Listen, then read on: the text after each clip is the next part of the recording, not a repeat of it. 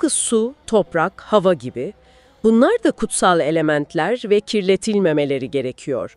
Doğaya müthiş bir saygı var aslında öğretide. Bu doğa vurgusu, elementlerin kutsallığı bizi Kürtlerle olan bağlantıya daha da mı yaklaştırıyor? Yani coğrafyayla da bir ilgisi olmalı değil mi? Kesinlikle. Bağlantılar bayağı katmanlı. Birincisi Zerdüşt'ün yaşadığı dönem Kürtlerin ataları kabul edilen Med İmparatorluğu zamanına denk geliyor. Bu önemli bir tarihsel çerçeve. Coğrafi olarak peki? Coğrafi olarak da evet, bugün Kürdistan dediğimiz bölgede, işte Sine'de, Kirmanşah'ta, Havraman'da falan hala Zerdüştü tapınak kalıntıları var, kutsal mekanlar var. Bu fiziksel izler bile başlı başına çok şey anlatıyor. Sadece fiziksel izler mi? Kültürel dokuda, dilde falan izleri yok mu? Olmaz mı? Var tabii. Kaynaklara göre Kürtçenin eski lehçelerinde Zerdüştü kavramlar, terimler hala yaşıyor. Kürt sözlü geleneğine bakınca da masallarda, destanlarda hep o ışık, ateş, bilgelik, doğruluk temaları ön planda. Bu da Zerdüştlük etkisine bağlanıyor sık sık. Hatta ezidilikle de bağlantı kuruluyor sanırım bazı noktalarda. Evet, o da ilginç bir konu. Melek tavus figürü mesela ya da iyi kötü anlayışı gibi konularda Zerdüştlükten miras kalan unsurlar olabileceği düşünülüyor. Ama bunlar tabii akademik olarak hala tartışılan, kesin çizgileri olmayan konular. Peki bu miras nasıl devam etmiş zamanla? İslamiyet'in yayılması büyük bir dönüm noktası olmuştur herhalde. Hem de nasıl? İslamiyet yayılınca Zerdüştlük ciddi bir baskı altına girmiş. Kaynaklar bunu net olarak belirtiyor. İnananların bir kısmı kimliğini korumak için İran içlerine ve Hindistan'a göç etmiş. İşte bugün Parsileri dediğimiz topluluk onlar. Ama bir kısmı kalmış. Evet, bir kısmı da özellikle Kürdistan'ın o dağlık ulaşılması zor bölgelerinde varlıklarını sürdürmeyi başarmışlar, belki biraz daha gizlenerek. Günümüzde ise ilginç bir şey oluyor, özellikle Kürdistan bölgesel yönetiminde Zerdüştlüğe yeniden bir ilgi var gibi. Yeni ibadethaneler açılıyor, insanlar kimliğini daha açık ifade ediyor, haberlere yansıyor bunlar. Yani Zerdüşt figürü bazı Kürt çevreleri için sadece dini bir figür değil, aynı zamanda bir tür kültürel sembol, bir aydınlanma figürü gibi mi görülüyor, köklere dönüş gibi? Aynen öyle, tam olarak bu. Kaynaklarda Kürtlerin ilk büyük bilgelerinden biri bir aydınlık sembolü gibi tanımlandığını görüyoruz.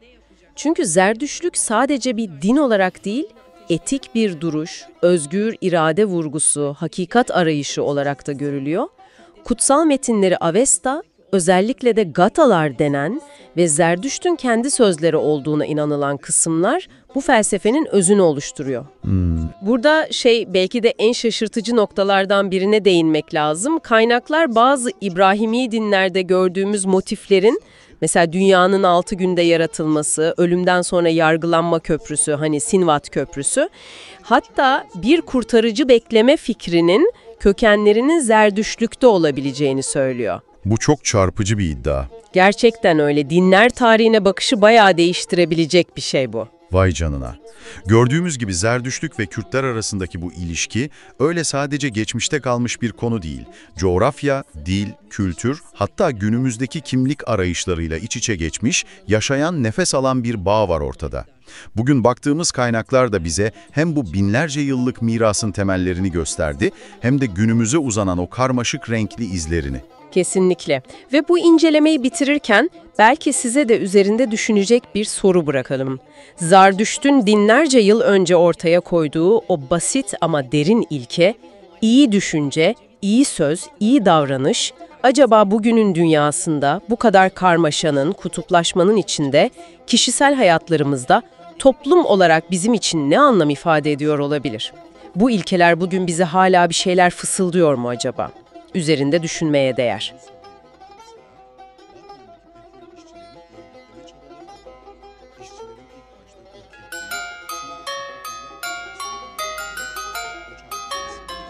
Merhaba. Bugün elimizdeki kaynak oldukça kişisel ve sarsıcı bir metin. Adı, adım yasaklı, dilim susturulmuş Türkiye'de Kürtlere yönelik sistematik ırkçılık ve asimilasyon politikaları. Evet. Kendini bu ülkenin görünmeyen çocuğu olarak tanımlayan Genç bir Kürt yazarın kaleminden çıkmış bir metin bu. Bu metinin derinlerine ineceğiz bugün. Yazarın öne sürdüğü iddialar, anlattığı olaylar ve sunduğu tarihsel çerçeveyi anlamaya çalışacağız. Kesinlikle. Odak noktamız da tamamen bize sağlanan bu metin olacak. Amacımız yazarın perspektifini ve anlatısını size aktarmak. Başka bir yorum katmadan. Evet, oldukça yoğun ve katmanlı bir anlatı bu. Yazarın kişisel deneyimleri, gözlemleri var. Bunları temel alarak metinde işlenen... Merhaba ve kaynaklarımıza hoş geldiniz. Bugün bayağı eskilere gidiyoruz. Zerdüştlük ve Kürtlerle olan o kadim bağlarına bir bakalım dedik. Elimizde akademik metinler var, güncel haberler, ansiklopedik bilgiler falan. Amacımız da sizin için bu zengin konunun en can alıcı noktalarını damıtmak. Evet, gerçekten binlerce yıl öncesinden bahsediyoruz ama etkileri şaşırtıcı biçimde bugüne kadar geliyor. Özellikle şunlara odaklanacağız. Zerdüşt kimdi? Öğretileri neydi temelde? Ve tabii Kürt kültürüyle bu tarihsel bağlar nasıl kurulmuş bunlara bakacağız. Harika. O zaman hemen başlayalım. Zerdüşt'ün kimliği. Kaynaklar ne diyor bu konuda? Zaman aralığı bayağı geniş değil mi? M.O. 1200 ile 600 arası. Evet. Kesin bir tarih vermek zor. İran platosunda yaşadığı düşünülüyor genel olarak. Doğum yeri de tam belli değil sanırım. Medya deniyor, Güney Azerbaycan, hatta Kürdistan'ın kuzeyi gibi yerler geçiyor. Bu ilginç. Kesinlikle ilginç çünkü bu saydığın yerler tarihsel olarak Medlerin yani sonrasında Kürtlerin yoğun yaşadığı topraklar.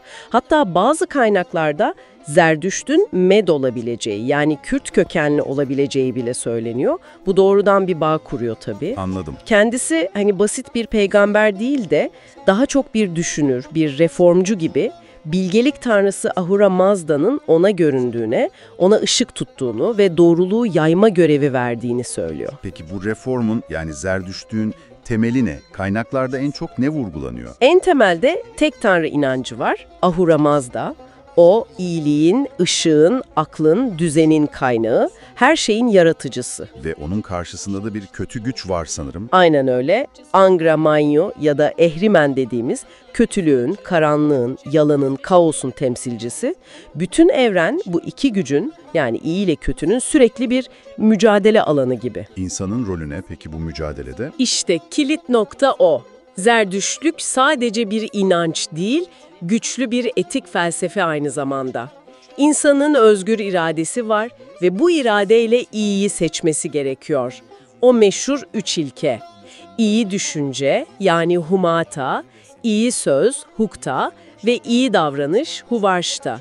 Hayatını bu 3 temel üzerine kurman bekleniyor. Bir nevi ahlaki bir pusula gibi. Bu iyi kötü mücadelesi, etik vurgu tanıdık geliyor aslında birçok sistemden. Peki kaynaklarda sıkça geçen başka bir şey var. Ateş. Bu ateş meselesi hep biraz yanlış anlaşılır ya. Ateşe tapıyorlar gibi. Öyle değil sanırım. Çok doğru, o yaygın bir yanılgı. Kaynaklar çok net.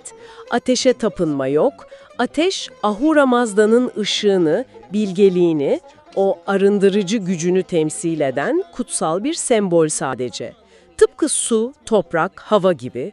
Bunlar da kutsal elementler ve kirletilmemeleri gerekiyor. Doğaya müthiş bir saygı var aslında öğretide. Bu doğa vurgusu, elementlerin kutsallığı bizi Kürtlerle olan bağlantıya daha da mı yaklaştırıyor? Yani coğrafyayla da bir ilgisi olmalı değil mi? Kesinlikle. Bağlantılar bayağı katmanlı. Birincisi Zerdüşt'ün yaşadığı dönem Kürtlerin ataları kabul edilen Med İmparatorluğu zamanına denk geliyor. Bu önemli bir tarihsel çerçeve. Coğrafi olarak peki? Coğrafi olarak da evet, bugün Kürdistan dediğimiz bölgede, işte Sine'de, Kirmanşah'ta, Hevraman'da falan hala Zerdüştlü tapınak kalıntıları var, kutsal mekanlar var. Bu fiziksel izler... Merhaba ve kaynaklarımıza hoş geldiniz. Bugün bayağı eskilere gidiyoruz. Zerdüştlük ve Kürtlerle olan o kadim bağlarına bir bakalım dedik. Elimizde akademik metinler var, güncel haberler, ansiklopedik bilgiler falan. Amacımız da sizin için bu zengin konunun en can alıcı noktalarını damıtmak. Evet, gerçekten binlerce yıl öncesinden bahsediyoruz ama etkileri Hani şaşırtıcı biçimde bugüne kadar geliyor. Özellikle şunlara odaklanacağız. Zerdüşt kimdi? Öğretileri neydi temelde? Ve tabii Kürt kültürüyle bu tarihsel bağlar nasıl kurulmuş bunlara bakacağız. Harika. O zaman hemen başlayalım. Zerdüşt'ün kimliği. Kaynaklar ne diyor bu konuda? Zaman aralığı bayağı geniş değil mi? M.O. 1200 ile 600 arası. Evet. Kesin bir tarih vermek zor. İran platosunda yaşadığı düşünülüyor genel olarak. Doğum yeri de tam belli değil sanırım. Medya deniyor, Güney Azerbaycan, hatta Kürdistan'ın kuzeyi gibi yerler geçiyor. Bu ilginç. Kesinlikle ilginç çünkü bu saydığın yerler tarihsel olarak Medlerin yani sonrasında Kürtlerin yoğun yaşadığı topraklar.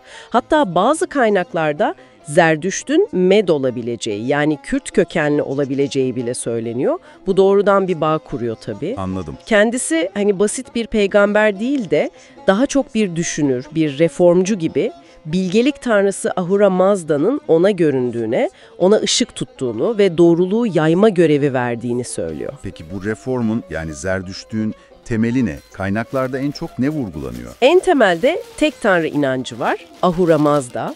O, iyiliğin, ışığın, aklın, düzenin kaynağı, her şeyin yaratıcısı. Ve onun karşısında da bir kötü güç var sanırım. Aynen öyle. Angra Mainyu ya da Ehrimen dediğimiz kötülüğün, karanlığın, yalanın, kaosun temsilcisi. Bütün evren bu iki gücün yani iyi ile kötünün sürekli bir mücadele alanı gibi. İnsanın rolü ne peki bu mücadelede? İşte kilit nokta o. Zerdüştlük sadece bir inanç değil, güçlü bir etik felsefe aynı zamanda.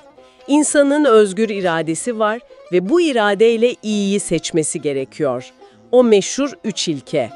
İyi düşünce yani humata, iyi söz hukta ve iyi davranış huvarşta. Hayatını bu üç temel üzerine kurman bekleniyor. Bir nevi ahlaki bir pusula gibi. Bu iyi kötü mücadelesi, etik vurgu tanıdık geliyor aslında birçok sistemden. Peki kaynaklarda sıkça geçen başka bir şey var. Ateş. Bu ateş meselesi hep biraz yanlış anlaşılır ya. Ateşe tapıyorlar gibi. Öyle değil sanırım. Çok doğru, o yaygın bir yanılgı. Kaynaklar çok net. Ateşe tapınma yok. Ateş, Ahura Mazda'nın ışığını, bilgeliğini, o arındırıcı gücünü temsil eden kutsal bir sembol sadece. Tıpkı su, toprak, hava gibi. Bunlar da kutsal elementler ve kirletilmemeleri gerekiyor. Doğaya müthiş bir saygı var aslında öğretide. Bu doğa vurgusu, elementlerin kutsallığı bizi Kürtlerle olan bağlantıya daha da mı yaklaştırıyor? Yani coğrafyayla da bir ilgisi olmalı değil mi? Kesinlikle. Bağlantılar bayağı katmanlı. Birincisi Zerdüşt'ün yaşadığı dönem Kürtlerin ataları kabul edilen Med İmparatorluğu zamanına denk geliyor. Bu önemli bir tarihsel çerçeve. Coğrafi olarak peki? Coğrafi olarak da evet, bugün Kürdistan dediğimiz bölgede, işte Sine'de, Kirmanşah'ta, Hevraman'da falan hala Zerdüştü tapınak kalıntıları var, kutsal mekanlar var. Bu fiziksel izler bile başlı başına çok şey anlatıyor. Sadece fiziksel izler mi? Kültürel dokuda, dilde falan izleri yok mu? Olmaz mı? Var tabii. Kaynaklara göre Kürtçenin eski lehçelerinde Zerdüştü kavramlar, terimler hala yaşıyor. Kürt sözlü geleneğine bakınca da masallarda, destanlarda hep o ışık, ateş, bilgelik, doğruluk temaları ön planda. Bu da Zerdüştlük etkisine bağlanıyor sık sık. Hatta ezidilikle de bağlantı kuruluyor sanırım bazı noktalarda. Evet, o da ilginç bir konu. Melek tavus figürü mesela ya da iyi kötü anlayışı gibi konularda Zerdüştlükten miras kalan unsurlar olabileceği düşünülüyor. Ama bunlar tabii akademik olarak hala tartışılan, kesin çizgileri olmayan konular. Peki bu miras nasıl devam etmiş zamanla? İslamiyet'in yayılması büyük bir dönüm noktası olmuştur herhalde. Hem de nasıl? İslamiyet yayılınca Zerdüştlük ciddi bir baskı altına girmiş. Kaynaklar bunu net olarak belirtiyor. İnananların bir kısmı kimliğini korumak için İran içlerine ve Hindistan'a göç etmiş. İşte bugün Parsileri dediğimiz topluluk onlar. Ama bir kısmı kalmış. Evet, bir kısmı da özellikle Kürdistan'ın o dağlık ulaşılması zor bölgelerinde varlıklarını sürdürmeyi başarmışlar, belki biraz daha gizlenerek. Günümüzde ise ilginç bir şey oluyor, özellikle Kürdistan bölgesel yönetiminde Zerdüştlüğe yeniden bir ilgi var gibi. Yeni ibadethaneler açılıyor, insanlar kimliğini daha açık ifade ediyor, haberlere yansıyor bunlar. Yani Zerdüşt figürü bazı Kürt çevreleri için sadece dini bir figür değil, aynı zamanda bir tür kültürel sembol, bir aydınlanma figürü gibi mi görülüyor? Köklere dönüş gibi. Aynen öyle. Tam olarak bu. Kaynaklarda Kürtlerin ilk büyük bilgelerinden biri bir aydınlık sembolü gibi tanımlandığını görüyoruz. Çünkü Zerdüştlük sadece bir din olarak değil, etik bir duruş, özgür irade vurgusu, hakikat arayışı olarak da görülüyor. Kutsal metinleri Avesta, özellikle de Gatalar denen ve Zerdüşt'ün kendi sözleri olduğuna inanılan kısımlar bu felsefenin özünü oluşturuyor. Burada belki de en şaşırtıcı noktalardan birine değinmek lazım. Kaynaklar bazı İbrahimi dinlerde gördüğümüz motiflerin, mesela dünyanın 6 günde yaratılması, ölümden sonra yargılanma köprüsü, hani Sinvat Köprüsü, hatta bir kurtarıcı bekleme fikrinin kökenlerinin Zerdüştlükte olabileceğini söylüyor. Bu çok çarpıcı bir iddia. Gerçekten öyle. Dinler tarihine bakışı bayağı değiştirebilecek bir şey bu. Vay canına. Gördüğümüz gibi Zerdüştlük ve Kürtler arasındaki bu ilişki öyle sadece geçmişte kalmış bir konu değil. Coğrafya, dil, kültür, hatta günümüzdeki kimlik arayışlarıyla iç içe geçmiş, yaşayan, nefes alan bir bağ var ortada. Bugün baktığımız kaynaklar da bize hem bu binlerce yıllık mirasın temellerini gösterdi, hem de günümüze uzanan o karmaşık renkli izlerini. Kesinlikle. Ve bu incelemeyi bitirirken belki size de üzerinde düşünecek bir soru bırakalım. Zerdüşt'ün binlerce yıl önce ortaya koyduğu o basit ama derin ilke, iyi düşünce, iyi söz, iyi davranış, acaba bugünün dünyasında bu kadar karmaşanın, kutuplaşmanın içinde, kişisel hayatlarımızda toplum olarak bizim için ne anlam ifade ediyor olabilir? Bu ilkeler bugün bize hala bir şeyler fısıldıyor mu acaba? Üzerinde düşünmeye değer. Tamamen profesyonel insanlarla çalışıyorum ve o şekilde şikayet dilekçemi de oluşturdum. Bütün kamera kayıtları vesaire zaten şu anda sosyal medyada hepsini izlemişsinizdir. Bana destek olan Merhaba. herkese çok Bugün teşekkür ederim. elimizdeki En kötüsü kaynak ailem öğrendi. Yani oldukça sen kişisel nasıl ve böyle bir sarsıcı şeye bir maruz metin. kalabilirsin? 5 Adı, seneyi vermişsin, adım abi yasaklı, kardeş ilişkin dilim var, susturulmuş, kanını tek başına Türkiye'de taşıyorsun. Kürtlere yönelik Adam sistematik gelip sana ırkçılık ve fiziksel asimilasyon şiddet de politikaları. Ben Evet. zaten hani Kendini bağıran bir taş bu baltası ülkenin vardı. görünmeyen Benim çocuğu için olarak o tanımlayan arkadaşlar. genç Çünkü bir Kürt yazarın kabul kaleminden edilemez çıkmış bir metin bu. Ben Bu metinin derinlerine ineceğiz bugün. Yazarın öne sürdüğü iddialar, anlattığı olaylar ve sunduğu tarihsel çerçeveyi anlamaya çalışacağız. Kesinlikle. Odak noktamız da tamamen bize sağlanan bu metin olacak. Amacımız yazarın perspektifini ve anlatısını size aktarmak. Başka bir yorum katmadan. Evet, oldukça yoğun ve katmanlı bir anlatı bu. Yazarın kişisel deneyimleri, gözlemleri var. Bunları temel alarak metinde işlenen birkaç ana konuya odaklanacağız. Nedir onlar? Mesela dil üzerindeki baskılar var. Kültürel kimliğin ifadesi olarak Nivroz'un engellendiği iddiaları, metinde adı geçen şiddet mağdurları, eğitim sistemindeki deneyimler, Anlıyorum. sınır ötesi olayların özellikle Rojava bağlamında yansımaları, zorunlu göç meselesi ve tabii tüm bunların yazarın kendi hayatına etkileri. Bu metnin bize sunduğu iddiaları, bakış açısını mercek altına alacağız. Tamam, başlayalım o zaman. Metnin en başında Cumhuriyet'in kuruluşundan itibaren Kürt kimliğinin inkar edildiği tezi var. Oldukça iddialı bir başlangıç. Evet. Dağ Türk'ü nitelemesi gibi örnekler veriyor ve Kürtçenin kamusal alanda yani okullarda, mahkemelerde, hatta hastanelerde yasaklandığını, konuşanların cezalandırıldığını iddia ediyor. Kesinlikle. Metin bu iddiayı tarihsel olaylarla desteklemeye çalışıyor tabii. Mesela 1934 tarihli İskan Kanunu'nu ele alıyor. Bunu Kürt nüfusun zorla Batı bölgelerine yerleştirilmesi girişimi olarak yorumluyor. Özellikle de 1980 askeri darbesi sonrası o dönemdeki cezaevi koşullarına dikkat çekiyor. Diyarbakır cezaevinde yaşandığı iddia edilenler. Evet, o kısım çok çarpıcı. İşkenceler, Kürt mahkumlara zorla ben Türk'üm dedirtme çabaları, hatta dışkı yedirme gibi çok ağır ithamlar aktarılıyor metinde. İnanılmaz. Yani metnin anlatımında bu bir halkın dilinin ve onurunun sistematik olarak aşağılanması olarak çerçeveleniyor. Dil meselesinden sonra kültürel ifadelere geçiyor metin. Nivroza. Kürtler için baharın gelişi bir diriliş sembolü olarak tanımlanan Nivroz Bayramı, devlet tarafından uzun yıllar boyunca yasa dışı bir gösteri olarak görüldüğü ve 21 Mart'larda düzenlenen barışçıl kutlamalara polis müdahalesiyle karşılık verildiği öne sürülüyor. Evet, Metin burada oldukça spesifik olaylara yer veriyor iddialarını desteklemek için. Mesela 1992 yılı Şırnak, Cizre ve Nusaybin'deki Nivroz kutlamaları sırasında 90'dan fazla kişinin polis tarafından öldürüldüğü iddiası var. 90 kişi. Evet, bu iddia metinde yer alıyor. Bir diğeri 2018 Diyarbakır Nivroz'u.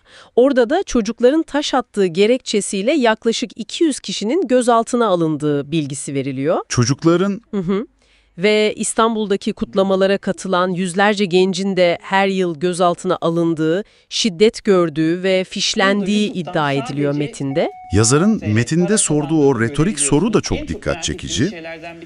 Bir halkın bayramı neden bu kadar korkutucu olabilir? Evet. Cevabı da yine metnin kendi içinde veriliyor, değil mi? O günün bir özgürlük ve kimlik talebi olduğu, devletin ise bu sesi bastırmak istediği şeklinde yorumlanıyor. Aynen öyle. Yani metin kültürel bir etkinliğin nasıl politik bir çatışma alanına dönüştüğünü göstermeye çalışıyor bu örneklerle. Geldik metnin belki de en sarsıcı bölümlerinden birine. Devlet şiddeti veya ihmali sonucu hayatını kaybettiği iddia edilen çocuk ve gençlere odaklanan kısım. Ceylan Önkol vakası mesela. Evet. 2009'da Lice'de 14 yaşındayken hayvan otlatırken bir havan mermisiyle hayatını kaybettiği anlatılıyor. Metindeki iddia şu, savcı olay yerine 3 gün boyunca gitmemiş ve devlet özür dilememiş. Metin bunu Kürt çocuklarının devlet nazarında ne kadar değersiz olduğunun bir kanıtı olarak sunuyor. Bu yazarın yorumu tabii. Bir diğer çarpıcı örnek olarak da Uğur Kaymaz vakası aktarılıyor. 2004 Kızıltepe, metne göre 13 yaşında babasıyla birlikte 13 kurşunla öldürülmüş. Evet ve sonrasında yanına silah bırakılarak terörist ilan edildiği, olaya karışan polislerin de beraat ettiği iddiaları yer alıyor. Metin burada yine o dokunaklı soruyu soruyor. Bu çocuklar neyi tehdit ediyordu? Suçları sadece Kürt olmak mıydı? Aynen öyle. Ve bu iki isimle de sınırlı kalmıyor Metin, değil mi? Başka isimler de sayılıyor. Evet, Baran Tursun var, 2007 İzmir, polis kurşunuyla ölüm iddiası. Mehmet Şirin Aldemir, 2014 Diyarbakır Nivruz'unda vurulmuş. Yasin Börü var, 2014 Kobani olayları sırasında linç edilmiş. Kim Metin burada devletin her iki tarafı da korumakta yetersiz kaldığını belirtiyor. Doğru ve daha yakın tarihten Deniz Poyraz, 2021 HDP İzmir İl binasındaki saldırı, Metin saldırgan için devletin akli dengesi yerinde değil dediğini iddia ediyor. Evet, yazar tüm bu vakaları münferit olaylar olarak görmüyor, sistematik bir sorunun parçaları olarak sunuyor. Bu şiddetli anlatıları metnin bir sonraki temasına bağlanıyor aslında. Yani Kürt öğrencilerin üniversitelerde karşılaştığı iddia edilen zorluklara. Aynen öyle. Yazar, gençlerin eğitim hayatlarında da kimlikleri nedeniyle baskı ve düşmanlıkla karşılaştıklarını savunuyor. Evet, birkaç örnek veriyor metin bu konuda da. Mesela Ankara Üniversitesi'nde 2010'da Kürtçe şarkı söyledikleri için öğrencilere linç girişiminde bulunulduğu iddiası. Iğdır Üniversitesi'nde 2022'de Kürtçe konuşan bir öğrenciye terörist misin denilerek saldırıldığı iddiası da var. Farklı şehirlerden de örnekler var. Eskişehir, Konya, Elazığ, üniversite yurtlarında veya kampüslerde Kürt öğrencilerin dövüldüğü, okuldan uzaklaştırıldığı veya haklarında soruşturma açıldığı iddiaları sıralanıyor. Özellikle Ankara Gazi Üniversitesi'nde 2014'te yaşanan bir olay biraz daha detaylandırılıyor metinde. Mehmet Mansum Yalçın isimli Kürt bir gencin. Evet. Yaklaşık 15 kişilik ülkücü yani milliyetçi bir grubun üyesi olduğu belirtilen kişilerce saldırıya uğradığı iddia ediliyor. Darp raporu alıp polise başvurduktan sonra daha fazla baskıyla karşılaştığı ve sonunda okulu bırakmak zorunda kaldığı anlatılıyor. Yani metnin buradaki temel argümanı şu: kendi kimlikleriyle, dilleriyle var olmak isteyen Kürt gençleri sistematik olarak bölücü damgalar damgası yiyor ve hedef gösteriliyor. Yazarın iddiası bu yönde. Kesinlikle. Metnin vurguladığı nokta bu. Metnin kapsamı Türkiye sınırlarını da aşıyor sonra. Suriye'deki Kürt yönetimi Rojava'ya yönelik operasyonlara değiniyor. Evet, o bölüme geliyoruz. Metin, Türkiye'nin Rojava'yı bir tehdit olarak gördüğünü belirtirken, kendisi Rojava'daki sistemi, kadın özgürlüğü, çok kültürlülük ve doğrudan demokrasi temelli kurulu olarak tanımlıyor. Bu, metnin politik duruşunu da netleştiren bir bölüm aslında. Ve yine spesifik iddialar üzerinden ilerliyor anlatı. 2018'deki Afrin, 2019'daki Serankaniye ve Tel Abyad yani Girespi operasyonları. Bu operasyonlar sırasında sivillerin hayatını kaybettiği ve yerleşim yerlerinin bombalandığı iddia ediliyor. Metinde uluslararası medyaya yansıdığı öne sürülen bazı iddialar da var değil mi? Evet, onları atıfta bulunuyor. Örneğin Türk savaş uçaklarından atıldığı iddia edilen bombaların üzerine "Afrin sizin mezarınız olacak" gibi sloganların yazıldığı iddiasını aktarıyor. Peki, metin tüm bunları nasıl yorumluyor? Yani yazarın bakış açısı ne? Yazarın bakış açısına göre bu durum sadece askeri bir operasyon değil, aynı zamanda Kürt kimliğine yönelik derin bir nefretin ve düşmanlığın ifadesi olarak yorumlanıyor metinde. Bu sürekli baskı, şiddet, dışlanma anlatısı metnin bir diğer önemli temasına, zorunlu göç konusuna bağlanıyor. Evet, doğal bir sonuç gibi sunuluyor aslında. Yazar, yıllardır devam eden bu koşulların, işte ekonomik zorlukların, sürekli tehdit altında yaşama hissinin on binlerce Kürdü ana vatanlarını terk etmeye zorladığını iddia ediyor. Nereye gitmişler peki? Avrupa ülkeleri, Kanada, Irak, Kürdistan bölgesi ve hatta Rojava'ya yönelik bir göçten bahsediyor metin. Ve metne göre bu göçün temel motivasyonu sadece daha iyi bir yaşam arayışı değil, aynı zamanda kendi kimlikleriyle, dilleriyle özgürce var olabilme isteği de var. Özellikle Avrupa'ya gidenler için bu vurgulanıyor. Hatta metin daha da ileri gidiyor. Rojava'ya sadece eğitim vermek veya yeniden inşa sürecine destek olmak amacıyla giden gençlerin bile Türkiye tarafından terörist olarak yaftalandığını ve hedef alındığını öne sürüyor. Tüm bu tarihsel ve toplumsal olaylar silsilesi en sonunda yazarın kendi kişisel deneyimine geri dönüyor.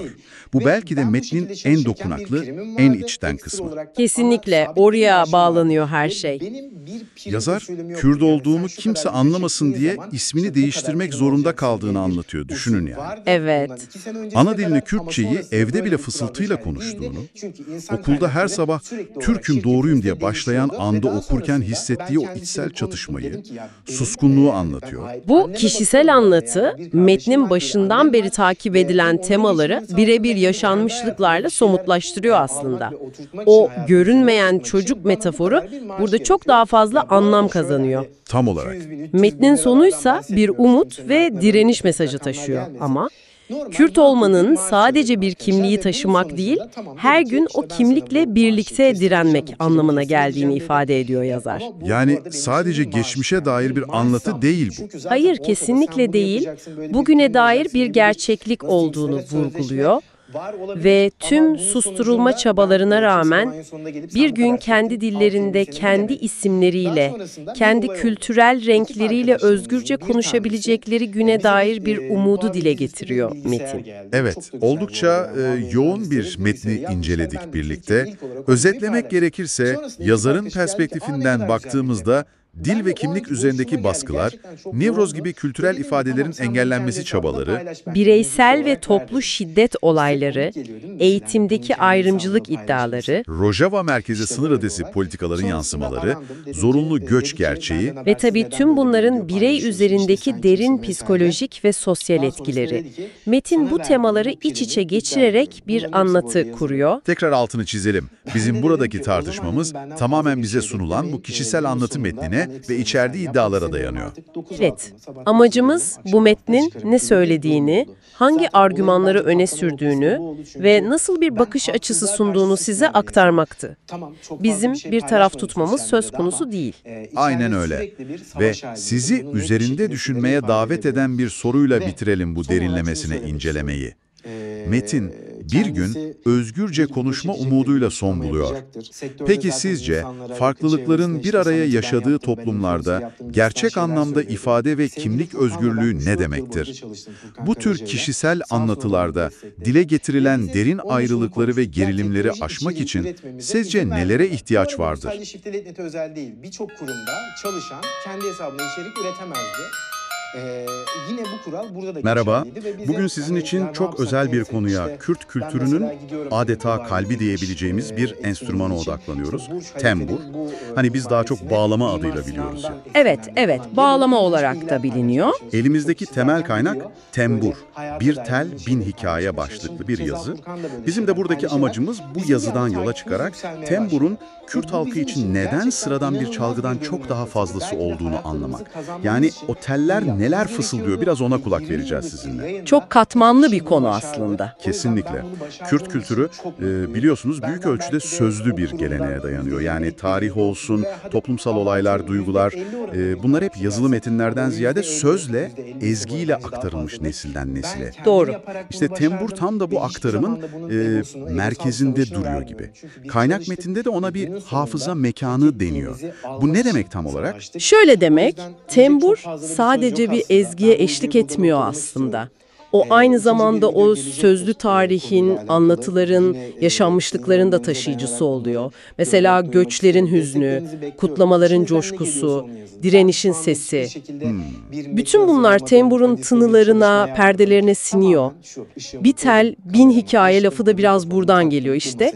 Her bir dokunuş aslında kocaman bir arşive kapı aralıyor gibi. Çok etkileyici. Teknik olarak nasıl bir alet peki? Kaynakta biraz bahsedilmiş. Teknik olarak evet, uzun saplı, genelde dut veya ceviz gibi ağaçlardan yapılıyor. 6-7 teli oluyor çoğunlukla. Perdeli bir yapısı var ama asıl ayırt edici özelliği bence o perde aralıkları. Perde aralıkları mı? Neden o kadar önemli onlar? Mikrotonal sesler diyor kaynak. Bu ne katıyor tembura? O mikrotonal yapı, yani Batı müziğindeki o bildiğimiz notaların arasındaki daha ince, daha hassas sesleri çıkarabilmesini sağlıyor. Ara sesler diyebiliriz. Anladım. Bu da özellikle hüzün, özlem gibi böyle derin duyguları ya da tam tersi mistik bir coşkuyu çok daha etkili bir şekilde ifade etmesine olanak tanıyor. Hani Anadolu müziğinde o ince duyarlılık dediğimiz şey vardır ya. Evet. İşte onun kaynaklarından biri de bu aslında. Bu teknik özellik temburun o manevi boyutunu da çok besliyor. Manevi boyut deyince sanırım kaynağın işaret ettiği o kutsallık meselesine geliyoruz. Kesinlikle tam oradayız. Özellikle Kürt Aleviliği ve Yaresan, yani ehli hak inancı olarak da biliyoruz bu topluluklar için, tembur kutsal bir enstrüman olarak kabul ediliyor. Cem gibi ritüellerde, toplanmalarda okunan deyişler, nefesler hep tembur eşliğinde söyleniyor. Kaynakta Ezidi inancında da temburun adeta Tanrı'nın sesi gibi görüldüğü yazıyor. Vay canına. Evet, Kueval denilen kutsal anlatılar, ilahiler onunla okunurmuş. Yani bayağı bir ibadet aracı kimliği de var. Laleş gibi farklı coğrafyalarda bu rollerin ağırlığı değişiyor anlaşılan. Peki bu farklı roller Kürt müziğinin türlerine nasıl yansıyor? Mesela bir ağıtta başka, bir halayda başka mı tınlıyor? Çok belirgin yansıyor. Mesela stran dediğimiz o genel şarkı formlarında aşkı, doğayı anlatırken tembur daha liriktir belki. Ama lavik, yani ağıtlarda temburun sesi o yitirilenlerin ardından duyulan derin kederi, acıyı taşır. Dilan ve Govend gibi halaylardaysa coşkulu ritmi verir, insanları bir araya getirir. Alevilerin değiş ve nefeslerinde veya Ezidilerin kavullerinde ise çok daha ruhani, öğretici bir kimliğe bürünüyor. Yani aynı enstrüman bambaşka duygusal ve işlevsel görevler üstlenebiliyor. Müthiş bir çeşitlilik. Tabii bu geleneği yaşatan, temburu farklı yorumlarla bugüne taşıyan önemli sanatçılar da var. Kaynakta birkaç isim geçiyor kısaca. Evet, mesela Şivan Perver'in temburu politik bir ifade aracı olarak da kullanarak uluslararası alana taşıdığını biliyoruz. Aynur Doğan gibi isimler kadın sesiyle geleneksel ezgilere modern bir yorum getiriyor. Evet. Ali Ekber Çiçek gibi büyük ustalar var, Alevi deyişlerini tembur ile ölümsüzleştiren. Cemil Koçgeri mesela Zazaca müzikte tembur ile daha meditatif, içsel bir atmosfer yaratıyor. Her biri enstrümanın farklı bir yönünü gösteriyor bize aslında. Peki günümüz, bu kadar köklü bir gelenek bugün nasıl nefes alıyor? Özellikle genç kuşaklar, diaspora falan, onlar için ne ifade ediyor tembur? Gelenek hem yaşıyor hem de dönüşüyor bence. Genç müzisyenler temburu alıp elektronik altyapılarla, cazla, rock'la, farklı türlerle birleştirip yeni şeyler deniyorlar. İlginç. Özellikle Avrupa'da yaşayan, diasporadaki Kürt gençleri için tembur, kökleriyle bir bağ kurma aracı, kültürel kimliklerini hissettikleri çok güçlü bir sembol. Bu çok önemli. Bir de kadın sanatçıların temburla kurduğu ilişki de giderek daha görünür, daha etkili hale geliyor. O zaman toparlamak gerekirse, kaynağın da vurguladığı gibi tembur Kürt kültürü için kesinlikle bir enstrümandan çok daha fazlası. Tarihin, acıların, inancın, kimliğin, hatta direnişin sesi olmuş adeta. En başta konuştuğumuz o bir tel bin hikaye sözü sanırım tüm bu derinliği özetliyor. Kesinlikle. Belki de kapanışta şunu sormak lazım kendimize ve dinleyicilere. Bir ses, tek bir enstrümanın sesi, özellikle sözün baskı altında olduğu, anlatmanın zorlaştığı zamanlarda bir halkın kolektif hafızasını ve ruhunu nasıl bu kadar güçlü taşıyabilir? Temburun otellerindeki titreşimde saklı olan binlerce hikayeyi düşünmek. Belki sizin için de bu sesin, bu tınıların çağrıştırdığı çok özel bir anlam vardır. Bunu düşünmeye değer. Bakması her zaman beklenemez. Tabii işin arka planında başka şeyler de varmış. Oralara geleceğiz her neyse. Akabinde en net duyulan diyalog Samet, yani çalışan, diyor ki bana bulaşmak için yer arıyorsun. Hakkı da sen kimsin lan ben sana bulaşacağım diyerek öfkeyle yanında durduğu saksıyı kaynatan kendisi dal fırlattığını söylese de... Okay, so for this deep dive, you've brought us something really personal, actually. This piece titled, "My Name is Banned, My Tongue Silenced." Yeah, it's by someone calling themselves a Kurdish youth. And what's striking, like you said, is how deeply personal it feels, but it's also heavily sourced. Right, that's what jumped out at me too. They're referencing Human Rights Watch, the Turkish Human Rights Association, BBC, Biyanet, even parliamentary records. Exactly. It grounds their story, suggests these aren't just isolated feelings, but part of a pattern documented elsewhere. So our aim here is really to understand the experiences and the issues this author is laying out about Kurds in Turkey based on what they've shared and sourced.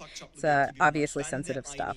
It is, but the goal is just to explore what's presented in this account. Okay, let's dive in. The author kicks things off with this really strong image, calling themselves the unseen child.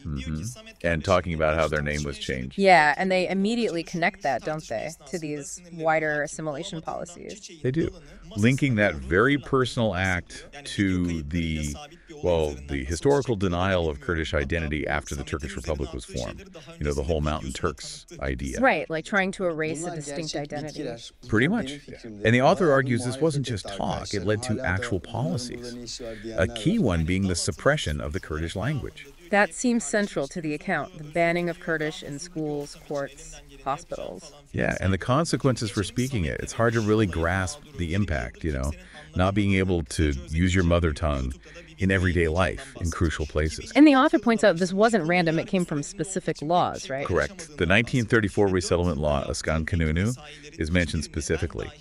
The author presents it as, not just about moving people, but strategically designed. Strategic how? To dilute Kurdish populations in their traditional areas, sort of scatter them among Turkish communities to speed up assimilation or Turkification, as the author puts it. Wow, okay. And then things intensified later. Especially after the 1980 coup.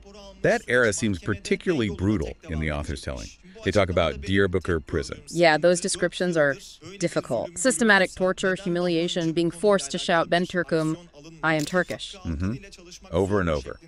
It's presented as a direct attempt to, break down and overwrite their identity. The sheer psychological weight of that is really something. It really is. And it shows, from the author's perspective, how far the state went beyond just language suppression. It aimed for a total erasure. And then the author shifts focus a bit to New Rose. Yeah, the Kurdish New Year celebration, spring, rebirth, hugely significant culturally. But treated historically as an illegal demonstration, that seems odd. Well, the author asks that very question. Why view a cultural festival as a threat? And the answer suggested is That it became a powerful symbol, a way for Kurds to express their identity, their culture, and maybe their desire for freedom, which was seen as dangerous. And the state's reaction, according to the source, was often violent. Extremely so, based on the examples given. The author cites the 1992 New Rose killings, Shirnak, Cizre, Nusaybin. Over 90 deaths reported, attributed to police actions. 90. That's staggering. It is. Then there's 2008, Diyarbakir, hundreds arrested. The pretext mentioned was kids throwing stones, but the scale of arrests seems disproportionate. And even in Istanbul, just routine beatings and detentions. That's what the author describes. It paints a picture of sustained hostility towards this key cultural expression. The level of force used just for celebrating seems, well, telling. And this pattern of perceived threat, this forceful reaction, it seems to extend even to children in the examples the author gives. Tragically, yes. The cases of Silan Unkol and Uğur Kaymaz are presented as prime examples. Ceylan, 14 years old, killed by a mortar shell just tending animals. Yeah, and the author highlights the delayed investigation, the alleged lack of any apology. And Usur Kaymaz. 13, killed with his father.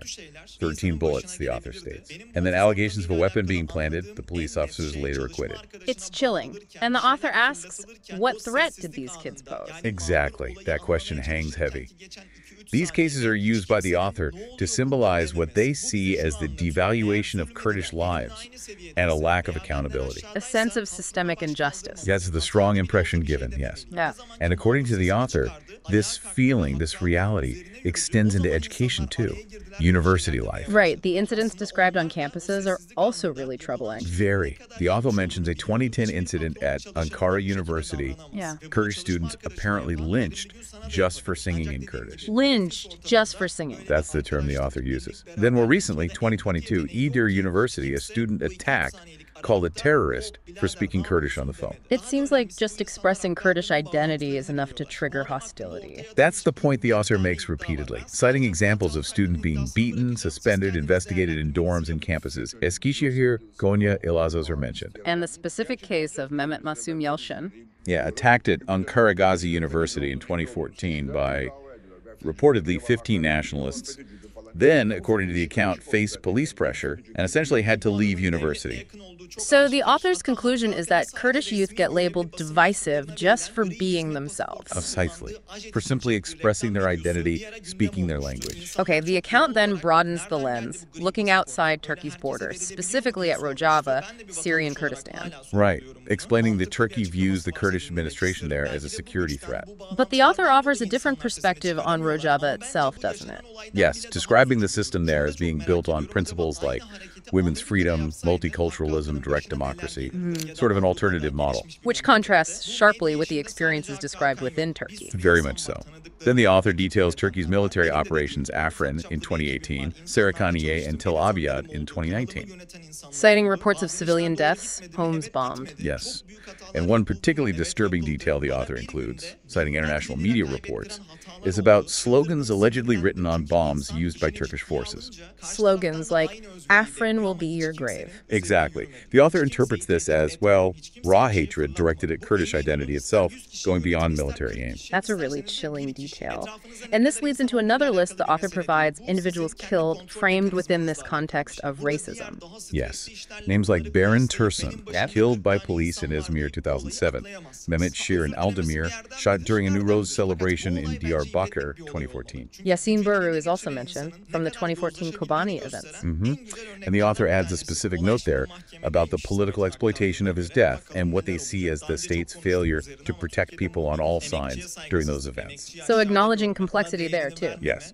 And Deniz Poyraz, killed in the HDP building in Izmir in 2021 by someone described as a fascist, with the author noting the state pointing to the perpetrator's supposed mental instability. So these are presented as specific examples from the author's viewpoint of the human cost. Exactly. Personalizing the larger issues. Yeah. And all this pressure, this violence, this marginalization, the author argues, it leads inevitably to migration.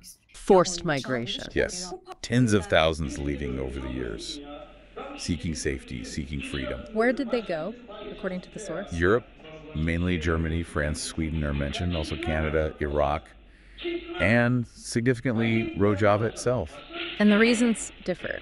The author suggests those going to Europe often just wanted basic rights, the freedom to live as Kurds openly. While those going to Rojava. We're trying to build something different, maybe contribute to education, reconstruction there.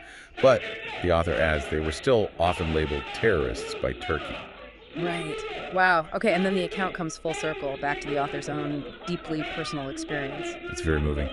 Sharing how they had to change their name, how Kurdish was spoken only in whispers at home. That feeling of having to hide your own identity, even in your own house. And that internal conflicts, learning the official lines, Türk'üm, Doğruyum, I am Turkish, I am right, but feeling it hollow inside.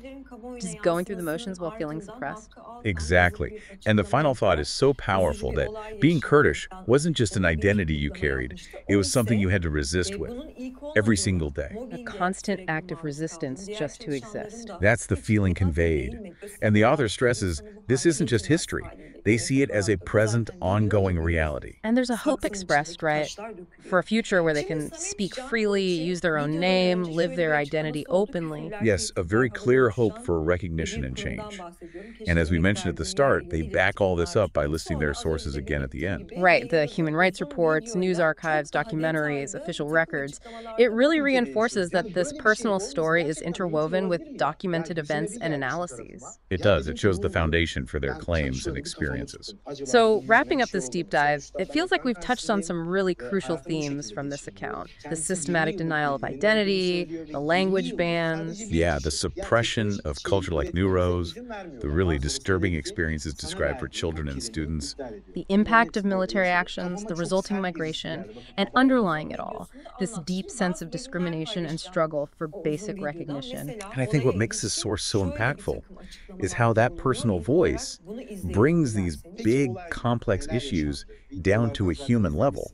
You feel the lived reality behind the reports. Absolutely. It really makes you think, doesn't it, about how vital language and culture are to who we are. And maybe it prompts us to consider how, people living in the same country can experience history and politics in such incredibly different, sometimes painful ways.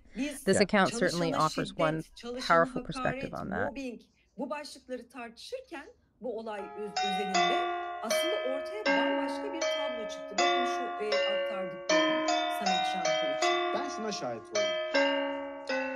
Bir depremzede. Hoş geldiniz. Bugünkü derinlemesine incelememizde elimizdeki kaynaklara yakından bakacağız. Kürt kimliğinin Türk kültürü içindeki ve tabii dijital alandaki temsilleri üzerine konuşacağız. Ve bunu yaparken de oryantalizm ve self-oryantalizm yani öz-oryantalizm kavramlarını kullanacağız. Kaynaklarımız bu karmaşık ilişkileri çözümlüyor.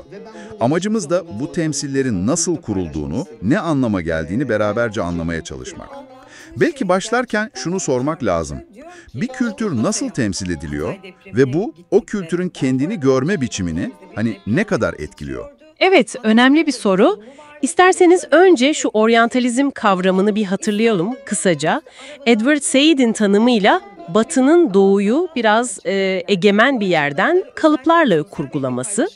Ama kaynaklarda ilginç olan bunun Türkiye'deki bir tür ülke içinde işlemesi gibi bir durum. Anladım. Yani bu sadece dışarıdan, batıdan gelen bir bakış değil, aynı zamanda içeride de yeniden üretilen bir mekanizma. Kaynaklar bunu mu söylüyor? Kesinlikle. Analizler tam olarak bu içselleşmiş ya da içeriden uygulanan mekanizmaya işaret ediyor. İşte burası gerçekten düşündürücü bence. Kültürel örneklere bakınca daha da netleşiyor sanki. Mesela sinema. Çok çarpıcı örnekler var metinlerde. Kürtlerin ya devlet düşmanı, terörist olarak ya da tam tersi Yeşilçam'daki gibi o saf, masum köylü imgesiyle sunulduğu belirtiliyor. Hep bir ikilik var gibi. Evet, ağalık, kan davası gibi klişelerde cabası tabii. 80'lerden sonra ise temsiller daha çok şiddet ya da mağduriyet eksenine kaymış görünüyor analizlere göre. Hatta Yılmaz Güney'in ilk filmlerinde bile Kürt kimliğinin açıkça ifade edilemediği, karakterlerin genelde böyle suskun, acı çeken figürler olduğu söyleniyor. Bu bile başlı başına bir şey anlatıyor aslında. Aynen öyle. Ve bu durum sadece sinemada değil, müzikte de benzer kalıplar var. Kaynaklar gösteriyor ki Kürt ezgileri bazen anonim olarak etiketlenmiş veya genel bir doğu müziği sepetine atılmış. Popüler alandaysa ya böyle etnik bir niş muamelesi görmüş ya da hani yüzeysel bir egzotik unsur olarak kullanılmış. TRT repertuarı örneği de vardı sanırım, değil mi? Bazı Kürtçe eserlerin Türkçeleştirilip aslının unutulması gibi. Evet, o da önemli bir nokta. Hatta dembej geleneği, yani o muazzam sözlü tarih anlatıcılığı, onun bile kendi derin bağlamından koparılıp ticarileştirilme riski taşıdığı vurgulanıyor. Kültürü bağlamından koparma durumu yani. Benzer bir eğilim sanat ve edebiyatta da varmış gibi duruyor. Yazarların belirttiğine göre Kürt imgesi genelde kırsal, folklorik öğelerle şehirli Türk bakışıyla böyle pastoral bir egzotizm içinde sunulmuş.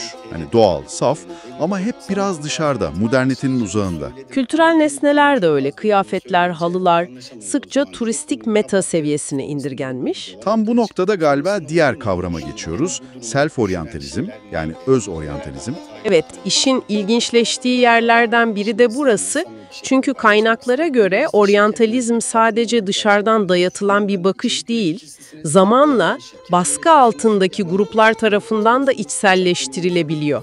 Yani egemen anlatıyı, hatta kendileri hakkındaki olumsuz klişeleri benimseme durumu. Bu içselleştirme örnekleri de bayağı dikkat çekici metinlerdi. Mesela Kürtler arasında bile bazı klişelerin olabildiği, işte kentli Kürdün kırsaldakine geri kalmış demesi gibi örnekler veriliyor.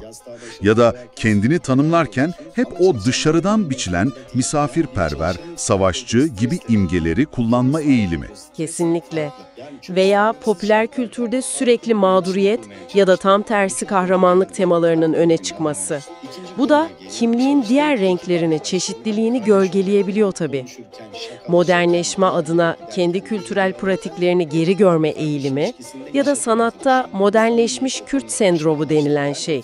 Ya aşırı egzotik olma ya da kimliksizleşip evrensel olma çabası arasında sıkışmak. Hatta Kürt rap kültürü bile ele alınıyor. Direniş potansiyeli var ama bazen travmayı, işte köyüm yakıldı gibi imgeleri estetik bir tüketim nesnesine dönüştürme riski taşıyor deniyor. Evet, bu da hassas bir denge. Peki, günümüz, dijital çağ, bu temsiller, bu içselleştirmeler orada nasıl karşılık buluyor? Sosyal medya bir yandan Kürtçe'ye bir alan açıyor gibi duruyor, değil mi? YouTube, TikTok içerikleri falan, gençler ilgi gösteriyor belki. Evet, bir görünürlük var, bu doğru. Ama madalyonun bir de öbür yüzü var. Kaynaklardaki Dersim araştırması mesela bayağı düşündürücü. 18 yaş altı gençlerin %93'ü evde sadece Türkçe konuşuyormuş. %93 mü? Çok yüksek bir oran. Evet. Ahmet gibi Kürt nüfusun yoğun olduğu bir merkezde bile 18-30 yaş arası gençlerin sadece %18'i Kürtçe okuyup yazabiliyormuş. Bu veriler, dijitaldeki görünürlüğe rağmen dilin gündelik hayattaki yerinin ne kadar kritik olduğunu gösteriyor. Bir de platformların teknik sorunları var tabii. Kürtçeyi tanımama, sansür gibi. Aynen, o sorunlar da devam ediyor maalesef. Bu durum dijitaldeki self-oryantalizmle de ilişkili olabilir mi peki? Hani algoritmalara oynamak için kültürü daha mistik, egzotik sunma çabası. İşte dengbejlik nostaljisi, kıyafetleri kostüm gibi sergilemek, güncel kimlikleri geri plana itmek. Bu kesinlikle kaynaklarda işaret edilen bir risk. Kültürün bir tür vitrin malzemesine dönüşme tehlikesi. Ama şunu da eklemek lazım, olumlu çabalar da var. Analizlerde, dijital alanda edebiyatı, aktivizmi öne çıkaran, Kürt kimliğini daha katmanlı, daha çağdaş sunmaya çalışan sayfalar, girişimler de belirtiliyor. Bir tür direniş alanı olarak da işliyor yani dijital dünya. Anlıyorum. Peki, tüm bu konuştuklarımızdan sonra sizin için ana çıkarım ne? Gördüğümüz kadarıyla hem dışsal oryantalist bakış hem de içselleştirilmiş self-oryantalist bakış Kürt kimliğinin temsilini derinden etkiliyor. Hem geleneksel hem dijital alanda. Evet ve kaynakların ısrarla vurguladığı şey şu, daha sağlıklı bir diyalog için, daha eşitlikçi bir ilişki için herkesin bu kalıpları sorgulaması gerekiyor. Hem egemen kültürün kendi bakışını hem de Kürtlerin kendilerine dair içselleştirdikleri bazı algıları. Kültürel temsillerdeki bu dönüşümün sadece kültürel değil, aynı zamanda toplumsal barış ve eşitlik gibi daha geniş hedefler için de önemli olduğu belirtiliyor. Ve tabii bu tuzaklara düşmeden özgün işler üreten sanatçılar da var. Kaynaklarda isimleri geçiyor. Bahman Gobadi, Şivan Perver, Mehmet Uzun gibi. Onların çabası da çok değerli. Kesinlikle. Onlar kendi özgün estetiklerini ve dillerini yaratmayı başarmış isimler. Peki, o zaman dinleyicilerimize son bir düşünce sorusu bırakalım belki de. Özellikle sosyal medyada yani çevrim içi ortamda stereotiplerin ne kadar kolay yayıldığını ve kök saldığını düşünürsek, biz hepimiz kültürel temsillerin daha eleştirel bir tüketicisi, hatta belki üreticisi olmak için kişisel olarak ne yapabiliriz? Özgünlüğün, hani o tıklanma sayısı ya da popüler kalıplara uyma baskısı altında ezilmemesini nasıl sağlayabiliriz? Bu da üzerine düşünmeye değer bir soru sanırım.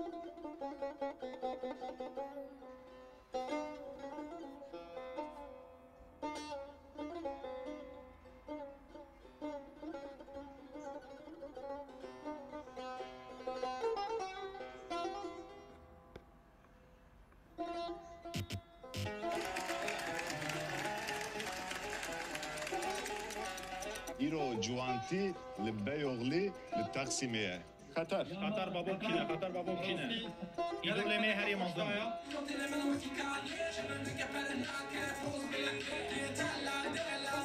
ونکنگی devjvi kari berdi. Veja. Salam maya. Khalas. Sala çiye sala repa kurdiye.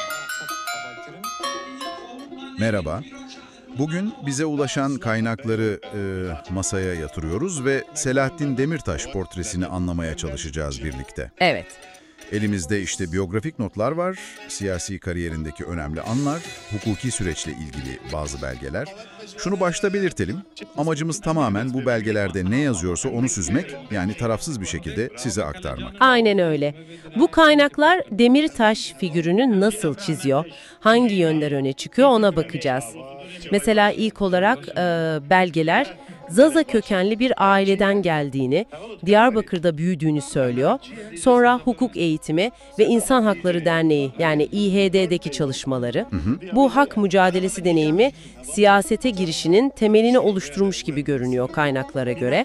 Evet, o temel üzerine de siyasi kariyeri başlıyor anladığım kadarıyla. 2007'de o dönemki DTP ile meclise giriyor. Doğru. Sonrasında BDP ve tabii Fatların Demokratik Partisi yani HDP'nin kuruluşu ve HDP'nin Türkiye siyasetinde bayağı dikkate değer bir güç haline gelmesindeki rolü belgelerde vurgulanıyor. Evet, özellikle o HDP'nin yükselişindeki rolü ve 2014-2018 arası eş genel başkanlığı dönemi.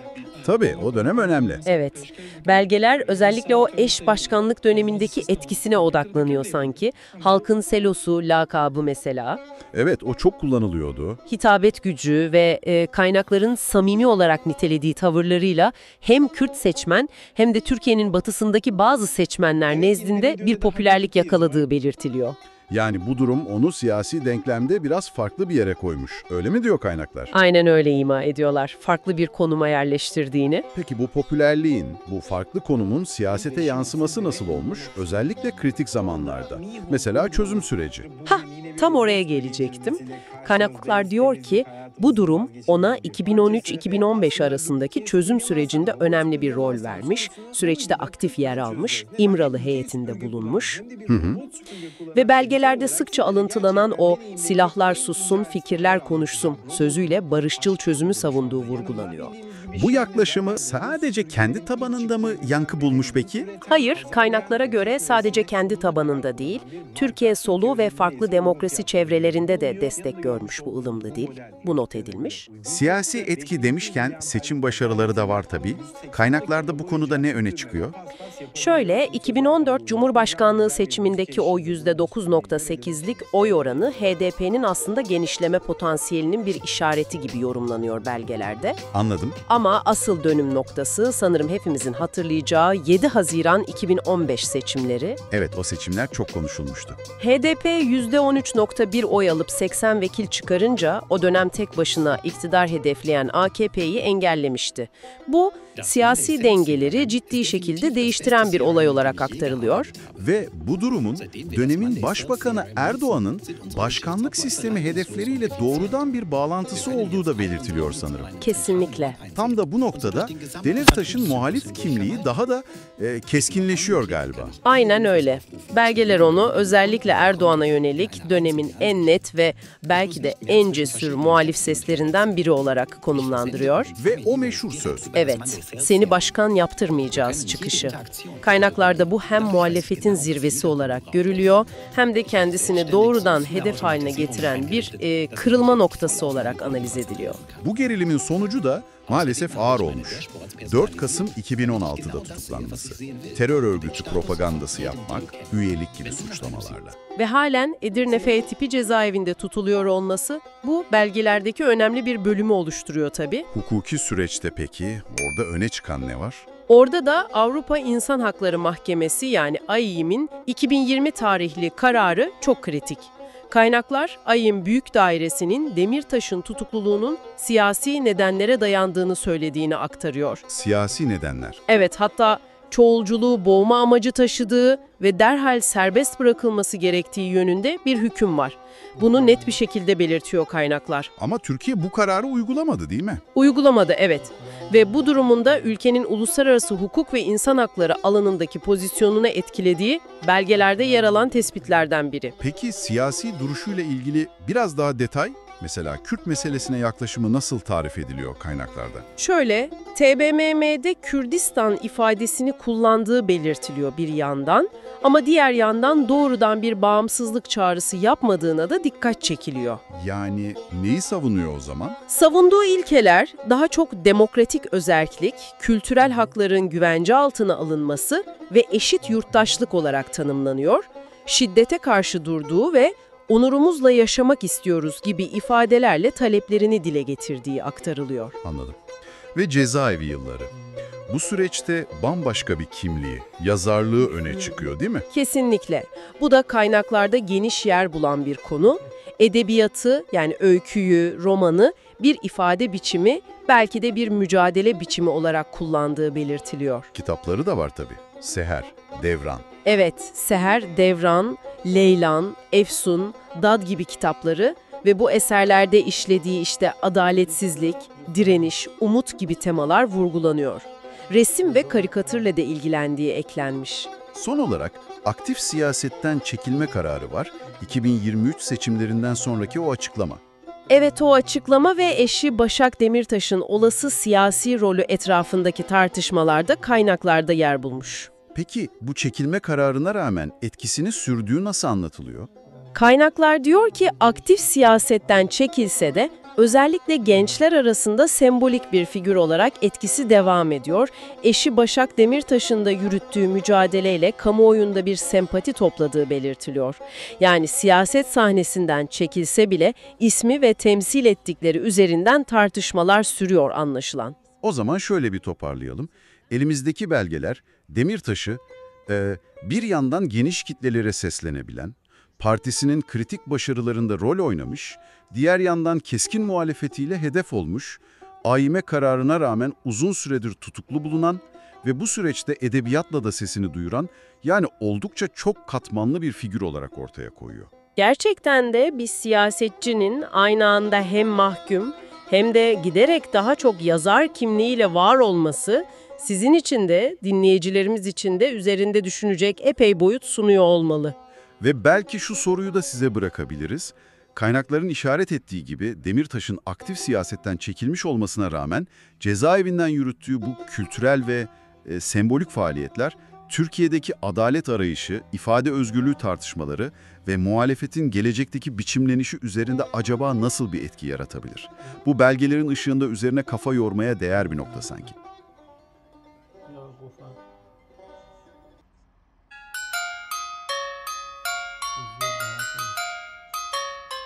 Merhaba, bugünkü derinlemesine incelememize hoş geldin. Bugün elimizdeki kaynak üzerinden saklanmış Kürt şarkıları dediğimiz konuya odaklanıyoruz. Yani bunlar işte siyasi baskılar, asimilasyon ya da bazen toplumsal tabular yüzünden pek ortalıkta söylenemeyen, yasaklanan şarkılar. Bazen de sadece böyle kulaktan kulağa aktarılıp korunmuşlar. Kaynağımız da saklanmış Kürt şarkıları, direniş ve hafıza mirası başlığını taşıyor. Amacımız biraz da bu şarkıların Kürt halkının direnişini ve hafızasını nasıl taşıdığını anlamak aslında. Kesinlikle. Bunlar sadece müzik değil aslında, değil mi? Aynı zamanda tarihsel belgeler gibi kültürel yaşam çizgileri adeta. Neden saklandıkları, nasıl hayatta kaldıkları bize o dönemin koşulları hakkında, toplumun dayanıklılığı hakkında çok şey anlatıyor bence.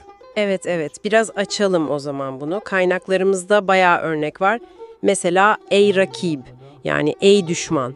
1938'de Dersim katliamı sonrası şair Dildar hapisteyken yazmış bunu. Sonradan Kürt Ulusal Marşı olmuş ve tabii Türkiye dahil birçok ülkede uzun süre yasaklanmış bir marştan bahsediyoruz. Düşünsene, bir şarkı nasıl bu kadar tehlikeli görülebilir? Bu çok çarpıcı bir nokta gerçekten. Yani bir travmanın ortasından çıkan dizeler düşünün. Sonra bir halkın kolektif duygularını, özlemlerini yansıtan bir sembole dönüşüyor ve devletler bunu bir tehdit olarak algılıyor. Kaynakta da bu örnek kültürel ifadenin gücünü ve otoritelerin bundan nasıl çekindiğini gösteriyor aslında. Bir de işin sürgün boyutu var, değil mi? Şivan Perver'in mesela 70'lerde sürgündeyken yazdığı Daye, yani anne şarkısı. Kaynak diyor ki bu şarkı zorla yerinden edilmeyi, baskıyı, annesini göremeyen bir evladın sesini yansıtıyor. O dönemleri düşünürsek TRT'de Kürtçe yayın falan hayal bile edilemezdi. Evet, o dönemde bu tür şarkıların yayılması tamamen dediğin gibi gayri resmi yollarla. Kasetler el altından dolaşıyor, gizli gizli dinleniyor evlerde. Bu da aslında teknolojinin, yani o dönemin kaset teknolojisinin bile baskıya karşı bir direniş aracı olabildiğini gösteriyor. Aram Tigran gibi, Şivan Perver gibi sürgündeki sanatçılar da bu yolla seslerini duyurmaya devam etmişler tabii. Peki hep siyasi mi? Neden? Yani hep devlet baskısı mı? Kaynakta farklı bir örnek de var, Le Dilber'e. Bu yüzlerce yıllık bir dengibej klamı, yani ağıtçı şarkısı deniyor. Burada durum farklı. Aşiret yapısı, toplumsal tabular yüzünden dile getirilemeyen bir aşkı anlattığı söyleniyor. Yani sebep siyasi değil, daha çok toplumsal baskı. Aynen öyle. Bu da meselenin ne kadar katmanlı olduğunu gösteriyor aslında. Dengibej geleneği zaten sözlü kültürün taşıyıcısı, bu tür hikayeleri yüzyıllarca yaşatmış ama aynı zamanda toplumun kendi içindeki o katı kurallar da bazı duyguların, bazı hikayelerin ancak bu tür sanatsal formlarda, belki de üstü kapalı şekilde ifade edilmesine yol açmış. Bazen toplumsal baskı, devlet yasağından bile daha güçlü bir susturucu olabiliyor ne yazık ki. Bir de genel asimilasyon politikaları var tabii, onun yarattığı bir baskı ortamı. Kaynakta Keçe Kurdan ya da Darhejiroke gibi şarkılar geçiyor. Bunlar doğrudan politik mesaj içermese bile sırf Kürtçe oldukları için kamusal alanda söylenememiş şarkılar. Ancak evlerde, belki düğünlerde fısıltıyla yaşatılmış. Hatta kaynakta diyor, Darhejiroke gibi basit, masum bir aşk şarkısını okulda söylediği için ceza alan çocuklar olmuş. Evet, bu durum asimilasyonun ne kadar geniş bir alanı hedeflediğini gösteriyor. Sadece politik ifadeler değil, dilin kendisi, kültürel kimliğin gündelik hayattaki en basit, en masum tezahürleri bile. Bir sorun olarak görülmüş. Aklemin gibi ağıtlar da var mesela. Doğrudan siyasi olmasa da halkın yaşadığı acılarla özdeşleştiği için rahatsızlık yaratmış. Ama işte tüm bu baskılara rağmen sözlü gelenek, dengbejler, gizli kasetler ve dediğimiz gibi sürgündeki sanatçılar sayesinde bu şarkılar bir şekilde yaşamış. Daha yakın tarihten de bir örnek veriyor kaynak. Akaksle Kobane. 2014 Kobane direnişi sırasında ortaya çıkmış, IŞİD'e karşı savaşanlar için bir ağıt aslında ama Türkiye'de terör propagandası sayılarak suç unsuru kabul edilmiş.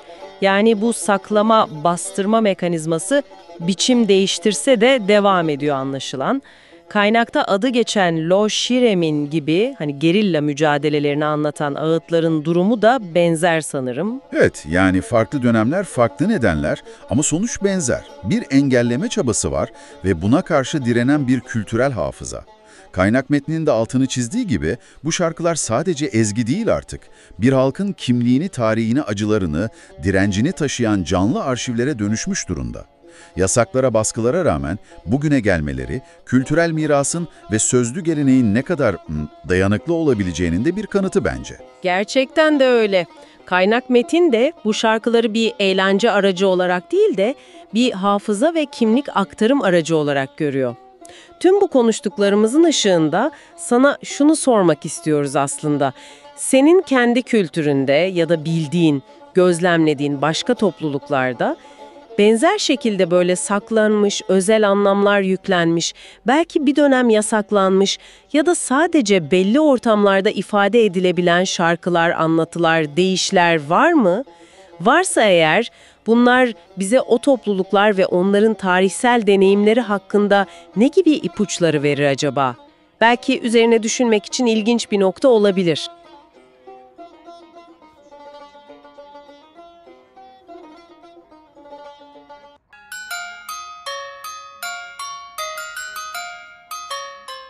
Merhaba, bugün sizinle birlikte Kürt siyasi tarihinde gerçekten iz bırakmış bir ismi Orhan Doğan'ı ele alacağız. Evet. Onun hayatına, mücadelesine biraz daha yakından bakacağız. Elimizdeki kaynaklar hem biyografik bilgiler veriyor hem de onu bizzat tanıyanların anıları var. Kesinlikle. Amacımız Orhan Doğan kimdi, neden hala önemli, mirası neydi bunları anlamak. Gelin biraz daha derinlemesine bakalım. Evet, Orhan Doğan hakikaten Türkiye'nin o çalkantılı yakın tarihinde, yani özellikle Kürt meselesi ve hak arayışı bağlamında sembol bir isim. Kaynaklarda sadece bir siyasetçiyi değil, aynı zamanda bir hukukçuyu, bir insan hakları savunucusunu anlatıyor ve tabii ödediği kişisel bedelleri de. Evet, bu tanıklıklar önemli. Peki, kimdi Orhan Doğan? Şöyle bir bakalım. 1955 Mardin, Dargeçit doğumlu, Ankara Hukuk Fakültesi mezunu, sonra Cizre'de avukatlık yapıyor. Evet, Cizre yılları önemli. Daha o yıllarda bile hak ihlallerine karşı duruşu var. Mesela 1989'da İnsan Hakları Derneği'nin yani İHAD'nin Cizre şubesini kuranlar arasında. Aynen öyle. Bu onun hak savunuculuğu yönünü en başından gösteriyor. Siyasete girişi de hep kuruculuğuyla başlıyor zaten. Halkın Emek Partisi, evet. Sonra 1991 seçimleri geliyor. SHP listesinden Şırnak milletvekili olarak meclise giriyor. Daha sonra da DP geçiyor, Demokrasi Partisi'ne. Ve sanırım siyasi hayatındaki en bilinen, belki de en dramatik anlardan biri onun meclisten çıkarılma olayı değil mi? 2 Mart 1994. Kesinlikle o gün dokunulmazlıklar kaldırılıyor ve Leyla Zana, Hatip Dicle, Selim Sadak'la birlikte meclisten yani zorla çıkarılıyorlar. O anı hatırlıyorum, yani meclis koridorunda polis tarafından başı zorla eğilmeye çalışılırken onun dik durduğu bir fotoğraf vardı. Çok konuşulmuştu. Evet, o fotoğraf. Sanki sadece kişisel bir direniş değil de temsil ettiği kimliğe yönelik baskıya bir cevaptı o. Öyle değil mi? Tam olarak öyle. O an, bütün o 90'lı yılların siyasi atmosferini, Kürt siyasetçilere yönelik o tutumu özetleyen bir kareydi adeta. Sonrası da zaten bu atmosferin devamı niteliğinde. Örgüt üyeliği suçlamasıyla Devlet Güvenlik Mahkemesi'nde DGM'de yargılanıyorlar. Ve uzun bir hapis süreci başlıyor. Evet, Doğan da diğer vekillerle birlikte yaklaşık 10 yılını cezaevinde geçirdi. Ama hukuk mücadelesi hiç bitmedi tabii. Evet, o AİML süreci var. Avrupa İnsan Hakları Mahkemesi, adil yargılanma hakkının ihlal edildiğine karar verince yeniden yargılama yapıldı. Aynen. Ve 2004'te tahliye edildiler. Peki bu cezaevi yılları öncesindeki mücadeleler kişiliğini nasıl etkilemişti? Kaynaklarda Yaşar Kemal'in bir sözü var onun için, başka bir insandı diyor. Bu ne anlama geliyor sizce? Yaşar Kemal'in o ifadesi sanırım Doğan'ın sadece bir politikacı olmadığını, yani aynı zamanda entelektüel bir birikimi, bir derinliği olduğunu anlatıyor. Kaynaklar da bahsediyor. Hukuk bilgisi tamam ama edebiyata, müziğe, Kürt destanlarına falan da çok hakimmiş. Anladım. Bu birikim siyasi duruşuna da yansımıştır herhalde. Muhtemelen. Mesela şu Yeşilyurt köylülerine dışkı yedirilmesi gibi korkunç bir olay var ya, onun davasını takip etmesi. Bu sadece bir avukatlık görevi değil. Değil tabii. Derin bir adalet arayışı, sistemle bir yüzleşme çabası. Bu tür şeyler onun barış ve insan hakları mücadelesine ne kadar kendini adadığını gösteriyor bence. Peki mecliste Kürdistan ifadesini kullanması, bunu nasıl değerlendirmek lazım? Yani kimliğini açıkça ortaya koyma biçimi miydi? Evet, kaynaklar bunu onun siyasi duruşunun net bir ifadesi olarak görüyor. Şiddeti reddediyor ama meşru siyasette diyalogla çözüm arıyor. Bu ifade de aslında temsil ettiği halkın kimliğinin ve taleplerinin tanınması gerektiğine bir vurgu. Zaten onu tanıyanların anlattıkları da bunu destekliyor. Evet, mesela Gülten Kaya'nın sözleri çok çarpıcı. Kürt halkının şık kalplisi diyor ve onur, adalet, barış gibi değerlerle anıyor onu. Çok güzel bir tanımlama. Bir de Hakan Tahmaz'ın anlattıkları var. Doğanın mütevazılığından, kararlılığından bahsediyor.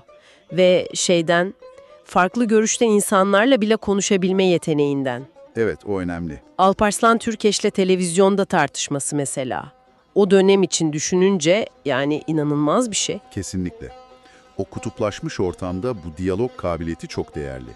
Tahmaz'ın anlattığı bir başka anı daha var ki çok dokunaklı bence. Neydi o? Doğan'ın Ağrı'daki son konuşmalarından birinde barışı getiremedik özür dileriz demesi. Bu hem bir öz eleştiri hem de barış arzusunun ne kadar derin olduğunu gösteriyor. Evet, çok içten bir ifade. Tahmaz da yıllar sonra Doğan'ın mezarı başında gidip biz de getiremedik özür dileriz diyor. Yani bu mücadelenin, bu sorumluluğun nasıl sürdüğünü gösteriyor sanki. Miras demiştiniz. Doğan'ın siyasi hayatında 2007'de bir engel daha çıkıyor. YSK milletvekili adaylığını reddediyor. Evet, o da ayrı bir süreçti. Ve maalesef aynı yıl Ağrı, Doğu Beyazıt'ta bir festivalde konuşurken kalp krizi geçiriyor ve hayatını kaybediyor. 29 Haziran 2007. Çok ani bir kayıp oldu. Cizre'deki cenazesine on binlerce insanın katılması halkın onu nasıl sahiplendiğini gösteriyor sanırım. Kesinlikle. O cenaze töreni halk nezdindeki yerinin, sevgisinin bir göstergesiydi. Ölümünden sonra isminin yaşatılması da öyle. Çocuklara, sokaklara, parklara verildiği isme. Yani Doğan, Kürtler için bir direniş, bir adalet sembolü olarak görülmeye devam ediyor. Hakan Tahmaz'ın da dediği gibi onun barış vizyonu... Yani sadece silahların susması değil... Aynen. Sadece o değil. Eşitlik, adalet, özgürlük temelinde bir çözüm. Bu düşüncesi bugün bile önemli bir referans noktası. Özetlersek, Orhan Doğan, avukat, siyasetçi, hak savunucusu. Bütün bu kimlikleriyle öne çıkıyor. İnandıkları uğruna hapis yatmış, hayatını barışa ve diyaloğa adamış bir isim. Evet. Kaynakları incelerken sizi en çok etkileyen şey, sanırım benim de öyle, bunca baskıya rağmen o hukuki ve barışçıl mücadeledeki ısrarıydı. Kesinlikle. Kaynaklar onu hep böyle çiziyor. Büyük çalkantılar, ağır bedeller ama yine de diyalogdan, hak arayışından vazgeçmiyor. Ve Hakan Tahmaz'ın o barışa ulaşılamamış olmanın üzüntüsü, Doğan'ın o özrü, bunları apla gelince şu soru beliriyor ister istemez. Evet, Orhan Doğan'ın hikayesi özellikle böyle köklü toplumsal sorunlarda siyasi çözüm ve uzlaşma arayışının ne kadar meşakkatli, ne kadar sabır, ne kadar ısrar gerektiren bir yolculuk olduğunu size nasıl düşündürüyor, belki de üzerinde durulması gereken asıl nokta bu.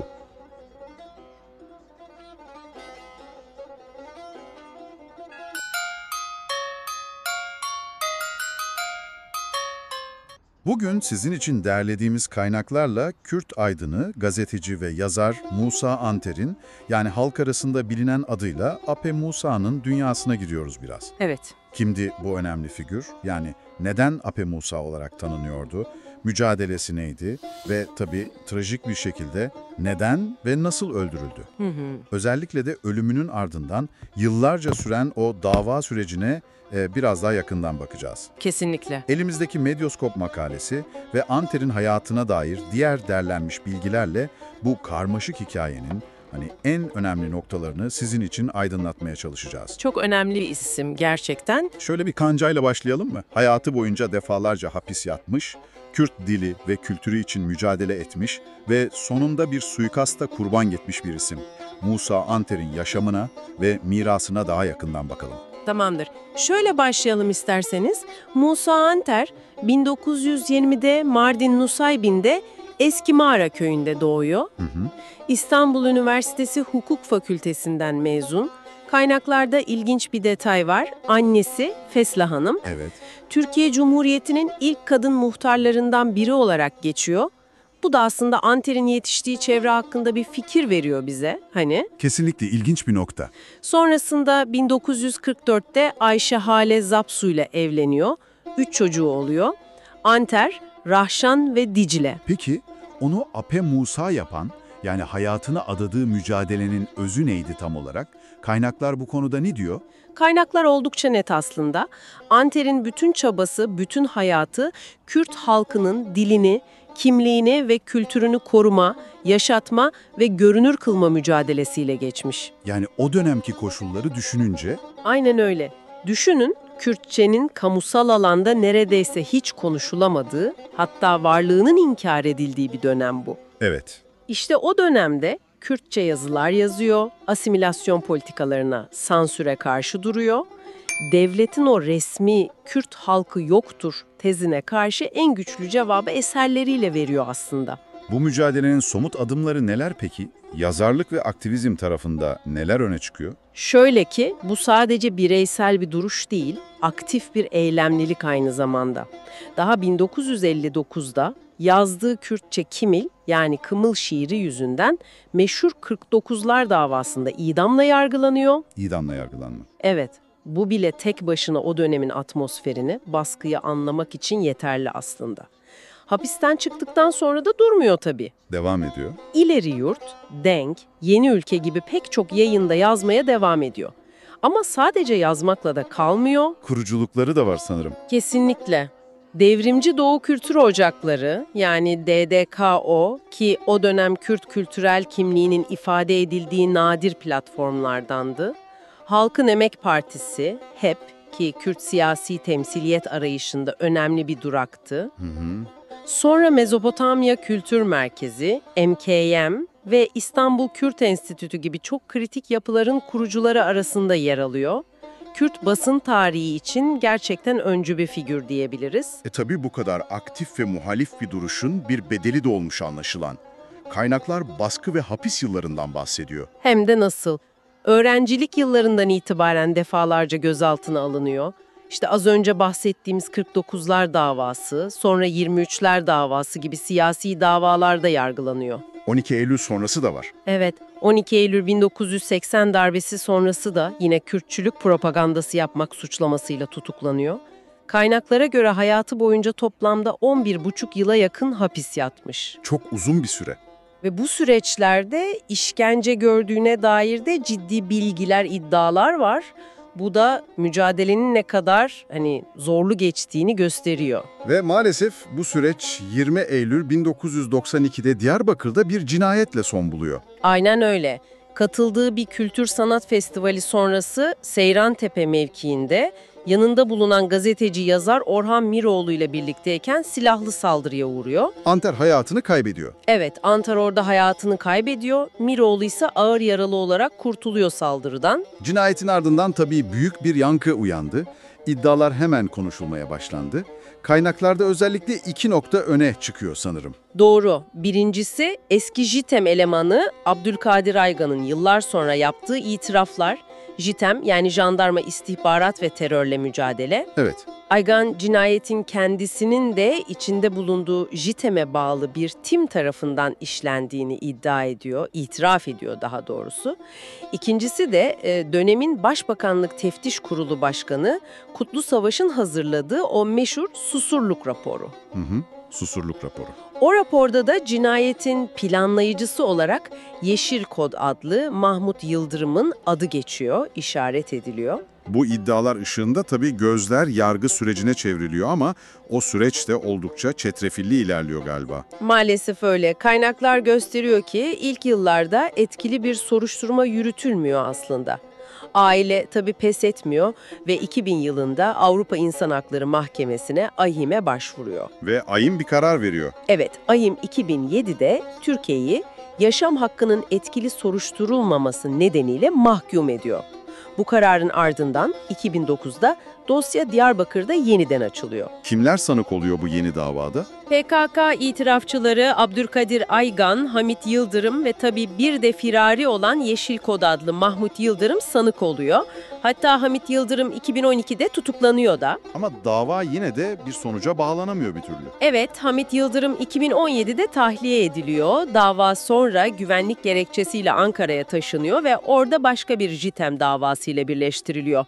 Ve geldik en kritik, en çok tartışılan noktaya, zaman aşımı meselesi. Evet, o çok konuşuldu. Mahkeme cinayetin üzerinden tam 30 yıl geçtikten sadece bir gün sonraya, yani 21 Eylül 2022'ye duruşma tarihi veriyor ve o duruşmada davanın insanlığa karşı işlenen suç kapsamına girmediğini belirterek 30 yıllık zaman aşımı süresinin dolduğu gerekçesiyle davayı düşürüyor. Çok tartışmalı bir karar oldu bu. Kesinlikle. Kaynaklarda ayrıca şu da belirtiliyor. Bu süreçte Adalet Bakanlığı'nın mesela İsveç'te bulunan sanık Aygan'ın ifadesinin alınması için gereken adli yardımlaşma taleplerine ya çok geç ya da hiç yanıt vermediği yönünde bilgiler var. Bu durumun da davanın sonuçsuz kalmasında önemli bir etken olduğu vurgulanıyor. Bütün bu hukuki süreçler, siyasi tartışmalar bir yana, Musa Anter'in mirası bugün nasıl yaşıyor? Mirası çok güçlü aslında. Hatıralarım kitabı, Kürtçe-Türkçe sözlüğü, Ferenge Kurdi Türki, Birina Reş yani Kara Yara gibi eserleri hala okunuyor, hala tartışılıyor. Hakkında kitaplar yazılıyor. Evet. Özellikle Kürt basını ve edebiyatı için bir mihenk taşı o. Kendi deyişiyle ben ölsem de kelimelerim yaşayacak demişti zamanında.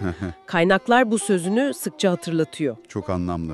Ve vefatından sonra adına Barış ve Dostluk Ödülü verilmeye başlanması da bu mirasın önemli bir parçası tabii. O zaman şöyle bir özetleyebiliriz. Elimizdeki kaynaklar Musa Anter'i sadece bir yazar olarak değil, Kürt kimliği ve dili için ömrünü adamış, bu yolda çok ağır bedeller ödemiş ve nihayetinde yaşamı elinden alınmış sembol bir figür olarak önümüze koyuyor. Kesinlikle.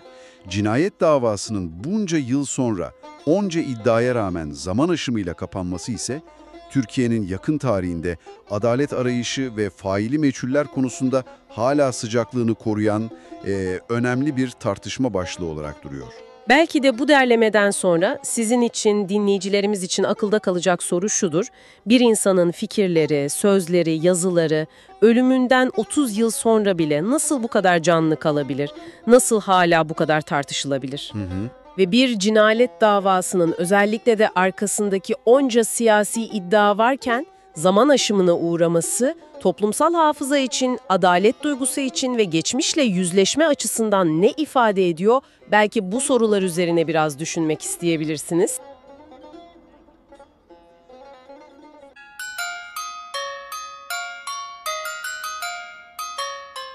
Merhaba, size özel hazırladığımız bu derinlemesine bakışa hoş geldiniz.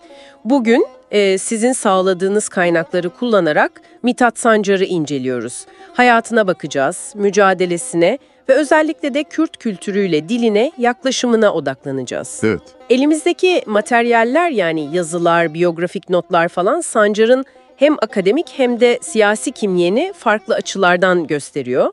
Amacımız aslında şu. Bu dikkat çekici isim kimdir?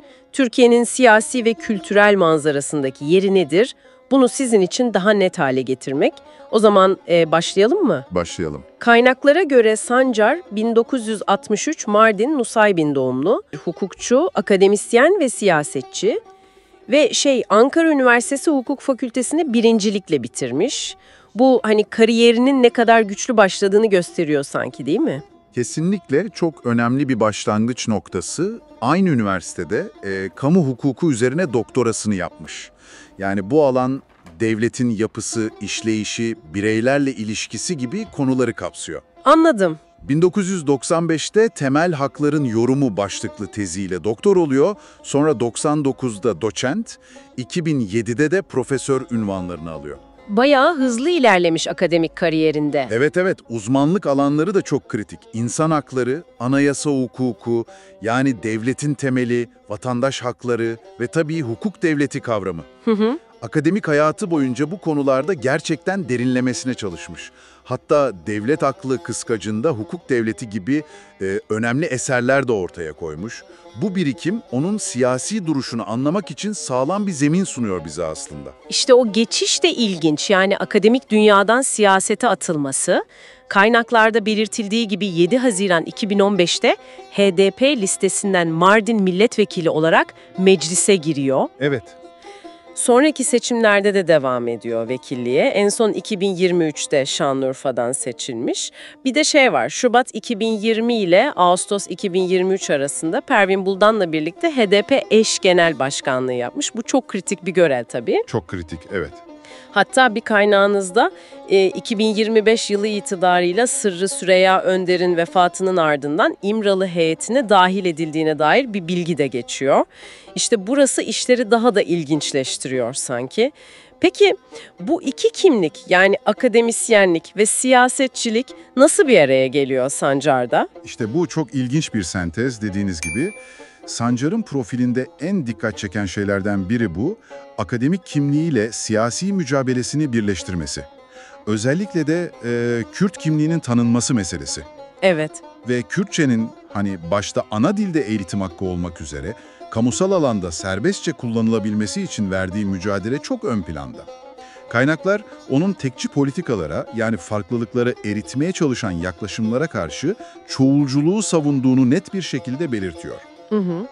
Kürtçe üzerindeki kısıtlamaları, eğitimdeki engelleri falan hep demokrasiyle bağdaşmaz buluyor. Hatta 2013-2015 arasındaki o çözüm süreci vardı ya. Evet, hatırlıyorum.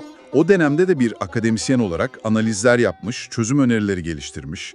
Bu yaklaşımı HDP'nin demokratik özellik projesinin, yani yerel yönetimlere daha fazla yetki verme fikrinin teorik temellerine yaptığı katkılarla da aslında paralel gidiyor. Tabii bu siyasi yolculuk pek de kolay olmamış anlaşılan. Kaynaklarınız HDP yönelik siyasi baskılardan bahsediyor, soruşturmalar, hukuki süreçler. Maalesef evet. Ama ilginç olan şu ki bu baskı ortamında bile Sancar'ın hep şiddet yerine diyaloğu savunduğu, barışçıl siyasetten yana tavır aldığı vurgulanıyor. Bu tutarlılık önemli sanırım. Kesinlikle. Kürt sorununun barışçıl ve demokratik yollarla çözülmesi konusundaki ısrarı, yani hem akademik metinlerinde hem de siyasi söylemlerinde, eylemlerinde hep kendini gösteriyor. Geçmişle hesaplaşma, unutma kültüründen hatırlama kültürüne gibi eserleri var mesela. Evet, o da önemli bir çalışma. Bu eserler toplumsal hafıza, adalet arayışı gibi konulara ne kadar derinlemesine eğildiğini gösteriyor. Yani bu sadece politik bir duruş değil, aynı zamanda entelektüel bir çabanın da sonucu. Hukuk devleti ilkesine, yani devletin keyfi davranmaması, hukuka bağlı kalması ve diyaloğa yaptığı vurgu, özellikle günümüzün o kutuplaşmış atmosferinde daha da bir anlam kazanıyor. Kaynaklarda geçen Kürtçe yayın yapan medya kuruluşlarının önündeki engellerin kaldırılması talebi de yine bu çerçevede değerlendirilebilir. Peki tüm bu bilgilere baktığımızda sizin için çıkarım ne olmalı? Yani özetlersek Mithat Sancar, elinizdeki kaynaklara göre akademi ile siyaset arasında bir köprü kurmuş, insan hakları, demokrasi ve özellikle Kürt meselesinin barışçıl çözümü için çalışan çok yönlü bir figür diyebilir miyiz? Diyebiliriz.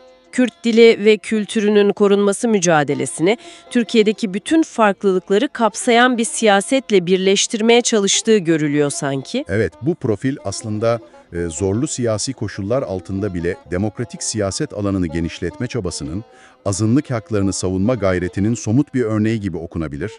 Hukuka ve karşılıklı konuşmaya, yani diyaloğa yaptığı sürekli vurgu, özellikle bu kadar çok bilgi kirliliğinin olduğu bir çağda bence üzerinde düşünülmesi gereken bir yaklaşım sunuyor. Tam da bu noktada bu incelememizi bitirirken size de üzerinde düşünecek bir soru bırakalım o zaman. Kaynaklar Sancar'ın hem bir akademisyen olarak analizler ürettiğini hem de aktif siyasetin tam ortasında yer aldığını gösteriyor. Sizce bir entelektüelin, bir akademisyenin siyasete doğrudan katılması, savunduğu ideallerin gerçekleşme ihtimalini mi artırır? Yoksa kaçınılmaz olarak akademik tarafsızlığından, nesnelliğinden ödün vermesine mi yol açar? Bu hassas denge sizce nasıl kurulmalı ya da korunmalı?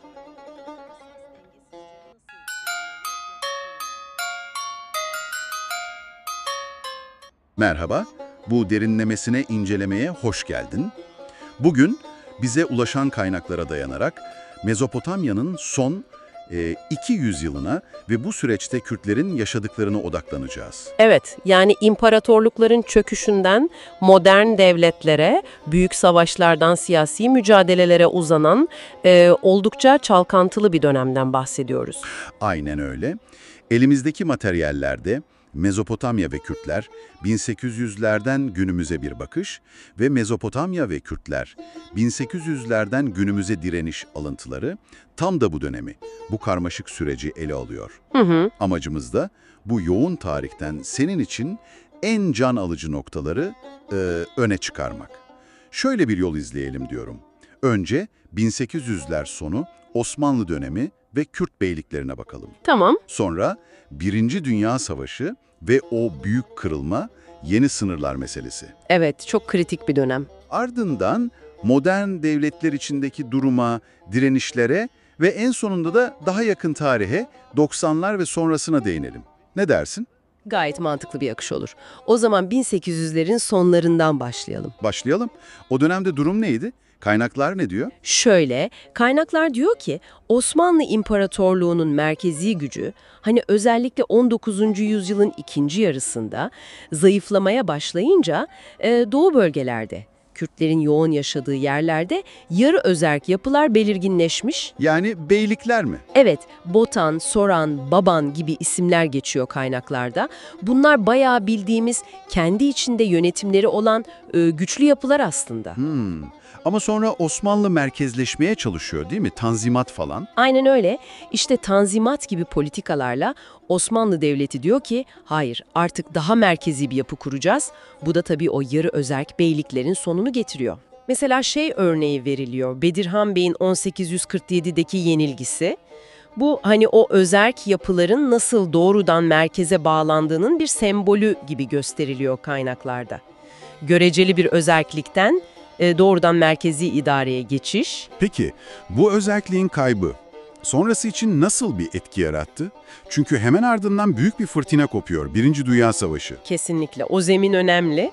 Çünkü savaşla birlikte Osmanlı İmparatorluğu dağılıyor ve işte o zaman bölgenin kaderi tamamen yeniden çiziliyor. İşler orada gerçekten çok karışıyor. Evet, orası çok kritik. Sykes-Picot Anlaşması var mesela. Evet. Kaynaklarda da altı çiziliyor. 1916'daki o gizli Sykes-Picot Anlaşması'yla İngiltere ve Fransa Osmanlı topraklarını kendi aralarında paylaşıyorlar. Buna Kürtlerin yaşadığı topraklar da dahil tabii. Kaynaklarda bu bölgeler için kullanılan isimler var mı? Var, evet. Bakır Türkiye, Başur Irak, Rojelat İran ve Rojava Suriye şeklinde geçiyor. Bu terimler o bölgeleri ifade etmek için kullanılıyor. Sonra Sevr Anlaşması var 1920'de. Orada bir umut beliriyor sanki Kürtler için. Doğru. Sevr'de kağıt üzerinde de olsa Kürtlere bir özerklik, hatta bağımsızlık ihtimali sunuluyor gibi bir durum var. Ama bu çok kısa sürüyor. Lozan'la her şey değişiyor. Aynen. 1923 Lozan Anlaşması'yla Sevr tamamen geçersiz kalıyor ve Kürtlerin yaşadığı coğrafya kesin olarak Türkiye, Irak, İran ve Suriye arasında bölünüyor. İşte bu bölünme Kürtleri bu yeni kurulan ulus devletlerde azınlık konumuna düşürüyor. Kaynaklar bunun altına özellikle çiziyor. Bu bölünme ve azınlık statüsü, yeni devletlerde Kürtler için hayat nasıl şekillendi? Direnişler olduğunu da söyledin. Evet, maalesef zorlu bir dönem başlıyor. Kaynaklar diyor ki bu yeni ulus devletler kendi ulusal kimliklerini, dillerini, kültürlerini ön plana çıkarırken Kürtlerin kimliği, dili, kültürü genellikle baskı altına alınmış. Asimilasyon politikaları dediğimiz şey mi? Evet, tam olarak o. Kültürel ve dilsel haklar kısıtlanıyor, hatta bazen inkar ediliyor. Buna karşı da doğal olarak tepkiler, direnişler ortaya çıkıyor. Kaynaklarda Türkiye'de Şeyh Said, Ağrı, Dersim gibi isyanlardan ve bunların bastırılmasından bahsediliyor. Diğer ülkelerde durum nasıldı? Irak'ta Molla Mustafa Barzani liderliğindeki hareket çok önemli. İran'da kısa ömürlü de olsa 1946'da bir Mahabat Kürt Cumhuriyeti kuruluyor ama yıkılıyor. Lideri Kazi Mihemmet idam ediliyor. Suriye'de ise Kürtlerin vatandaşlık haklarından bile mahrum bırakıldığı dönemler yaşanmış. Yani genel resim bölünmüşlük ve hak mücadelesi. Anlıyorum. Peki Soğuk Savaş ve sonrasına geldiğimizde bu mücadele farklı bir boyut mu kazanıyor? Evet, hem mücadele biçimleri değişiyor hem de baskılar zaman zaman daha da artıyor. Kaynaklarda Türkiye özelinde 1978'de kurulan ve 1984'te silahlı mücadeleye başlayan PKK'dan bahsediliyor. Bu da tabii çok uzun süren ve yıkıcı olan çatışmalara yol açıyor. Irak'ta durum daha da vahimleşiyor sanırım, değil mi? Saddam Hüseyin dönemi. Maalesef evet. Kaynaklar Irak'ta Saddam rejimi altında Kürtlere yönelik korkunç olaylardan bahsediyor. Özellikle Enfal operasyonları. Rakamlar korkunç. 180 bin civarı insanın katledildiği belirtiliyor. Çok ağır. Ve tabii Halepçe katliamı. 1988'de kimyasal silahlarla 5000'den fazla sivilin öldürülmesi. Bunlar gerçekten insanlık tarihinin kara lekeleri. Ancak 90'lara gelindiğinde özellikle Irak'ta bir değişiklik oluyor, değil mi? Otonomi gibi. Evet, orada bir dönüm noktası var. 1991 Körfez Savaşı'ndan sonra Irak'ın kuzeyinde uluslararası güçlerin de desteğiyle bir uçuşa yasak bölge oluşturuluyor. Bu fiili bir Kürt özerk yönetiminin, yani bugünkü Irak Kürdistan Bölgesel Yönetimi'nin İKB'ye temellerini atıyor. 2003'teki Irak işgali sonrasında ise bu statü yeni Irak Anayasası'nda federal bir bölge olarak resmiyet kazanıyor. Bu Kürtler açısından önemli bir gelişme olarak not ediliyor kaynaklarda. Bir de diaspora var sanırım, Avrupa'daki Kürtler. Kesinlikle, özellikle 80'ler ve 90'larda Avrupa'ya, başta Almanya olmak üzere yoğun bir Kürt göçü yaşanıyor. Bu diaspora zamanla siyasi ve kültürel olarak organize oluyor. Kaynaklar Med TV gibi uydu yayınlarının kurulmasından bahsediyor mesela. Bu da Kürtlerin sesini uluslararası alanda duyurma çabası olarak görülüyor. Yani tüm bu baskılara, bölünmüşlüğe rağmen bir kimlik ve hak arayışı farklı kanallarda devam ediyor. Aynen öyle. Mücadele biçim değiştiriyor, farklı alanlara yayılıyor ama özünde devam ediyor. Peki, tüm bu konuştuklarımızı incelediğimiz kaynakların bize anlattıklarını şöyle bir toparlarsak, ana çıkarım ne olur sence? Şöyle özetleyebiliriz belki. Bu kaynaklar Mezopotamya'nın son 200 yılını Kürtler açısından gerçekten büyük alt üst oluşların yaşandığı, zorla bölünmelerin dayatıldığı, buna karşı kimliklerini, varlıklarını korumak için sürekli bir direnişin sergilendiği ve kendi kaderlerini tayin etme mücadelesinin verildiği bir dönem olarak resmediyor. Yani inkar, baskı, direniş ve zaman zaman elde edilen kısmi kazanımlar bu tarihin anahtar kavramları gibi duruyor. Anladım. Peki, bu sohbetin sonunda dinleyicilerimizin üzerinde düşünmesi için ne gibi bir soru bırakabiliriz? Belki de şu soruyu sormak yerinde olur.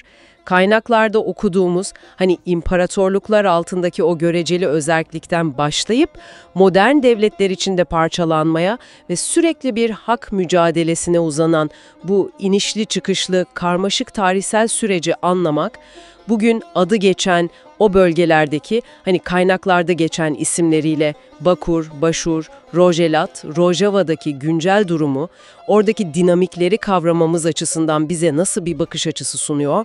Bu tarihin bugüne uzanan etkileri, yankıları ne kadar güçlü? Bunu düşünmek önemli olabilir. Gerçekten üzerinde düşünmeye değer bir soru. Bu zengin kaynakları bizimle paylaştığın ve bu karmaşık konuyu anlaşılır kılmamıza yardımcı olduğun için çok teşekkürler. Ben teşekkür ederim.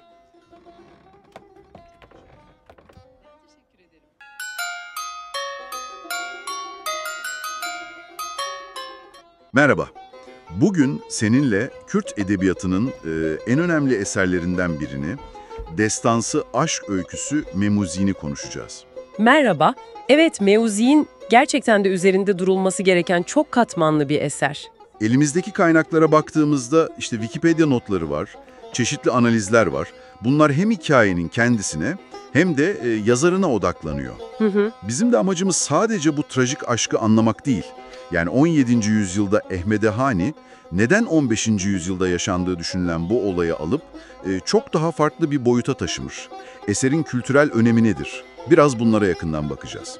Kesinlikle. Çünkü bu hani ilk bakışta belki bir Romeo ve Juliet gibi duruyor ama aslında çok daha fazlası. İçinde toplumsal yapı var, kader var, ilahi aşk var, hatta siyasi bazı özlemler bile var. Evet, evet. Hani'nin kalemi gerçekten farklı bir derinlik katmış. Aynen öyle. Yani bir aşktan çok daha ötesini fısıldıyor bize. Peki, hikayenin başlangıcına gidelim. Her şey Nevruz'da başlıyor sanırım, Bahar Bayramı'nda. Doğru. Cizre Bey'i Mir Zeynüddin'in kız kardeşi Zin ile divan katibinin oğlu Memo yani Mem orada karşılaşıyorlar. Ve çok ilginç bir detay var. Senin kaynaklarında da geçiyordu sanırım. Kılık değiştirme meselesi. Mem kız kılığına, Zin erkek kılığına girmiş. Evet, bu çok çarpıcı bir detay. İlk görüşte birbirlerine aşık oluyorlar ve hatta o kadar heyecanlanıyorlar ki bayılıyorlar. Evet. Ve bayıldıklarında da parmaklarındaki yüzüklerini değiştiriyorlar. İsimleri yazılıymış yüzüklerde. Ne kadar kader gibi bir başlangıç değil mi? Kesinlikle. Ama tabii bu masalsı başlangıcın hemen ardından engeller de çıkıyor karşılarına. Nedir o engeller? Birincisi tabii sosyal statü farkı ama daha da önemlisi beyin kapıcısı olan Beko karakteri. Beko. Kaynaklar hep onu şeytanlaştırıyor sanki değil mi? Kıskanç, fitneci, ikiyüzlü, adeta kötülüğün vücut bulmuş hali gibi. Aynen öyle tanımlanıyor. Somutlaşmış kötülük. Mem'le Z'nin aşkını engellemek için elinden geleni ardına koymuyor. Entrikalar çeviriyor sürekli. Ve maalesef başarılı da oluyor galiba bir noktada. O meşhur satranç oyunu sahnesi var. Evet. Bey ile Mem arasında çok iddialı bir satranç maçı oynanıyor. Beko orada bir hile yapıyor ve Mem oyunu kaybediyor. Kaybedince de aşkını itiraf etmek zorunda mı kalıyor? Aynen öyle. Aşkını itiraf ediyor ve sonuç Mem kendini zindanda buluyor. Of, çok acı. Zindan süreci nasıl peki? Zindan ediyor. Peki sonra ne oluyor? Hikaye burada bitmiyor sanırım. Bitmiyor. Mem'in ölüm haberini alınca onun can dostu Taceddin gidip Beko'yu öldürüyor. Bir nevi intikam alıyor. Anladım. Zin ne yapıyor peki? Zin ise Mem'in mezarının başından ayrılamıyor. O kadar üzülüyor ki kısa bir süre sonra o da orada sevdiğinin mezarı başında can veriyor. İnanılmaz trajik bir son. İkisinin yan yana gömüldüğü söyleniyor değil mi? Cizre'de. Evet, Cizre'deki Abdaliye Medresesi'nin bodrumunda mezarlarının yan yana olduğuna inanılıyor. Hatta şöyle bir rivayet de var. Mezarlarının arasından dikenli bir çalı bitmiş. İlginç. Ne isim geliyor bu? İşte Beko'nun kötülüğünü ölümde bile onları ayırmaya çalışan engeli temsil ettiği düşünülüyor. Vay be, hikayenin gücüne bak. Peki bu güçlü öyküyü bize ulaştıran isim kim? Ehmedehani. Biraz ondan bahsedelim. Kimdir Hani? 1655-1707. Ehmedehani, evet çok önemli bir isim. Sadece bir şair değil, aynı zamanda bir alim, bir düşünür, bir filozof. Ve eserini Kürtçenin Kurmancı lehçesiyle yazıyor. Bu da önemli bir detay sanırım. Çok önemli. Bu eser Kürtçedeki ilk aşk mesnevisi olarak kabul ediliyor. Yani beyitlerle yazılmış uzun anlatısal şiir. Ve bunu 1690-95 yılları arasında, yani kendisinden yaklaşık 200 yıl önce yaşanmış bir olaydan ilham alarak kaleme alıyor. Ama senin de başta dediğin gibi amacı sadece bu aşkı anlatmak değil. Daha derin bir niyet var sanki. Kesinlikle var. Eserde tasavvufi öğeler, yani İslami mistisizmle ilgili göndermeler, toplumsal eleştiriler, yöneticilere öğütler, bunlar çok belirgin. Yani görünürde bir aşk hikayesi ama alt metinde başka şeyler mi işleniyor? Aynen öyle. Özellikle de Kürtlerin birliği, kendi kaderlerini tayin etme arzusu gibi temalar öne çıkıyor. Hatta çok meşhur bir dizesi var. Germe Habi me Miru Padişah, bir Sadat Dibu Kurdu Kurdistan. Evet, anlamı neydi onun? Yani eğer bizim de bir liderimiz, bir hükümdarımız olsaydı Kürt ve Kürdistan mutlu olurdu gibi bir anlama geliyor. Burada hem ilahi aşka bir gönderme var belki, hem de dünyevi bir birlik, bir huzur özlemi dile getiriliyor. Ne kadar katmanlı bir yapıymış gerçekten. Peki eserin diğer temaları neler? Yani aşk ve kötülük mücadelesi dışında? Tabii ilahi aşk ile dünyevi aşk arasındaki gerilim var. İyi Memzin ile kötü Beko arasındaki o klasik mücadele var. Aşılmaz gibi görünen toplumsal engeller, statü farkları var. Çok dokunaklı bölümler de var değil mi? Mesela Z'nin muma seslenişi. Ey sır ve dinginlik arkadaşım diye başlıyor sanırım. Evet, o çok etkileyici bir bölüm. Ya da aşk ile aklın dengesine vurgu yapan o söz, akile be evin ne akile, evine be akil ne evine. Neydi Türkçesi? Aşksız akıl akıl değildir, akılsız aşk da aşk değildir. Çok düşündürücü. Aynen. İşte bütün bu nedenlerle Memuzim sadece Kürt edebiyatı için değil, genel olarak edebiyat tarihi içinde çok önemli bir eser, Kürt kimliği için bir mihenk taşı adeta. Yani bir hikayeden çok daha fazlası. Bir dilin gücünü, aşkın direncini, özgürlük arzusunu anlatan, nesilden nesile aktarılan kolektif bir hafıza metni gibi. Kesinlikle ve bu gücünü hala koruyor. Bugün bile sinemaya, tiyatroya, dizilere uyarlanıyor olması bunun en güzel kanıtı bence. Evet, gördüğün gibi seçtiğin bu kaynaklar bize Memuzi'nin gerçekten de trajik bir aşk öyküsünün çok ötesinde olduğunu bir kez daha gösterdi. Derin temaları var, yazıldığı döneme ışık tutuyor ve bir halkın kültürel belleğinde çok özel bir yere sahip. Tam bir başyapıt. O zaman sana ve dinleyenlere son bir düşünce bırakalım. Ehmede Kani'nin görünüşte basit bir aşk hikayesi anlatırken aslında bu kadar güçlü toplumsal ve siyasi mesajları bu kadar ustalıkla işlemesi. Sence de büyüleyici değil mi? Kesinlikle öyle. Bunu düşünmeye değer bence. Harika bir nokta. Bu derinlemesine yolculukta bize katıldığın için çok teşekkürler.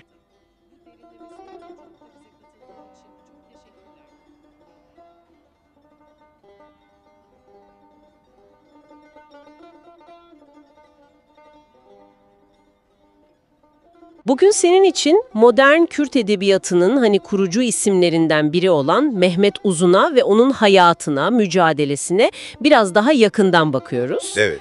Elimizde biyografiler var, hakkında yazılmış makaleler var. Amacımız da bu önemli yazar kimdi, neden bu kadar etkili oldu onu anlamak. Ve hemen başta ilginç bir detay var değil mi? Kaynaklar diyor ki resmi kimliğindeki isim ve doğum tarihi bile doğru değilmiş aslında. Evet, evet.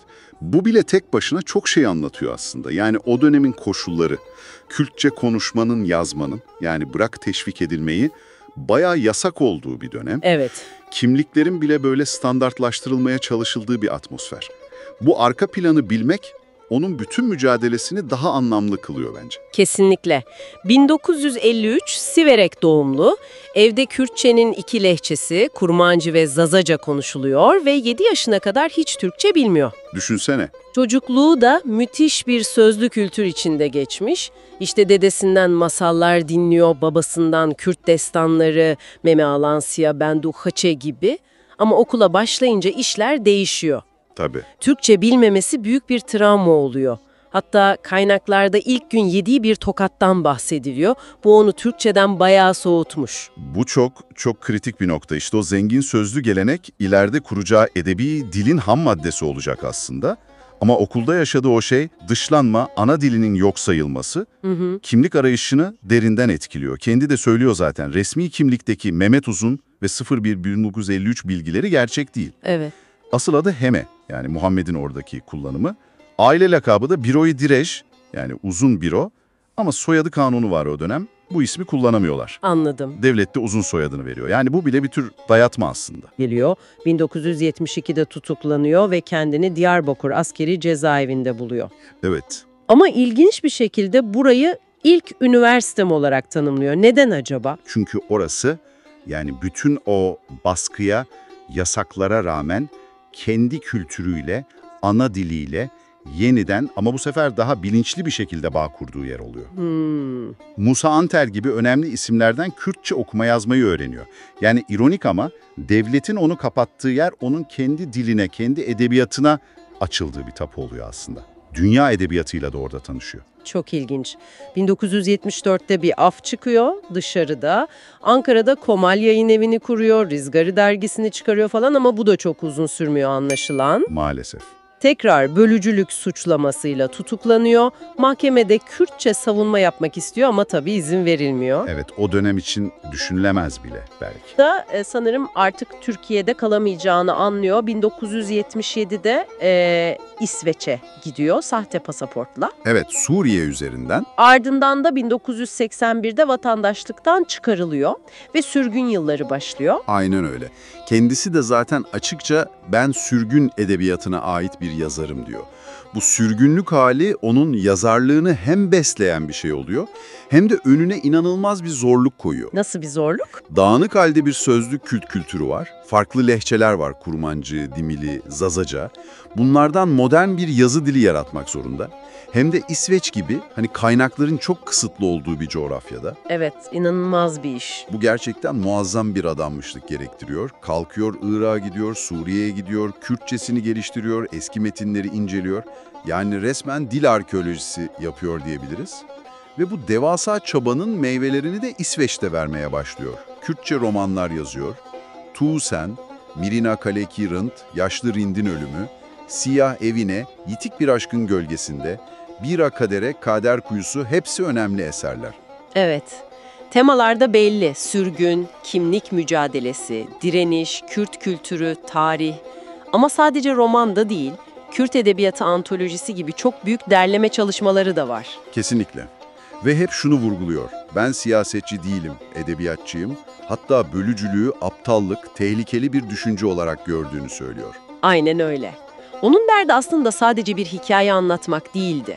Asıl misyonu Kürtçeyi modern bir edebiyat dili seviyesine taşımaktı. Yani yüzyıllardır bastırılmış bir kimliğe, bir kültüre edebi bir ses vermekti. Eserleri bir yandan da hani devlete ya da topluma dayatılan o basma kalıp Kürt kimliği algısına karşı edebi bir direniş aslında. Peki Türkiye'de ne oluyor? Kitapları 90'larda burada yayımlanmaya başlayınca. Bu kadar hani barışçıl, kültürel bir çaba nasıl karşılanıyor? İşte işin trajik kısmı da burası. Kitaplar çıkar çıkmaz davalar başlıyor. Peş peşe. 2000 yılında Diyarbakır DGM'de halkı ayrımcılığa teşvik suçlamasıyla dava açılıyor hakkında, gıyabi tutuklama kararı çıkıyor. İnanılır gibi değil. Ancak 2002'de hem uluslararası baskı, özellikle İsveç Dışişleri Bakanı Anna Lindh'in kişisel çabası çok etkili oluyor, hem de içeriden Yaşar Kemal gibi aydınların desteğiyle beraat edebiliyor. Ama bitmiyor sanırım. Bütüne yardım suçlamasıyla yargılanıyor, yine beraat ediyor ama süreç çok yıpratıcı. Düşünün, İsveç Yazarlar Birliği Yönetim Kurulu üyesi olmuş, uluslararası PEN üyesi bir yazar. Evet, kendi ana vatanında sürekli mahkeme kapılarında. Uzunsa ısrarla şunu savunuyordu. Kürtçe yazma hakkını savunmak ayrıştırıcı değil, tam tersine birleştirici bir eylemdir. Ve hayatının sonu da yine bir şekilde memleketine bağlanıyor. 2006'da kanser teşhisi konuyor, tedavi için Stockholm'den Diyarbakır'a geliyor. Evet ve o çok bilinen sözünü söylüyor, ölmek için değil, yaşamak için geldim. Sona kadar da üretmeye devam ediyor değil mi? Heviye Auerbach, Auerbach'ın Umudu romanı üzerinde çalışıyor. Aynen 11 Ekim 2007'de Diyarbakır'da hayata veda ediyor. Cenazesi de çok kalabalık oluyor. 10 binlerce kişi katılıyor. Müthiş bir veda. Evet, mirası çok güçlü. Modern Kürt edebiyatının mimarı olarak anılması boşuna değil. Yani neredeyse yok sayılan, yasaklanan bir dili alıp onu zengin, işlek bir edebi ifade aracına dönüştürmesi, bu başlı başına tarihi bir olay. Bugün bile hani adına açılan bir parkla ya da kütüphaneyle ilgili çıkan tartışmalar bile onun temsil ettiği değerlerin ne kadar hassas bir zeminde olduğunu gösteriyor aslında. Özetle Mehmet Uzun gerçekten akıl almaz zorluklara rağmen bir edebi dil inşa etmiş, sürgünle, baskıyla mücadele etmiş ama üretmekten hiç vazgeçmemiş, bir kültüre ses vermiş, unutulmaz bir yazar. Kesinlikle. Belki şöyle bir düşünceyle biti aşan, birleşik bir edebi dil standardı yaratmaya adadı. Evet. Peki bugün Kürtçenin kendi içindeki o capcanlı, konuşulan lehçe çeşitliliğini düşündüğümüzde, onun yarattığı bu edebi standart, yaşayan dil pratikleriyle sence nasıl bir ilişki kuruyor? İlginç bir soru. Yani bu standart dil, farklı ağızları bir araya getiren, konuşturan bir köprü mü oluyor? Yoksa zamanla bazı yerel zenginlikleri, kullanımları belki de istemeden gölgede bırakma gibi bir risk taşıyor mu? Üzerinde düşünmeye değer bir nokta bence.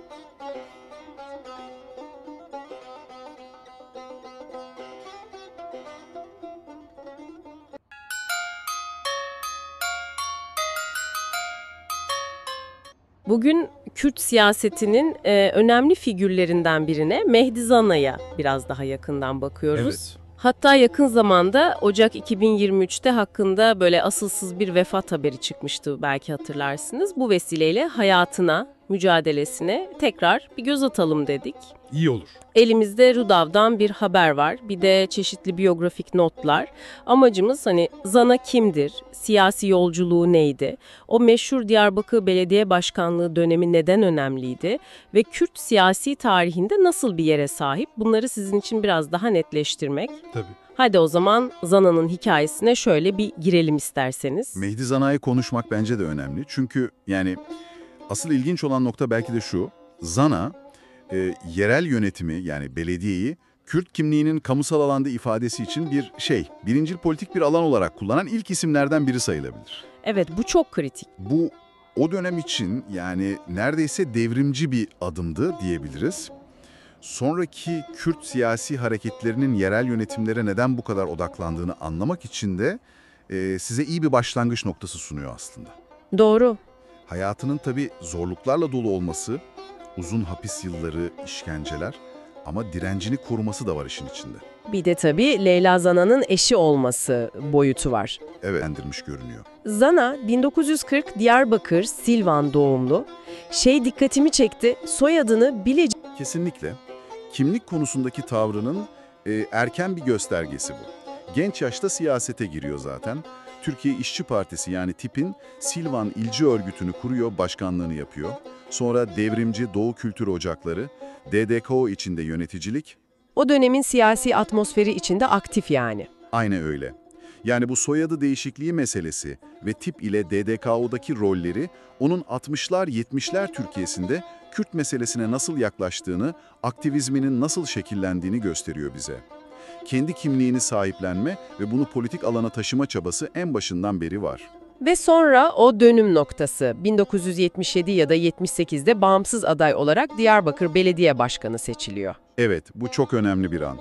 Sokak isimlerini değiştirme gibi girişimleri olmuş, belediye hizmetlerinde kültürel konulara dikkat etmiş, bu yüzden de sık sık Kürt belediyeciliğinin öncüsü deniyor. Deniyor, evet. Bu adımlar o dönemin koşullarında oldukça radikal ve cesurcaydı. Öncü tanımı belki biraz tartışmalı olabilir. Hani bazı yorumcular etkinin daha çok sembolik olduğunu, asıl değişimin daha sonra geldiğini söyler ama... Ama yine de bir ilk. Tabii. Zana'nın o dönemki cesareti ve vizyonu yadsınamaz. Yönetimi halkla doğrudan buluşturma çabası, yani bir nevi aşağıdan yönetim denemesi gibiydi bu. Temeldeki amaç Kürt kimliğini kamusal alanda görünür kılmaktı. Ancak bu belediye başkanlığı dönemi çok uzun sürmüyor. 12 Eylül 1980 darbesiyle her şey kesiliyor. Maalesef. Görevden alınıyor, tutuklanıyor ve hayatının farklı dönemlerinde, kesintili de olsa toplamda 16 yıla yakın bir hapis hayatı var.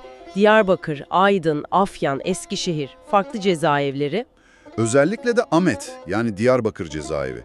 Orası o dönem bir simgeydi zaten, olumsuz anlamda. Evet, kaynaklarda oradaki ağır işkencelerden bahsediliyor. Elektrik verme, falaka, açlık, susuzluk, uykusuz bırakma, aşağılama.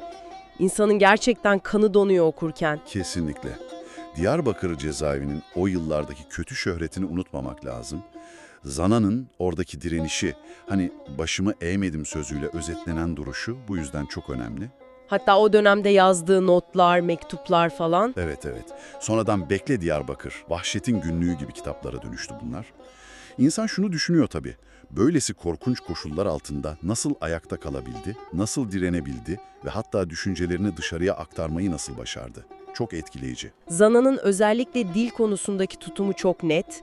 Şöyle sözleri var: ben Kürdüm, halkım Kürtçe konuşuyor, ben de Kürtçe konuşacağım, dilim halkımın onurudur. Çok net bir ifade.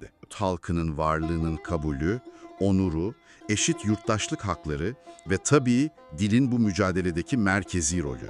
Şiddeti reddedip demokratik direnişi savundu. Sorunu bir inkar ve asimilasyon sorunu olarak tanımlıyor yani. Aynen öyle çerçeveliyor.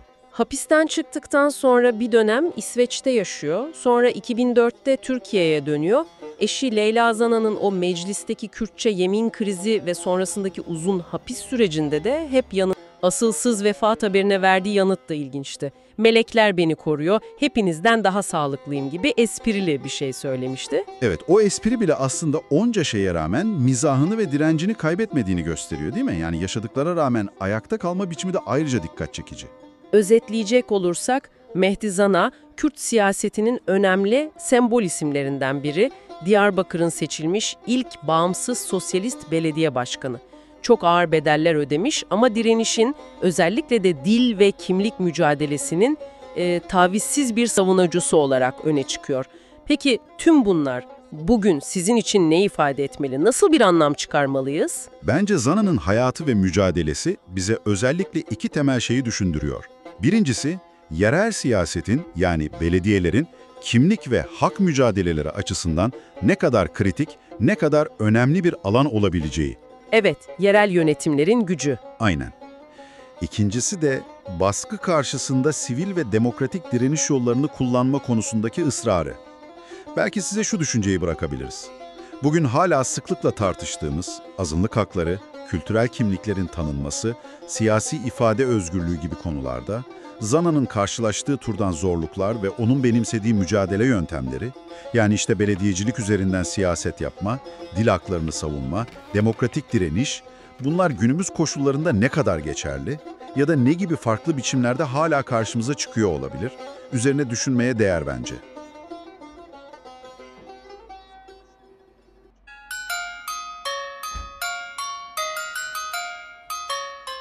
Selam, bugün senin için hazırladığımız bu incelemede Türkiye siyasetinde gerçekten derin izler bırakmış bir isme, Leyla Zana'ya odaklanıyoruz. Evet. Önümüzde çeşitli kaynaklar var, biyografiler, analizler. Amacımız da Zana'nın hikayesindeki o kilit noktaları, neden bu kadar sembolik bir figür olduğunu birlikte anlamaya çalışmak. Kesinlikle. Özellikle Türkiye Büyük Millet Meclisi'ne giren ilk Kürt kadın vekili olması, sonra o yemin töreni. Bunlar en bilinen kısımları belki ama... Ama daha derini var diyorsun. Tabii, yani olayların kökeni sonuçları çok daha derinlere gidiyor. Zana'nın kişisel öyküsü aslında hani çok daha geniş bir toplumsal, siyasi bağlamın bir yansıması. O zaman hemen başlayalım. Zana 1961 Diyarbakır Silvan doğumlu. Kaynaklar erken yaşta evlendiğini söylüyor değil mi? Mehdi Zana'yla. Evet, o dönemin bilinen siyasetçilerinden Mehdi Zana ile evleniyor. Asıl kırılma noktası belki de eşinin 12 Eylül darbesi sonrası tutuklanması. İşte orası önemli sanırım. Yani siyasetle ve devletle ilk doğrudan teması bu olayla mı oluyor? Aynen öyle.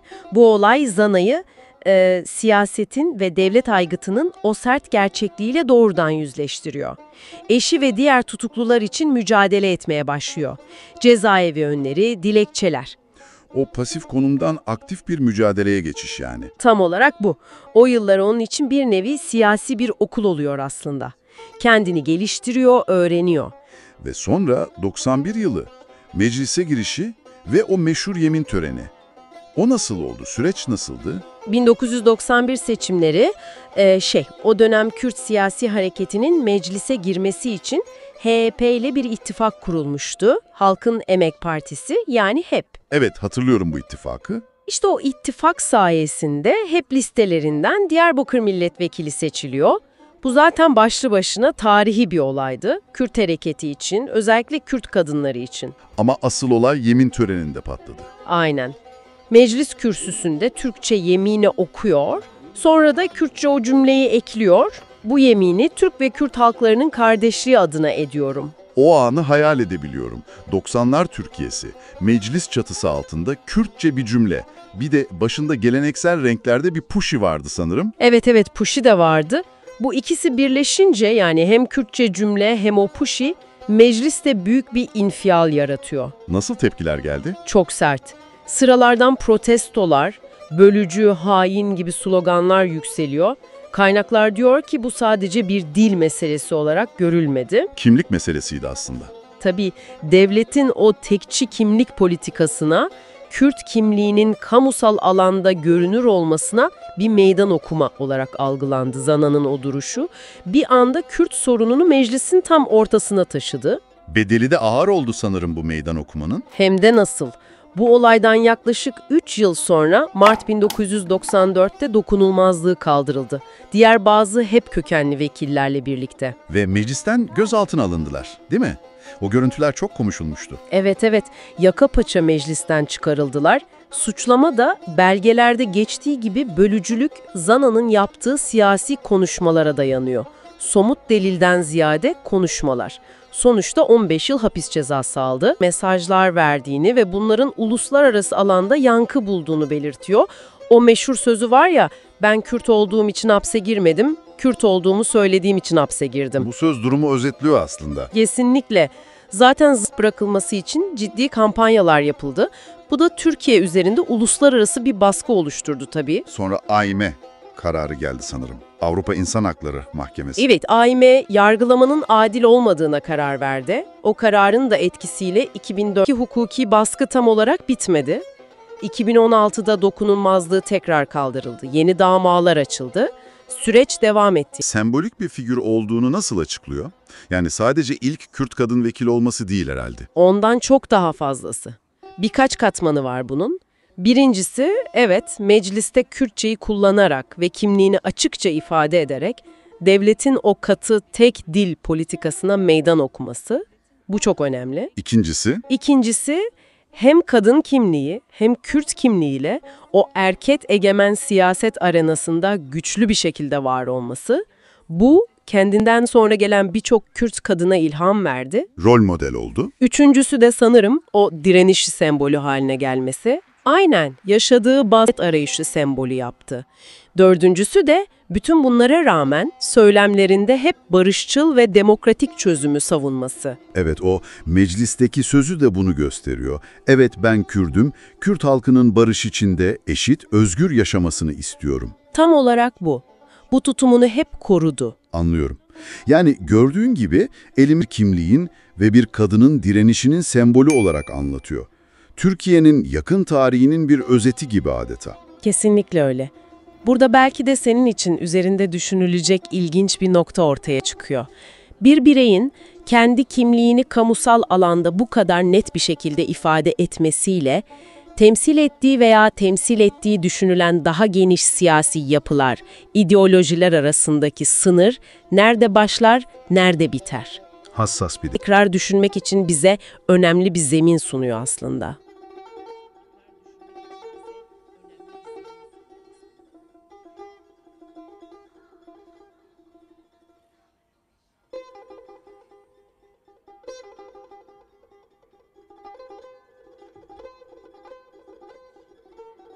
Kürtlerin tarihsel kökenleri, bugüne gelişleri, bu konulara bir yakından bakalım diyoruz. Amacımız ne? Bu belgelerdeki öne çıkan noktaları, ana fikirleri senin için şöyle bir özetlemek. Evet, elimizdeki notlar oldukça kapsamlı görünüyor. Aynen. Antik çağlardan başlıyor, orta çağdaki devletler, sonra modern dönem, kültürel devamlılık, epey geniş bir çerçeve çizilmiş. Hadi o zaman başlayalım bakalım neler var. Başlayalım. Metinler gerçekten binlerce yıla yayılan bir geçmişten bahsediyor. İstersen en çok konuşulan konulardan biriyle şu meşhur Med bağlantısı teorisiyle girelim konuya. Evet o konu. Kaynaklar sık sık Kürtlerin kökenini milattan önce 9-7. yüzyıllarda hüküm sürmüş Medlere dayandıran teoriden bahsediyor. İşte Minorski gibi tarihçilerin de modern Kürtler antik Medlerin torunlarıdır dediği aktarılıyor. Bu ne kadar güçlü bir iddia olarak sunulmuş metinlerde. Şöyle söyleyeyim, oldukça yaygın ve ciddiye alınan bir argüman olarak geçiyor. Sadece etnik bir köken meselesi değil bu. Aynı zamanda dil bilimsel bir bağ kurma çabası da var. Kürtçenin tıpkı Med dili de not edilmiş. Bir de şu var, Med İmparatorluğu'nun coğrafyasıyla bugünkü Kürt nüfusunun yoğunlaştığı bölgeler büyük ölçüde örtüşüyor. Bu da vurgulanan bir diğer nokta. Yani kaynaklar bunu akademik bir tez olarak ele alıyor. Anladım. Peki, Orta Çağ'a geçtiğimizde ne görüyoruz? Kaynaklarda Kürtlerin kendi siyasi yapılarını, hanedanlıklarını kurduğundan bahsediliyor sanırım. Kesinlikle. Metinler özellikle 990-1085 arası Diyarbakır merkezli Mervaniler gibi örneklere işaret ediyor veya daha bilineni Selahaddin Eyyubi'nin kurduğu Eyyubiler var 1171-1250 arası. Selahaddin Eyyubi, evet. Kudüs'ün geri alınması olayı. Aynen öyle. Selahaddin'in Kudüs'ü Haçlılardan alması sadece Kürt tarihi değil, tüm İslam dünyası için çok önemli bir dönüm noktası olarak kaydedilmiş. Tabii Şaddadiler gibi başka yerel hanedanlıklar da var. Onlardan da bahsediliyor. Peki bu hanedanlıkların varlığı o dönem için ne ifade ediyor? Yani sadece yerel beylikler miydi bunlar? Aynatlara göre aslında bundan daha fazlası. Bu yapılar Kürtlerin Orta Çağ İslam dünyasında sadece var olmakla kalmadığını, aynı zamanda siyasi ve askeri olarak da aktif bir rol oynadığını gösteriyor. Kendi bölgelerinde hatta zaman zaman daha geniş coğrafyalarda söz sahibi olmuşlar. Anladım. Gelelim modern döneme. İşte burası biraz daha günümüze yaklaşıyor. Kaynaklar 20. yüzyıldaki ulusal hareketlere odaklanıyor değil mi? İran'daki Mahabad Cumhuriyeti gibi. Evet. 1946'da İran'da kurulan ve Kazi Meher ama bir yıl içinde İran ordusu tarafından yıkıldığı aktarılıyor. Daha yakın zamanlara gelirsek Irak'ta durum farklı. 1991 sonrası oluşan ve 2005 anayasasıyla federal statü kazanan özerk yönetim var, Erbil merkezli. Bu önemli bir başlık olarak duruyor. Peki ya Suriye? Orada da Rojava ve Demokratik Konfederalizm gibi kavramlar geçiyor metin. Olarak bilinen bölgede ilan edilen bir fiili özerklik durumu var. Orada benimsenmeye çalışılan Demokratik Konfederalizm modelinden bahsediliyor. Kaynaklar bu modeli nasıl desem yerel meclislere dayalı, doğrudan demokrasiyi hedefleyen bir tür öz yönetim biçimi olarak tanımlıyor. Tabii şunu da belirtmek lazım, metinlerde Türkiye ve İran'daki Kürtlerin karşılaştığı kimlik, dil ve siyasi baskılara dair bilgiler de yer alıyor. Biz burada sadece bu kaynaklarda sunulan perspektifleri aktarıyoruz, onu bir kez daha vurgulayalım. Doğru. Bu önemli bir nokta. Peki tüm bu siyasi, tarihsel iniş çıkışlar arasında kültürel kimlik nasıl ayakta kalmış? Yani dil, edebiyat, bunlar nerede duruyor bu resimde? İşte burası gerçekten çok ilginç. Yazılı edebiyatın tarihi, Şeref Han'ın 1597 tarihli Şerefnamesine kadar götürülüyor. 20. yüzyılda Bedirhan kardeşlerin Latin alfabesi üzerine yaptığı çalışmalarda önemli bir dönüm noktası. Ama kaynakların asıl altını çizdiği şey sözlü gelenek, dengbejlik. Dengbejlik, yani o hikaye anlatıcıları, ozanlar geleneği mi? Tam olarak öyle. Dengbejlik, yani bu sözlü tarih anlatıcılığı geleneği, kaynaklara göre halkın kolektif hafızasının, tarihinin, kimliğinin nesilden nesile aktarılmasında hayati bir role sahip olmuş. O çok bilinen Memozin gibi destanlar da bu geleneğin en parlak ürünlerinden. Bu durum, dilin ve özellikle de sözlü kültürün yaşanan tüm zorluklara rağmen kimliğin korunmasında ne kadar merkezi olduğunu gösteriyor. En azından bu metinlerin vurgusu bu yönde. Harika. Peki bütün bu konuştuklarımızı şöyle bir toparlarsak, bu kaynaklar bize Kürtler hakkında nasıl bir genel çerçeve sunuyor? Orta Çağ'da kendi siyasi yapılarını kurabilmiş, modern dönemde belirgin ulusal ve siyasi arayışlar içine girmiş ve tüm bu süreçlerde diline, kültürüne sıkı sıkıya bağlı kalmış tarihsel bir halk olarak tanımlıyor. Yani tarihin sadece bir nesnesi değil, aynı zamanda aktif bir öznesi olarak konumlandırılıyorlar. Çok net anlattın, teşekkürler. Dinlediğin için de sağ ol. Belki üzerinde biraz daha düşünebilirsin. Bu kaynaklarda gördüğümüz tarihsel süreklilik ve farklı coğrafyalardaki bu farklı deneyimler sence gelecekteki kimlik algılarını ve hedefleri nasıl şekillendirebilir? Bu, tabii metinlerin doğrudan söylemediği ama üzerine düşünülebilecek...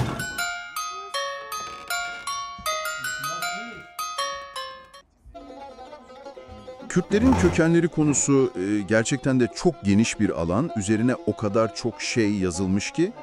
Bugün senin için incelediğimiz materyaller de özellikle eski bir halka, Gutilere odaklanıyor. Ve Kürt tarihiyle olası bağlantılarını ele alıyor.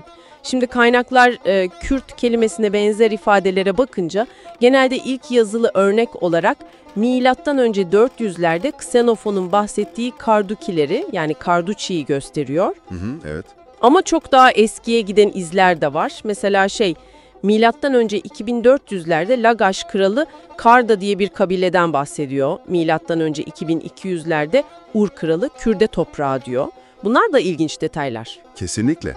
Ya da savaşçı olarak veriyor. İlgi çekici. Ve şimdi asıl çarpıcı iddia geliyor.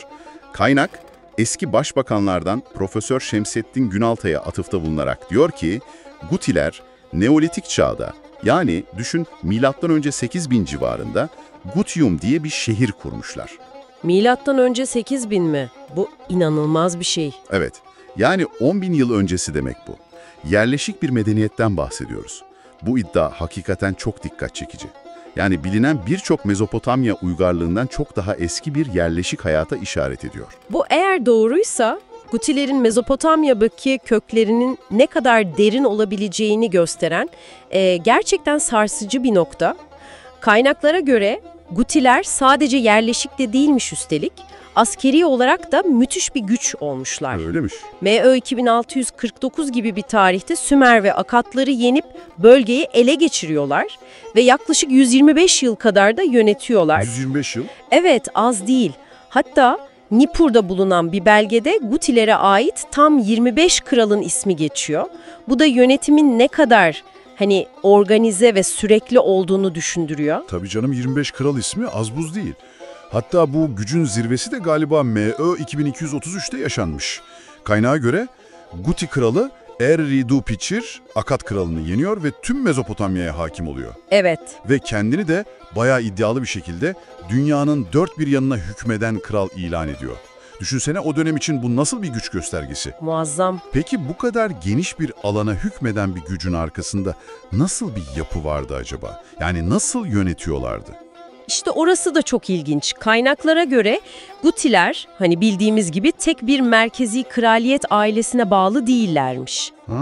Nasıl yani? Her aşiretin kendi kralı var ama tüm Gutileri yönetecek olan genel kral her 3 yılda bir seçimle belirleniyormuş. Seçimle mi? Vay be.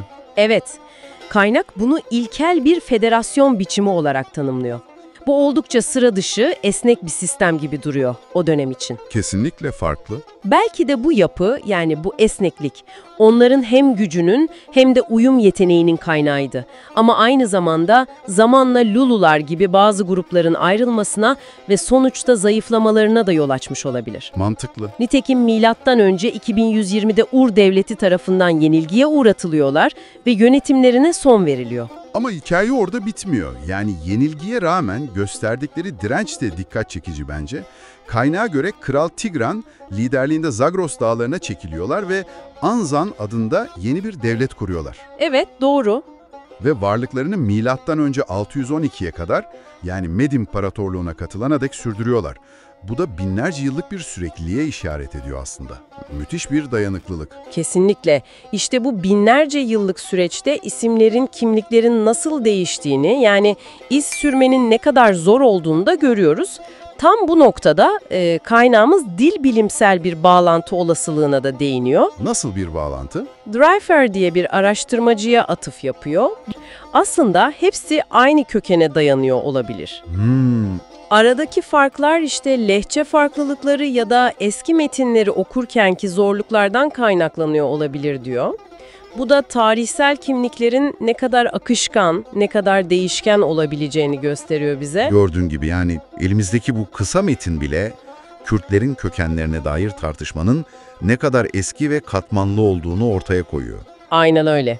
Özellikle Gutiler, işte bu 10.000 yıl öncesine dayandırılabilecek yerleşik yaşam iddiaları, Mezopotamya'daki o etkili yönetimleri ve o dönem için gerçekten ilginç olan federasyon yapılarıyla bu tartışmanın önemli bir parçası olarak karşımıza çıkıyor, bu kaynakta en azından. Evet, bu inceleme bize sadece Gutilerin bu kaynakta anlatılan tarihini değil, aynı zamanda antik toplulukların tarihini yeniden yazmanın, yorumlamanın zorluklarını ve çeşitliliğini de gösteriyor bir yandan. Kesinlikle. Sana ve dinleyicilerimize üzerinde düşünecek bir soru bırakalım o zaman.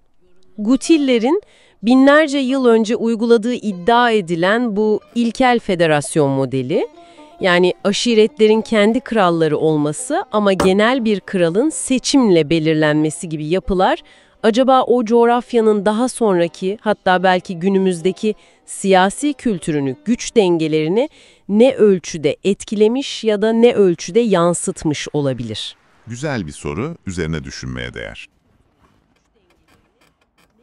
Merhaba, bugün sizin bize ulaştırdığınız kaynakları inceliyoruz ve oldukça katmanlı bir konuya, Nivroz'a odaklanıyoruz. Yani ilk duyuşta belki bir bahar bayramı gibi geliyor kulağa Ama işin aslı öyle değil mi? Özellikle Kürt halkı için anlamı çok daha derin. Bir diriliş hikayesi var temelinde. Kesinlikle. Bir kimlik beyanı, hatta bir direniş öyküsü. Elimizdeki metinler de bunu gösteriyor. Yani Demirci Kava efsanesiyle başlıyor. Sonra 80'lerdeki o politik dönüşüm. Evet. Oradan da günümüzdeki o milyonların katıldığı kutlamalara kadar uzanıyor. Çok geniş bir yelpaze gerçekten. Aynen öyle. Bizim de amacımız burada bu kaynaklardaki bilgileri sizin için biraz damıtmak. Yani o her 21 Mart'ta yakılan ateşler var ya. Evet. Onların neden sadece kuru dalları tutuşturmadığını, aslında binlerce yıllık bir umudu, bir varoluş mücadelesinin nasıl temsil ettiğini ortaya koymak. Kaynaklar bu konuda epey çarpıcı. O zaman kökenlere gidelim mi? Nivroz, yani yeni gün, kaynaklar ısrarla Demirci Kava efsanesine atıf yapıyor. Evet, o temel anlatı. Zalim Dahak ve o korkunç hikaye. Omuzlarındaki yılanlar için her gün 2 Kürt gencinin beyninin kurban edilmesi. İnanılmaz bir zulüm. Korkunç, evet. İşte tam burada Demirci Kava ortaya çıkıyor. Kaynaklar nasıl anlatıyor onun isyanını? Kaynaklar Kava'yı sadece bir isyancı değil, aynı zamanda bir örgütleyici, bir lider olarak gösteriyor. Yani halkı bu zulme karşı bir araya getiriyor. Ve dağın zirvesinde o meşhur ateşi yakıyor. Bu ateş hem zaferin işareti oluyor hem de özgürlüğün habercisi. Anladım. Yani bu sadece bir masal değil. Kesinlikle değil. Kaynakların da altını çizdiği gibi bu Kürt kimliğinin ve zulme karşı duruşun temelini oluşturan bir anlatı. Ateşin o merkezi rolü de işte buradan geliyor. Peki bu efsanevi başlangıçtan günümüze gelirken Nivroz nasıl evriliyor? Kaynaklarınız özellikle yakın tarihteki baskıların Nivroz'un anlamını nasıl değiştirdiğine dair ne diyor? Hani başta daha şenlik havasındayken. Evet, o dönüşüm çok belirgin. Özellikle kaynaklar 1980 darbesi sonrasına işaret ediyor.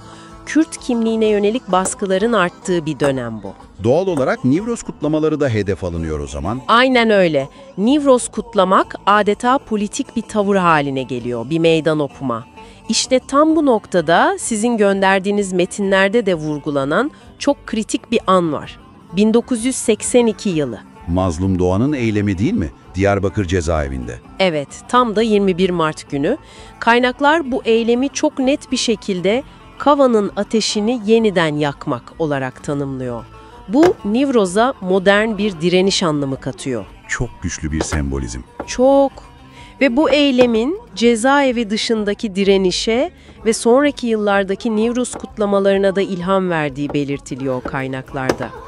Tek bir eylem binlerce yıllık bir geleneği yeniden anlamlandırabiliyor yani. Peki 1984 Cudi Dağı kutlaması, o da önemli bir dönüm noktası sanırım. Kesinlikle. Kaynaklar buna ilk gerilla Nuruz'u diyor. Bu da Nivruz'un nasıl politikleştiğini ve direnişle ne kadar iç içe geçtiğini gösteren bir başka kanıt. Artık sadece kültürel bir bayram değil. Aynı zamanda politik bir ifade alanı. Tam olarak. Bu dönemden sonra kutlamaların giderek kitleselleştiğini de görüyoruz zaten. Günümüze geldiğimizde ise bu kitlesellik inanılmaz boyutlarda. Kaynaklarınız Amet yani Diyarbakır kutlamalarına özel bir vurgu yapmış. 2023'te 1 milyon kişi deniyor. Muazzam bir rakam, evet. Sadece Amet'te de değil tabii. Van, Mahabat, Avrupa'daki diaspora, milyonlarca insan o ateşin etrafında bir araya geliyor. Bu kutlamaların atmosferi nasıl peki? Semboller ne anlatıyor? Kaynaklara göre bu modern kutlamalardaki her şeyin bir anlamı var aslında. Ateş zaten ana sembol. Özgürlük, direniş. Üzerinden atlamak bir arınma ritüeli gibi. Halaylar? Yani goventler? Onlar sadece dans değil, birliği, kenetlenmeyi simgeliyor. Hatta bazı kaynaklarda zincirleri kırmak olarak yorumlanıyor. Giyilen o renkli, geleneksel kıyafetler, özellikle kırmızı, yeşil, sarı renkler. Kimliğin ve bayrağın ifadesi. Aynen. Atılan zılgıtlar mesela, o da halkın bastırılmış çığlığı sesi olarak görülüyor. Peki ya sloganlar? Kaynaklarda geçen Emhebun, Emne Mirin, Eme Azat Bin gibi ifadeler var. Evet, biz vardık, biz ölmedik, biz özgür olacağız. Bu slogan aslında Nivros ruhunu çok iyi özetliyor. Geçmişi unutmamak, bugünkü varlığı teyit etmek ve geleceğe dair umudu haykırmak. Anladım. Ayrıca kaynaklarda tutuklular için mum yakılması ya da hayatını kaybedenler yani şehitler için yapılan saygı duruşları gibi ritüellerin de kutlamaların önemli bir parçası olduğu belirtiliyor. Bu da Nivroz'un o anma ve mücadele boyutunu gösteriyor. O halde tüm bu kaynakları değerlendirdiğimizde Nivroz'u nasıl özetleyebiliriz? Anlaşılan o ki bu sadece takvimdeki bir gün değil Kürtler için. Hiç değil. Kaynaklar bize Nivroz'un temel olarak 3 anlam taşıdığını gösteriyor. Birincisi, tarihsel ve güncel bir direniş sembolü. İkincisi, tüm baskılara rağmen kimliğe ve kültüre sahip çıkışın çok güçlü bir ifadesi. Üçüncüsü de Tabii baharın gelişiyle bağlantılı olarak yenilenme, arınma ve umut. Yani hem politik, hem kültürel, hem de manevi boyutları iç içe geçmiş durumda. Kaynaklardan birindeki o ifade çok çarpıcıydı. Her yanan ateşte, her yükselen zılgıtta, her dönen govende bir halkın varoluşu vardır. Durumu özetliyor sanki. Çok doğru bir tespit.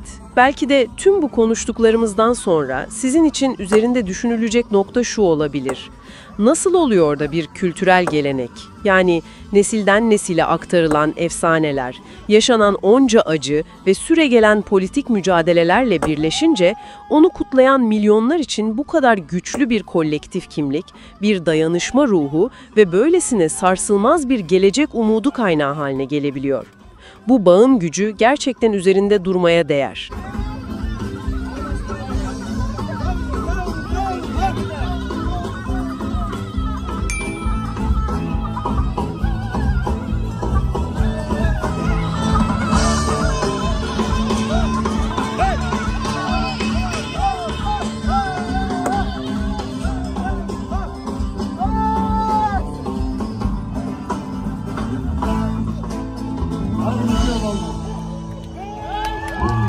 شاعر پارچه کردیستون دو شعر کرد که نوروز پیروز کرد شاعر پارچه کردیستون دو نوروز کر کردون مبارک نوروز سمت آزادی ملت کرد و ملت بیرز مبارک مان چپکن سمت نوروز ابون نوروز پیروز به اما حد را بیشن بینگل چوتی اما بیشن خوندوزانه بینگل چوتی بینگل شوتی مجدومانه مگری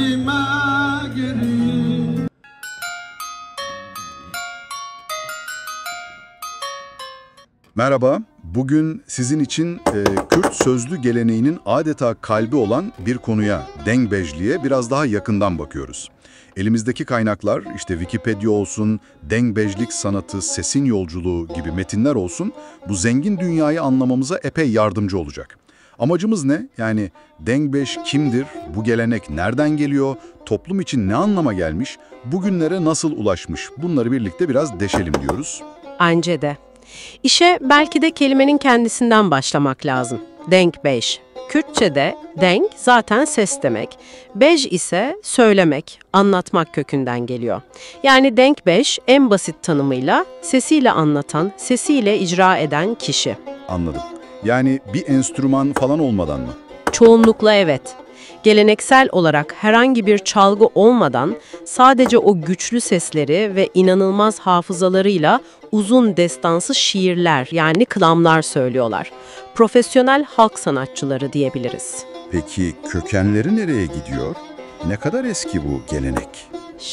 Kaynaklar izlerin Orta Asya'ya hatta eski İran anlatılarına kadar uzanabileceğini söylüyor. Bu ilginç bir nokta. Hani şu meşhur Dehak efsanesi var ya, omuzlarından yılanlar çıkan kral. Evet. Zalollu Rüstem'de, Şehname'de de geçen Dehak, Zahak ve onu yenen demirci Kave. Kürt anlatılarında Kava bir Kürt kahramanı olarak görülüyor ve bu olay 21 Mart'ta kutlanan Nivroz Bayramı'yla doğrudan ilişkili. Kültürel kimlik için çok önemli bir sembol. Tabii kaynaklarda Türkiye'de Nivroz kutlamalarının bir dönem yasaklanıp sonra tekrar serbest bırakıldığı bilgisi de var. Bu da işin başka bir boyutu. Kesinlikle ve bu mitler yani sadece fantastik hikayeler değil aslında. Bunlar bir halkın kolektif hafızası, kimliği hatta coğrafya ile kurduğu bağ. Mesela tehlike anında dağlara sığınma motifi sıkça geçer. Bunları şekillendiren temel anlatılar. İşte Hazreti Süleyman ve cinlerle ilgili, Arap kabileleriyle veya bir iblisle bağlantılı farklı efsaneler de anlatılıyor. Bu da sözlü geleneğin ne kadar katmanlı olduğunu gösteriyor aslında. Peki tam olarak dengbej kimdir? Toplumdaki yeri ne? Profesyonel dedik ama biraz daha açabilir miyiz? Tabii, kaynaklar onları mesela Çirok Bej'den yani masalcıdan veya Beyt Bej'den yani şairden ayırıyor. Bu sanat usta-çırak ilişkisiyle öğreniliyor. Hoste yani usta ve şakirt yani çırak. Yani belli bir yetenek, bir ses gerekiyor herhalde. Hem de nasıl? Belirli bir yaş, olgunluk, geleneğe hakimiyet ve tabii ki en önemlisi çok güçlü, etkileyici, dinleyeni alıp götüren bir ses. Bu şart. Kadın dengbejler var mı peki? Var, evet. Sayıları az olsa kamusal alanda yer bulmasının zor olduğu dönemlerde. İşte o zaman dengbejler adeta bir sözlü arşiv olmuşlar. Bir tür toplumsal okul işlevi görmüşler. Mehmet Uzun'un bir sözü vardı değil mi bununla ilgili? Evet, çok güzel özetler. Kürt halkı tarihin dışına atıldığı dönemlerde bile kelimelerle direnmesini bildi.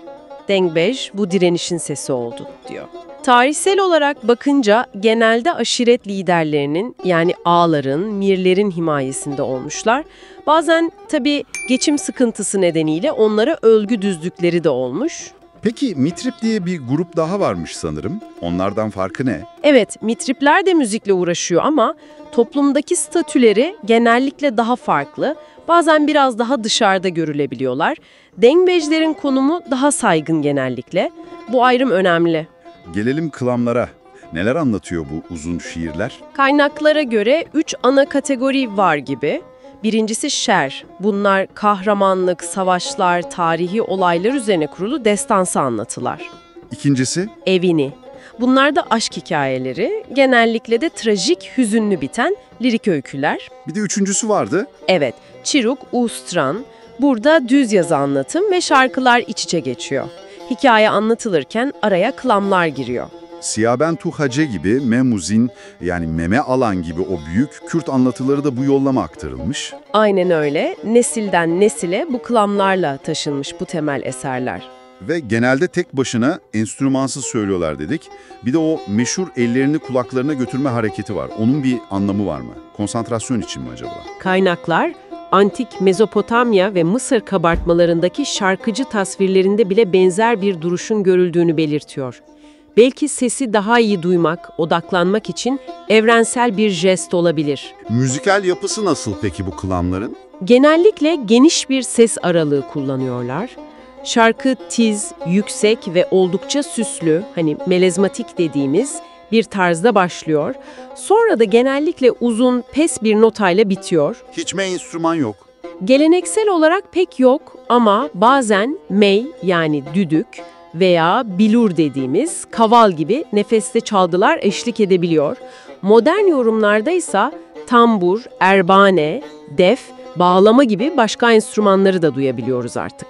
Yani bu kılamlar sadece hikaye anlatmıyor, aynı zamanda bir kimlik, bir tarih bilinci de inşa ediyor dinleyende. Peki bu kadar köklü bir gelenek bugüne nasıl geldi? Zorlanmış mı? Kaynaklar özellikle 1960'lardan sonra hani modernleşmeyle, göçle falan geleneğin biraz zayıfladığına dair endişelerden bahsediyor. Türkiye özelinde de durum farklı değil sanırım. Evet, Kürtçenin kamusal alanda kullanımındaki kısıtlamalar, geleneği daha çok kırsal alanlara, daha kapalı çevrelere itmiş. Ama bir yandan da radyolar aracılığıyla yayılmış galiba. Aynen öyle. Radyo Erivan, Radyo Bağdat gibi yayınlar çok önemli bir iş yapmış. Dengbeş kayıtlarını geniş kitlelere ulaştırmışlar, bir nevi korumuşlardı. Yaşar Kemal'in romanlarında da geçiyordu değil mi? Evet, Evdale Zeynike karakteri mesela. Edebiyat yoluyla da tanıtılmış. Sonra 2007'de Diyarbakır'da açılan Mala Dengbejjan, yani Dengbejler Evi gibi merkezler de çok önemli oldu. Geleneğin yeniden canlanması, görünür olması için. Yani gelenek yok olmuyor, dönüşüyor belki de. İşte tam da bu. Kaynakların işaret ettiği çok ilginç bir nokta var. Özellikle 2000'lerden sonra Kürt gençleri arasında bu sözlü anlatım gücü, bu hikaye anlatma, storytelling yeteneği ve o direniş ruhu rap müzikle birleşiyor. İlginç bir bağlantı. Evet, hani ritmik yapı, duygu yoğunluğu, ezilenin sesi olma gibi ortak temalar var. Bir zamanlar Shakiro'nun klamındaki acıyla bugünkü bir protesto rap parçasındaki öfke arasında bir bağ kuruluyor adeta. Mehmet Uzun'un dediği gibi dengbejlik politik bir hafıza alanı ve o ses şekil değiştirse bile yaşamaya devam ediyor. Kaynaklarda diyor ya, ses hala bizim. Özetle denkbejlik dediğimiz şey sadece bir müzik türü değil, çok daha fazlası. Bir halkın sözlü tarihi, kültürel belleği, kimliği, zor zamanlarda bir sığınak olmuş adeta. Kesinlikle. Sözlü tarihin gücünü gösteren muazzam bir örnek. Peki, dinleyicilerimiz için belki şöyle bir soruyla bitirebiliriz. Evet, üzerinde düşünmeye değer.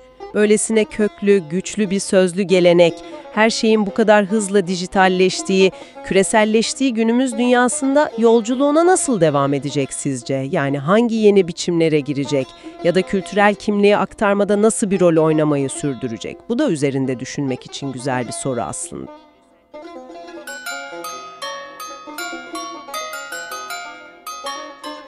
Bugün elimizdeki kaynaklar bizi yapay zekanın, yani YZ'nin hem o büyük jeopolitik rekabetin tam ortasına hem de aslında hiç beklenmedik fırsatların olduğu bir alana götürüyor. Evet, bir yanda işte Amerika, Çin gibi devlerin o kıyasıya mücadelesi var.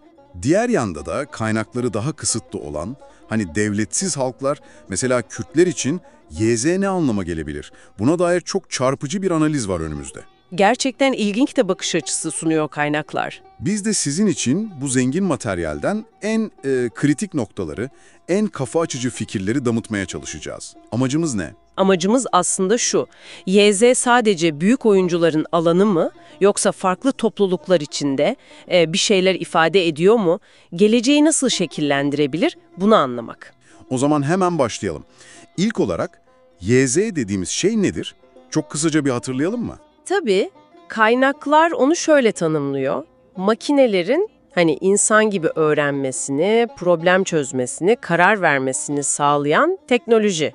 İşte ChatGPT gibi dil modelleri var, yüz tanıma sistemleri var. Görüntü işleme, otomasyon, bir sürü alanı var. Aynen ve bu teknoloji artık küresel bir güç denkleminin tam merkezinde. İki ana kutup var gibi görünüyor, ABD ve Çin. Bu resmen bir dijital soğuk savaş gibi tarif ediliyor değil mi? Kaynaklara göre ABD tarafında daha çok özel sektör devleri var sanki. Google, Microsoft, Meta. Evet, Google DeepMind ile Microsoft OpenAI yatırımıyla bu şirketler başı çekiyor. Onların modelleri genelde daha böyle açık araştırmaya, ticari kullanıma yönelik gibi duruyor. Çin ise çok daha farklı bir yoldan gidiyor. Orada devlet destekli merkezi bir planlama hakim. Baidu, Alibaba, Tencent gibi devler var. Ve YZ'yi hem ekonomi için hem de kaynakların özellikle belirttiği bir nokta toplumsal kontrol için kullanıyorlar değil mi? Yüz tanıma, sosyal kredi gibi. Kesinlikle. Çin'in en büyük avantajı ne? Muazzam bir nüfus var. Dolayısıyla devasa bir veri havuzu var. Ve bu veriyi çok hızlı bir şekilde ticari ürünlere dönüştürme yetenekleri var. Yani bu sadece parayla ilgili bir yarış değil o zaman. Hayır, kesinlikle değil. Bu aynı zamanda gelecekte veriye kim hükmedecek, hangi kültürel normlar dijital dünyada yayılacak, bunu belirleyecek jeopolitik bir mücadele. Yani veri egemenliği ve kültürel etki alanları yeniden çiziliyor adeta.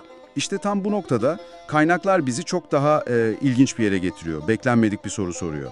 Peki ya Kürtler gibi devletsiz, kurumsal altyapısı zayıf, finansal kaynakları daha sınırlı topluluklar? Evet, onlar ne olacak bu denklemde? Bu teknolojik dalganın da altında mı kalacaklar? Yoksa hani bir şekilde bu dalgayı kendi lehlerine çevirme şansları var mı? Kaynaklar şaşırtıcı bir şekilde ikincisinin mümkün olduğunu söylüyor, hatta YZ'nin eşsiz bir fırsat sunduğunu iddia ediyorlar. Burada asıl dikkat çekici olan, yani fasine edici olan nokta şu: yapay zeka o geleneksel üretim ve dağıtım engellerini, bariyerleri ortadan kaldırabiliyor. Nasıl yani?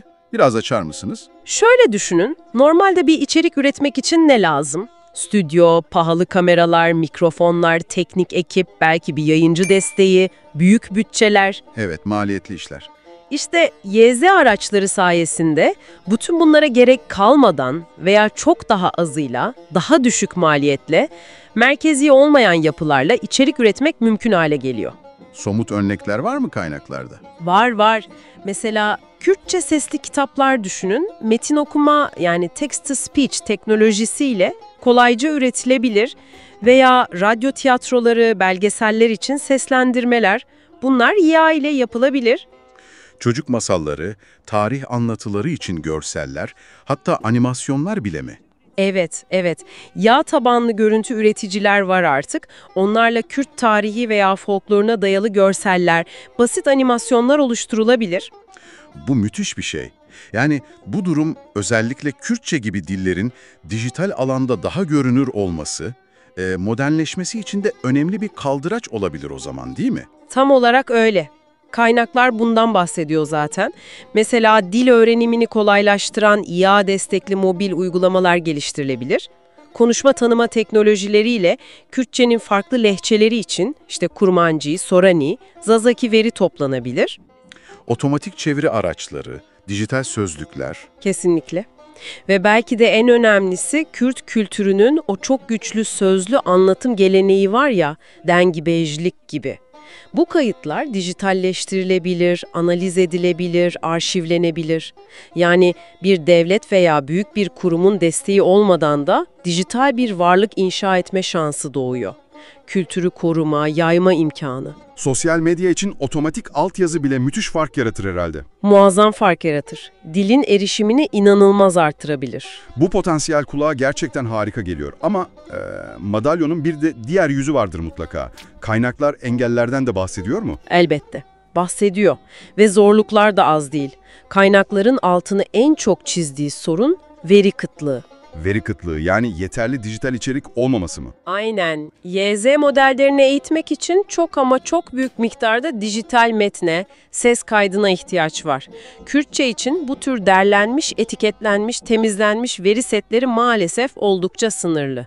Modellerin kalitesi de doğrudan verinin kalitesine ve miktarına bağlı. Anlıyorum.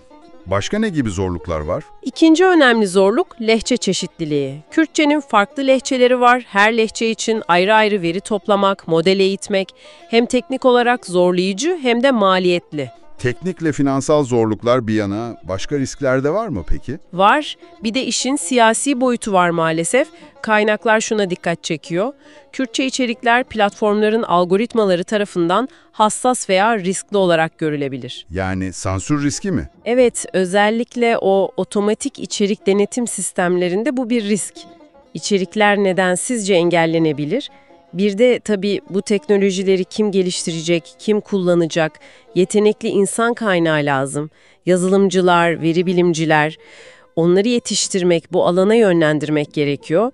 Ve tabii ki finansman bulmak, o da başlı başına bir dert. Peki o zaman şöyle bir toparlayalım isterseniz. Elimizdeki kaynaklar bize diyor ki, yapay zeka sadece büyük güçlerin o teknolojik jeopolitik oyun alanı değil, Değil, evet. aynı zamanda Kürtler gibi devletsiz, kaynakları daha sınırlı halklar içinde kimliklerini, dillerini, kültürlerini bu dijital çağda korumak, ifade etmek, görünür kılmak için merkezi olmayan, düşük maliyetli ama potansiyeli çok yüksek bir araç olabilir. Kesinlikle. Bu YZ'nin sadece bir teknoloji olmadığını gösteriyor aslında. Aynı zamanda bir kültürel varoluş alanı, bir görünürlük mücadelesi, hatta belki bir tür dijital direniş alanı bile olabilir. Ama tabii şu var, bu potansiyelin gerçeğe dönüşmesi için Ne gerekiyor? bireylerin, sivil toplumun, özellikle gençlerin bu alana bilinçli bir şekilde yatırım yapması gerekiyor. Veri oluşturma çabalarına katılmak, teknoloji geliştirme süreçlerinde yer almak lazım. Yani aktif bir çaba şart. Peki, tüm bu analizler ışığında size son bir soru sormak istiyorum. Biraz da kafa yormamız için. Veri kıtlığı gibi, lehçe farklılıkları gibi, finansman zorlukları, bir de üstüne potansiyel sansür riski gibi gerçekten devasa engeller varken, bu dikkat çekici teknolojik potansiyel nasıl olur da gerçekten tabandan gelen bir kültürel canlanma, bir dil koruma hareketine dönüşebilir? Belki de asıl üzerinde düşünmemiz gereken soru bu, ne dersiniz?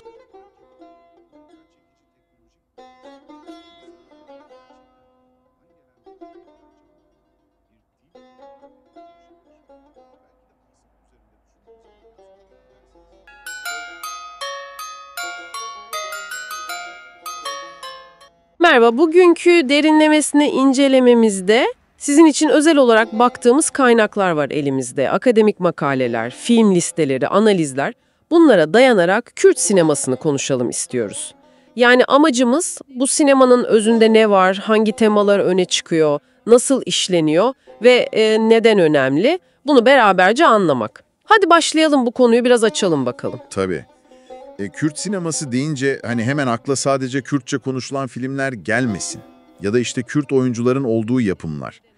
Elimizdeki çalışmalar bunun çok daha ötesinde bir bir zihniyetten bahsediyor aslında. Bir zihniyetten, evet. Evet.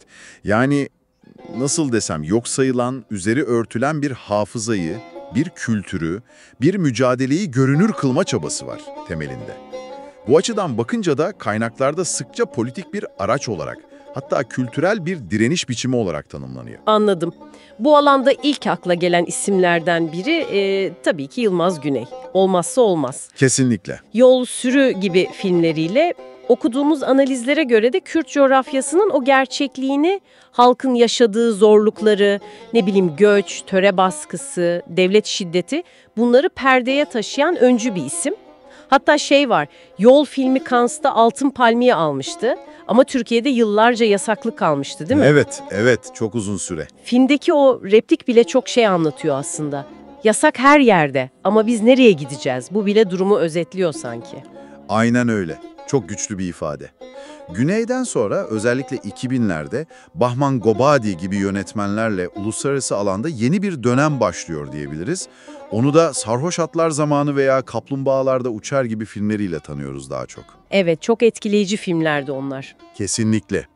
Bu filmler genelde sınır bölgelerindeki o zorlu, tekinsiz hayatı anlatıyor. Özellikle çocukların hayatta kalma mücadelesini, mayın tarlaları gibi acı gerçekleri işliyor. Mesela Kaplumbağalarda Uçar'da o replik çok çarpıcıdır. Biz bombaları temizliyoruz çünkü başka işimiz yok. Of, evet hatırladım. Çok ağırdı. Yani o çocukların gerçeğini bundan daha iyi ne anlatabilir ki? Peki bu sinemanın genel olarak temel direkleri ne? Yani sürekli işlenen, öne çıkan temalar neler? O bahsettiğin zihniyet ve direniş hangi ana konular üzerinden ilerliyor? Kaynaklara baktığımızda birkaç ana tema hep karşımıza çıkıyor. İşte zorunlu göç, sürgün hali, devlet şiddeti, asimilasyon çabaları, kimlik arayışı ya da kayıp kimlikler, vatan hasreti, sınırlar tabii ki ve dil üzerinden yürütülen o kültürel direniş meselesi. Sınırlar ve dil. Aynen. Hatta bazı analizler, mesela Soner Sert'in bir çalışması var, orada bu temaları daha net kodlarla ifade ediyor. 3 temel koddan bahsediyor. Vatansızlık, sınır ve ölüm. Vatansızlık, sınır ve ölüm. İlginç bir üçleme. Evet ve bu kodların Kürtlerin tarihsel olarak yaşadığı o bölünmüşlük ve inkar politikalarıyla doğrudan bağlantılı olduğunu söylüyor. Yani sınır derken sadece coğrafi bir çizgiden bahsetmiyoruz. Anladım. Kimlikler arası sınırlar, aidiyet. Aynen öyle. O görünmez duvarlar, geçişsizlikler bunları da kapsıyor. Çok ilginç. Aklıma şey geldi hemen. Büyük Adam Küçük Aşk filmi. Orada mesela Türkçe bilmeyen küçük bir kız vardı, Hecer. Bir de Kürtçe bilmeyen yaşlı bir yargıç. Dil nasıl hem sınır hem köprü olabilir, onu gösteriyordu. Harika bir örnek, evet. Ya da İki Dil Bir Bavul belgeseli. Kürtçe bilmeyen bir öğretmen, Türkçe bilmeyen öğrenciler. O eğitimdeki dil sorununa, yine o sınır meselesine dokunuyordu. Evet, tam da bunlar işte. Bu örnekler aslında o bahsettiğimiz vatansızlık ya da kültürel sınır kodlarının farklı yansımaları. Dilin kendisi bile bir sınır olabiliyor, değil mi? Sert'in analizine tekrar dönersek, mesela sarhoş atlar zamanındaki o sınırda kaçakçılık yapan çocuklar. Onların hikayesi hem sınır hem de sürekli ensesindeki ölüm koduyla çok net örtüşüyor. Evet, doğru. Ya da Hiner Salim'in 0 Kilometre filmi. Oradaki Ako karakteri, Irak-İran Savaşı, Saddam dönemi baskısı altında bir kimlik bunalımı yaşıyor. Kaçmaya çalışıyor Avrupa'ya, vatanından uzakta. Orada da 3 kod bir arada yani. Aynen, vatansızlık, sınır ve ölüm tehdidi hep bir arada. Filmde çok anlamlı bir diyalog vardı. Ako dağlara bakıp iç geçiriyor, burası Kürdistan diyor, yanındaki Arap şoför hemen sinirlenip Irak de diye bağırıyor. Oo evet, bu bile tek başına... Çok şey anlatıyor değil mi? O bölünmüşlüğü, kimlik üzerindeki baskıyı özetliyor resmen. Tabii Kazım Öz gibi Bahoz Zer, daha güncel politik mücadelelere odaklanan ya da Hiner Salim'in diğer filmleri gibi Vodka Lemon, trajediyi mizahla yoğuran yönetmenler de var. Hepsi bu kodları kendi üsluplarıyla işliyor aslında. Anlıyorum. Yani anlaşılan o ki kaynaklara göre Kürt sineması sadece film yapmak değil, bir halkın sesini duyurma çabası, tarihini, kimliğini kaydetme mücadelesi. Hani Bahman Gobadi'nin bir sözü vardı ya, bizim sinemamız sesi kısılmış bir halkın çığlığıdır. Sanırım bunu kastediyor. Tam olarak öyle. Bu filmler yaraları gösteriyor, toplumsal belleği canlı tutuyor. Kesinlikle. Tam da bu noktada aslında dinleyicilerimize şunu sormak istiyorum ben de. Yani kendi vatanında vatansız hissetmek, yok sayılan bir kimliği, kültürü, sanatla, sinemayla görünür kılmaya çalışmak bu ne anlama geliyor sizce? Bu filmler sadece belli bir halkın hikayesini mi anlatıyor, yoksa aslında hepimizin içinde yaşadığı o sınırlar, aidiyet duygusu, ötekiyle kurduğumuz ilişki, bunlar üzerine yeniden düşünmemiz için bir ayna mı tutuyor? Güzel bir soru. Bence bu sorular üzerine biraz kafa yormaya değer diye düşünüyorum.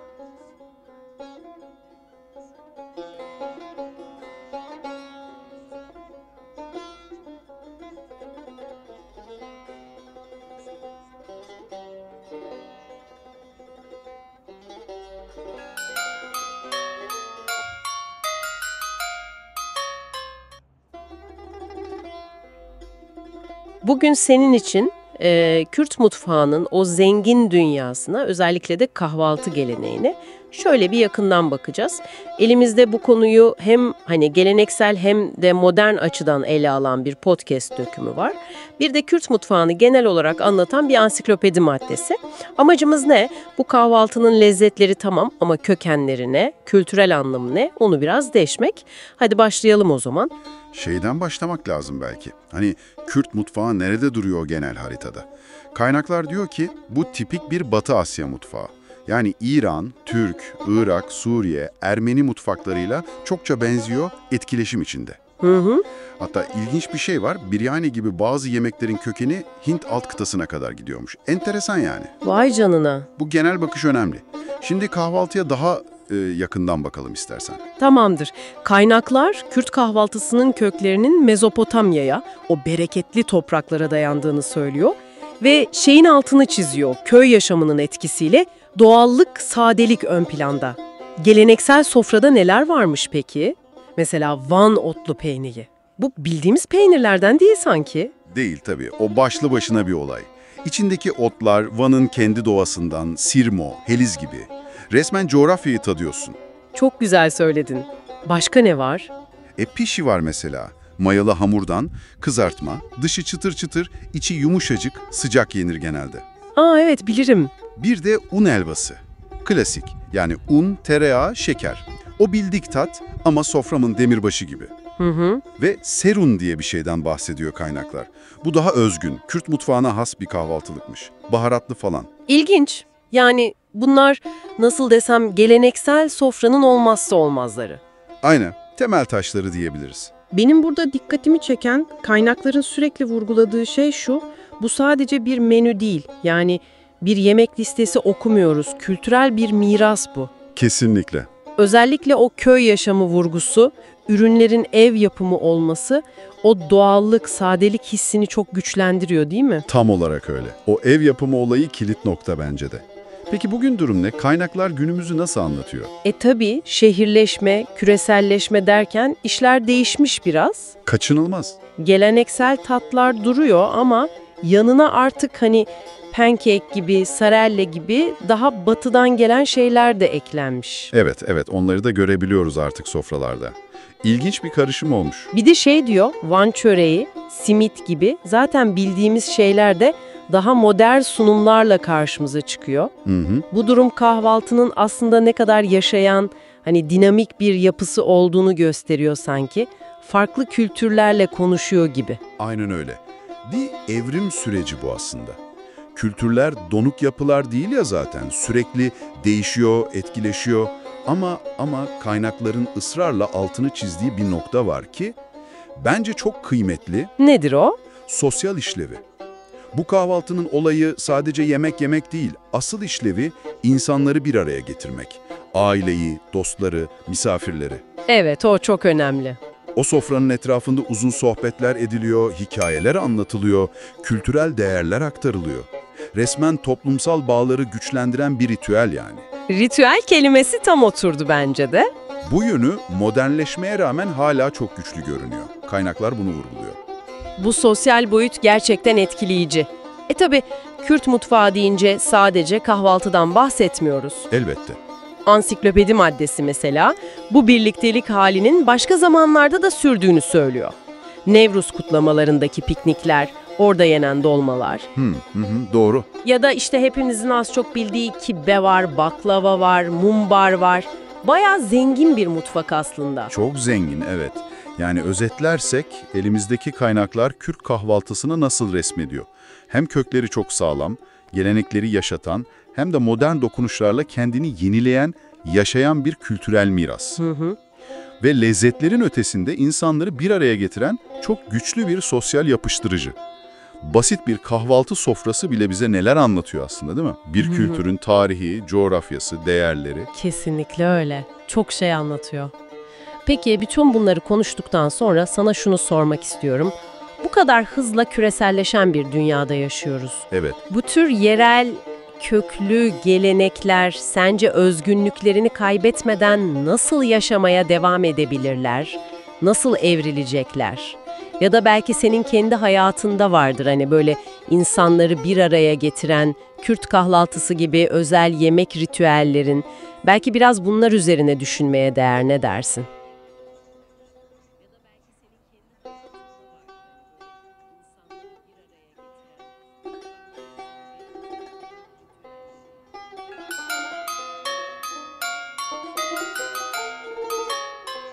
Merhaba, sizin için hazırladığımız bu özel sohbete hoş geldiniz.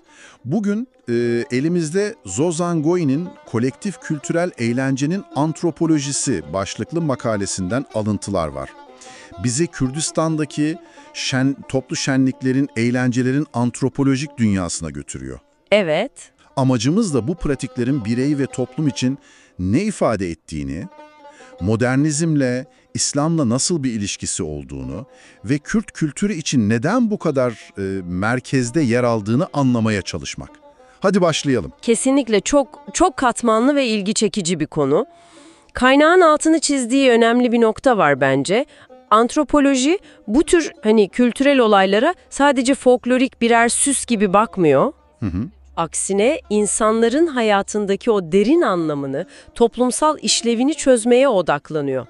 Özellikle tarihsel olarak sömürgeleşme süreçlerinden geçmiş ya da baskı görmüş topluluklarda bu tür kültürel ifadelerin ne kadar hayati, ne kadar yaşamsal olduğunu göreceğiz birlikte. O zaman en temelden başlayalım. Kolektif kültürel eğlence derken kaynak tam olarak neyi kastediyor? Yani sadece birlikte eğlenmek mi bu? Yo, çok daha fazlası aslında. Kaynak bunu şöyle tanımlıyor. Bir halkın, bir grubun veya topluluğun kolektif olarak yani hep birlikte gerçekleştirdiği coşkulu, şenlikli hatta mizahi tüm kültürel pratikler. Anladım. Coşku kelimesi önemli burada galiba. Çok önemli. Durkheim'in bahsettiği o kolektif coşku vardır ya. Evet. İşte onu ateşleyen ritüeller bunlar. Kaynak antik Yunan'daki Dionizos şenliklerini veya Ortaçağ karnavallarını örnek veriyor. Bahti'nin karnavalesk dediği o atmosfer, o taşkınlık, maskeler, normların geçici olarak alt üst edilmesi. Yani kuralların bir süreliğine askıya alındığı zamanlar gibi mi? Aynen öyle. Sanki bir anlığına dünya tersine dönüyor. Bu sadece bir deşarj olmak değil. Victor Turner'ın kavramlarıyla söylersek bir tür eşiktekilik yaratıyor. Yani normal statülerin, kuralların geçerli olmadığı bir ara dönem. Ve komünitas dediği o derin eşitlikçi birliktelik hissini doğuruyor. Bu deneyimler hem toplumu bir arada tutuyor, bağları güçlendiriyor, hem de bir yandan mevcut düzeni sorgulamak için bir alan açıyor aslında. Bu teorik çerçeve gerçekten ilginç. Peki kaynak bunu Kürdistan özelinde nasıl ele alıyor? Yani Kürt kültürünün bu açıdan ayırt edici bir yanı var mı? Kaynağa göre evet var. Kürt kültürünün yapısını daha çok Dionysosçu olarak tanımlıyor. Yani daha coşkulu, daha dışa vurumcu, tutkulu yönü ağır basan bir yapı. Dionysosçu. İlginç bir tanımlama. Evet ve işte bu özelliğin özellikle ana akım İslam'ın ve modernizmin daha kontrolcü, daha rasyonel yaklaşımlarıyla tarih boyunca bir gerilim yaşadığını belirtiyor kaynak. Bir çatışma alanı yani. Bir gerilim alanı, evet. Ama ilginç olan şu, bu gerilime rağmen kaynağa göre bu coşkulu pratikler Kürt kimliğinin ve hatta bir tür kültürel direnişin önemli bir parçası olarak varlığını hep sürdürmüş. Peki bu coşkulu ruhun somut örnekleri ne var Kürdistan'da? Kaynak hangi pratikleri öne çıkarıyor? Elbette. Kaynak oldukça canlı örnekler veriyor. Mesela Kürt düğünleri. Evet, düğünler önemli tabii. Hem de nasıl bunların sadece bir evlilik merasimi olmadığını, aynı zamanda İslam ve modernite tarafından belki biraz baskılanmış o karnavalesk ruhun yeniden canlandığı arenalar olduğunu söylüyor. Nasıl yani? Biraz daha açar mısınız? Şöyle, kadınların katılımı çok aktif, rengarenk, gösterişli kıyafetlerle oradalar. Normalde belki daha mesafeli olan cinsiyetler arası etkileşimde, flörtleşmede bir esneme gözleniyor. Ve tabii ki toplu danslar, govent, halay. Hatta kaynak daha da ileri gidiyor, bu düğünlerin açık siyasi ifadenin zor olduğu zamanlarda bir tür alt politika alanı işlevi gördüğünü belirtiyor. Yani siyasetin, direnişin, kültürel semboller, ortak katılım üzerinden ifade edildiği bir mecra. Vay canına. Düğünlerin böyle politik bir anlam taşıyabilmesi gerçekten çarpıcı. Newroz da sanırım bu coşkunun en bilinen örneklerinden biri. Kesinlikle. Newroz yani 21 Mart'ta kutlanan Bahar Bayramı sadece bir bayram değil. Kaynakta ateşin, müziğin, govendin merkezde olduğu, milyonlarca Kürdü bir araya getiren en güçlü pagan kökenli ritüellerden biri olarak tanımlanıyor. Evet, kitleselliği çok belirgin. Çok. Özellikle Kuzey Kürdistan'da zamanla önemli bir siyasi direniş sembolüne dönüştüğü de vurgulanıyor. Bir de daha az bilinen ama benzer ruhta olan Seresale veya Kosegeli gibi yeni yıl, kış dönümü ritüelleri var. Onlar nasıl oluyor? Orada da yine maskeli, tuhaf kostümlü figürler var. Kose veya kalo deniyor bunlara. Evleri dolaşıp mizah yapıyorlar, parodi sergiliyorlar. Yine o normların geçici olarak ihlal edildiği, kahkahanın öne çıktığı karnavalesk sahneler yaşanıyor. Anladım. Bütün bu güçlü, köklü gelenekler. Peki bugün ne durumdalar? Yani modern hayat, diğer baskılar kayboluyorlar mı? Yani bir erozyon var, bu gerçek. Ancak tamamen yok olmadıklarının da altını çiziyor. Mesela halk arasındaki İslam yorumlarında, yani folk İslam içinde yaşamaya devam ediyorlar. Ya da Ezidiler, Aleviler, Yaresaniler gibi farklı inanç gruplarında varlıklarını sürdürüyorlar. İlginç. Farklı biçimlerde de olsa yaşıyorlar yani. Evet ve hatta ilginç bir şekilde modern Kürt gençlerinin kendi kültürel köklerine yeniden bağlanma çabalarıyla da farklı biçimlerde yeniden canlandığını belirtiyor. Kaynak bunlara doğuştancı hareketler diyor, bir tür kültürel uyanış arayışı gibi. Anlıyorum. Yani bunlar sadece geçmişte kalmış nostaljik adetler değil, bir kültürün ruh sağlığı, dayanıklılığı, kendini ifade etme biçimiyle ilgili çok daha derin meseleler aslında. Kesinlikle. Peki tüm bu anlatılanlardan sizin için en önemli çıkarım ne oldu? Bu kaynak bize ne söylüyor temelde? Bence kaynağın bize söylediği en temel şey şu: bu kolektif şenlikler, bu coşkulu eğlenceler sadece boş vakit geçirmek değil, bunlar toplumsal ruh sağlığını, psikolojik direnci ve kolektif kimliği besleyen hayati mekanizmalar. Hayati mekanizmalar. Evet, özellikle Kürtler gibi tarihsel olarak pek çok zorlukla, baskıyla yüzleşmiş topluluklar için yaşanan travmalarla başa çıkmada, umudu canlı tutmada ve kültürel dinamizmi sürdürmede paha biçilmez bir rol oynuyorlar. Yani kültürün bu gülen, coşan yüzü zor zamanlarda adeta bir psikolojik sığınak, bir enerji kaynağı işlevi görüyor diyebiliriz. Çok etkileyici. O halde sizi sevgili dinleyicimiz şu düşünceyle baş başa bırakalım. Bir topluluğun geleneksel neşe ve kendini ifade etme biçimleri zayıfladığında veya yok olduğunda o topluluğun kolektif ruhuna, direncine, psikolojisine ne olur sizce? Ve acaba bu tür pratikleri günümüz koşullarında yeniden hayal etmek, yeniden canlandırmak, kimlik ve bir arada yaşama anlayışımızı nasıl dönüştürebilir? Was ist das? Übrigens gibt es nicht. Nein. Le. Das le. Tamam, o zaman sizin için hazırladığımız kaynaklara şöyle bir giriş yapalım hemen. Bu kez Kürt mitolojisi ve efsaneleri var masamızda. Evet. Önümüzdeki materyaller, yani bu zengin sözlü geleneğin derinliklerine inen metinler aslında. Amacımız ne? Bu eski anlatıların özünü, sembollerini, o unutulmaz hikayeleri sizin için biraz daha anlaşılır kılmak. Aynen öyle. Kaynaklara baktığımızda Kürt mitolojisinin Zerdüştlükten, Yezidilikten, hani eski İrani kültürlerden ve tabii ki halkın kendi anlatılarından nasıl katman katman beslendiğini görüyoruz. Yani bunlar sadece masal gibi değil. Aslında bir halkın dünyaya bakışını, değerlerini, hatta tarihsel yolculuğunu yansıtan capcanlı bir kültürel miras. Öyle demek lazım. Çok doğru. Mitoloji neydi? Belki kısaca bir hatırlatmakta fayda var.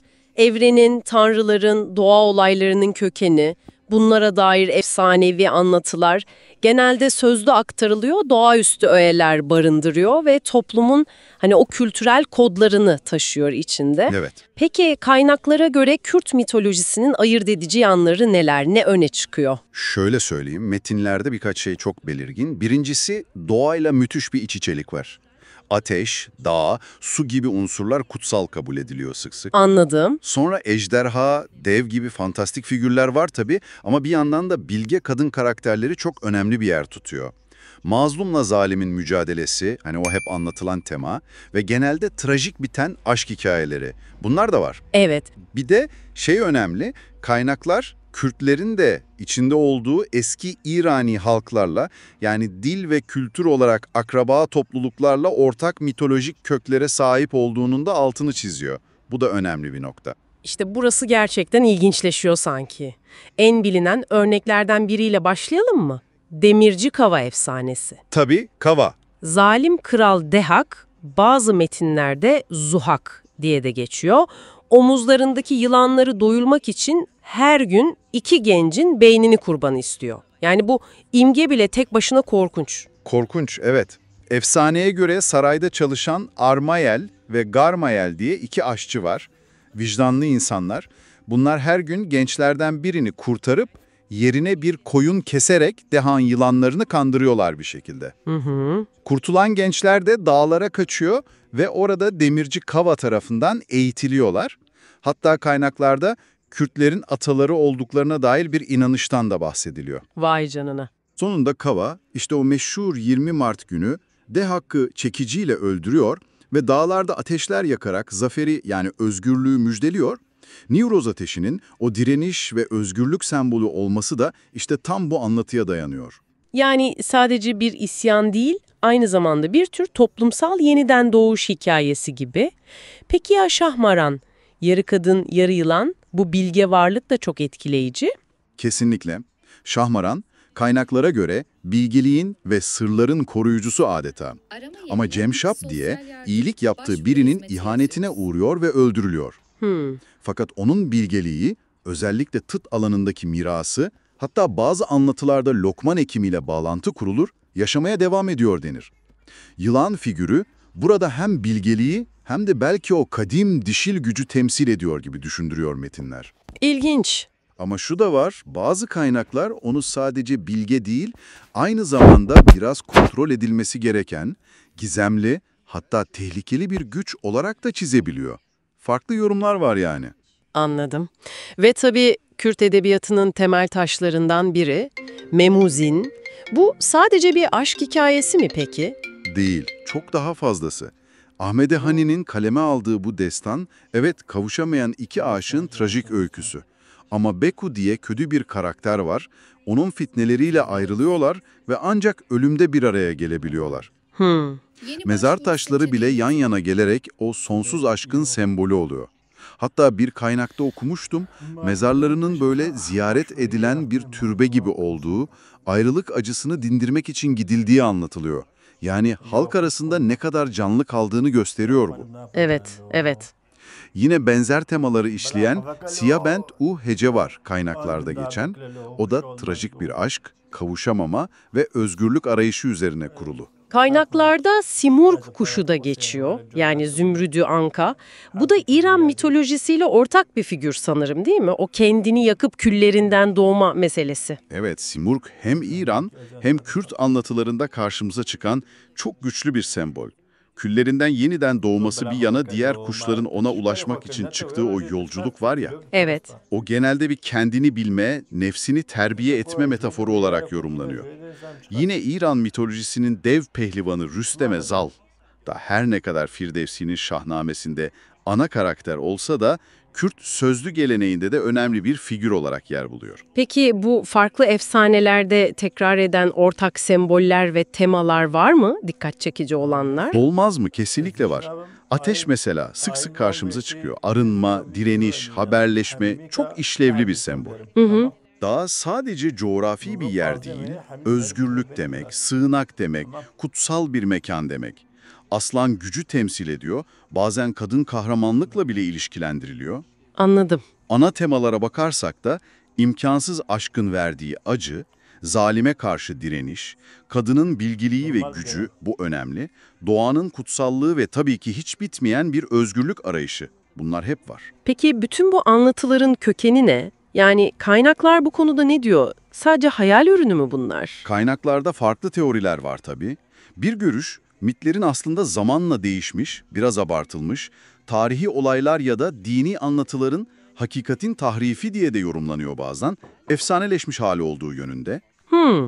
Özellikle Mezopotamya'nın yani Sümer, Babil, Asur gibi medeniyetlerin olduğu toprakların bu mitolojiler için çok verimli bir kaynak olduğu, hatta Yunan mitolojisini bile etkilediği vurgulanıyor bazı metinlerde. Savaş. Bu ikilik, Kürt mitolojisindeki mazlum-zalim çatışmasında sıkça yankısını buluyor. Doğru. Diğeri de Yezidilik. Tanrı'nın dünyayı yaratıp yönetimini Melek Tavus başta olmak üzere meleklere bıraktığı inancı var orada. Kendine özgü bir sistem, Özellikle doğaya ve melek figürlerine yaklaşmada etkilerini görmek mümkün. Anlıyorum. Yani gördüğümüz gibi Kürt mitolojisi sadece böyle eski, tozlu hikayelerden ibaret değil kesinlikle. Değil. Bir halkın kolektif belleğini, sevinçlerini, acılarını, umutlarını, o direniş ruhunu taşıyan capcanlı bir kültürel damar adeta. Kava'dan Şahmaran'a, Memuzin'den Simurg'a her bir anlatı bu zengin mirası bugüne taşıyor aslında. Kesinlikle. Ve belki de size üzerinde düşüneceğiniz bir soruyla bitirelim. Ne dersiniz? Olur. Acaba bu mitolojik anlatılar, semboller, temalar, bunlar sadece geçmişe ait folklorik öğeler mi? Yoksa bugünün toplumsal dinamiklerini, kimlik algılarını, hatta kaynaklarda üstü kapalı da olsa değinilen o çatışmaları anlamak için hala bize bir şeyler fısıldıyor olabilirler mi? Bunu bir düşünmek lazım.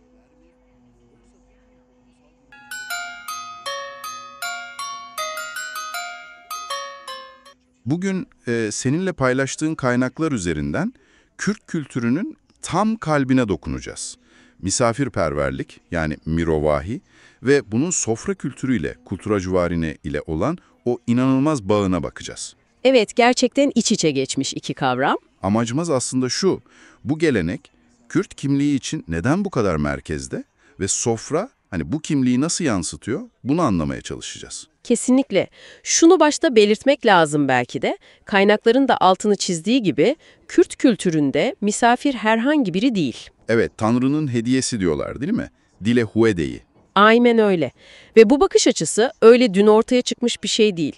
Kökleri binlerce yıl öncesine Mezopotamya'ya dayanıyor. Yani bayağı derin bir mesele. Hem de nasıl? Kaynaklar gösteriyor ki bu misafirperverlik anlayışı Kürtlerin ataları kabul edilen Medler dönemine kadar gidiyor.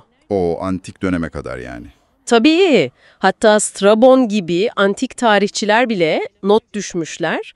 Zagros halklarının cömertliğinden, yabancıyı nasıl ağırladıklarından bahsediyorlar. İlginç.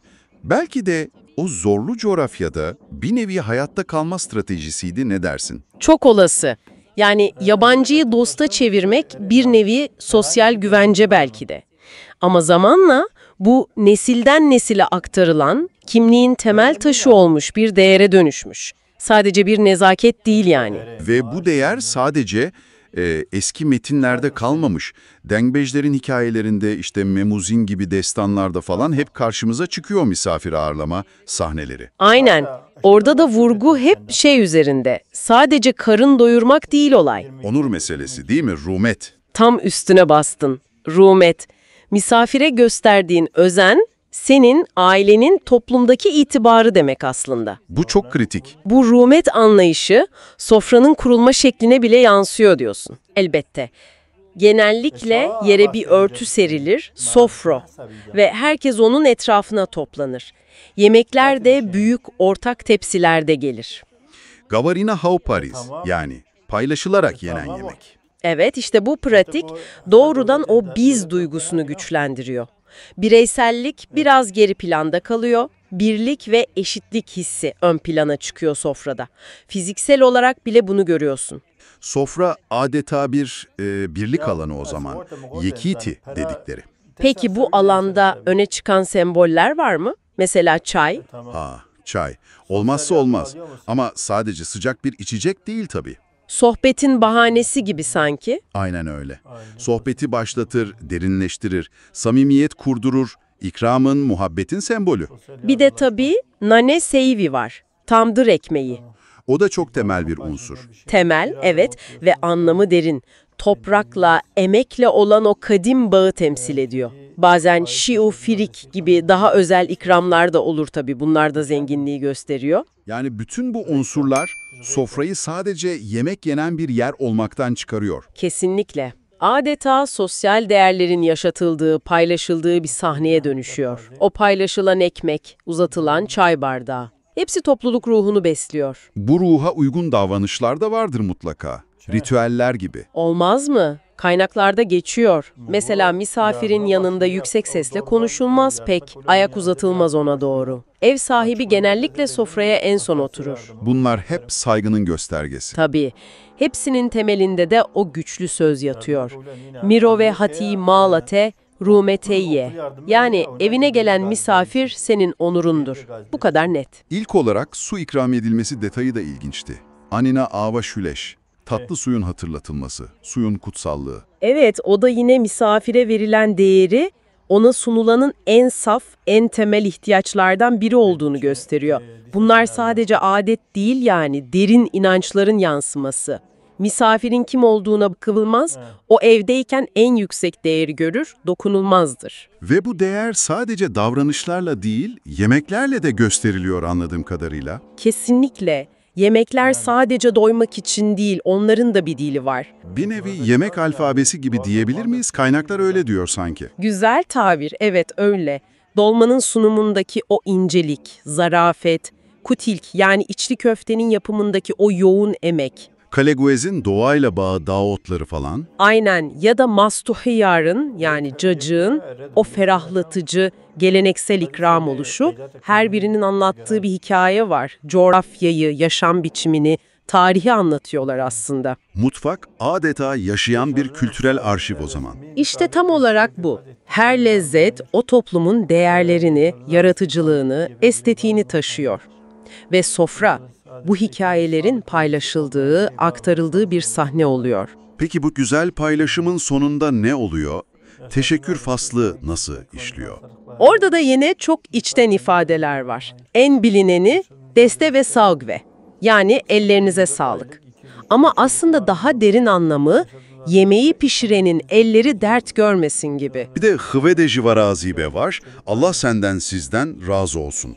Bu da hem teşekkür hem dua gibi. Evet, bir kutsama içeriyor aynı zamanda.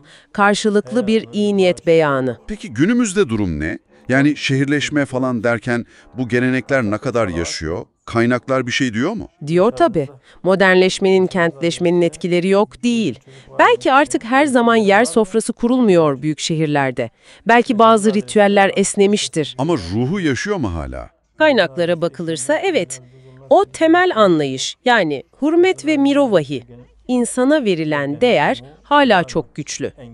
Belki form biraz değişti ama özü, ruhu kalıcı gibi duruyor. Özetle, bu incelediğimiz kaynaklar ışığında diyebiliriz ki, Kürt sofrası sadece yemek yenen bir yer değil, çok daha fazlası. Bir kimlik beyanı, birliğin, onurun, insan sevgisinin ifadesi. Kesinlikle. Sofra kurmak demek aslında yüreğini ortaya koymak demek bir bakıma. Çok güzel bir ifade oldu bu. Tam da bu noktada bitirirken size de bir soru sormak isterim aslında. Kürt kültüründeki bu yemek, kimlik ve onur arasındaki güçlü bağ konuştuktan sonra acaba kendi kültürünüzdeki ya da gördüğünüz başka kültürlerdeki misafirperverlik ve sofra anlayışına şimdi biraz daha farklı bir gözle bakar mısınız? Belki üzerine biraz düşünmeye değer.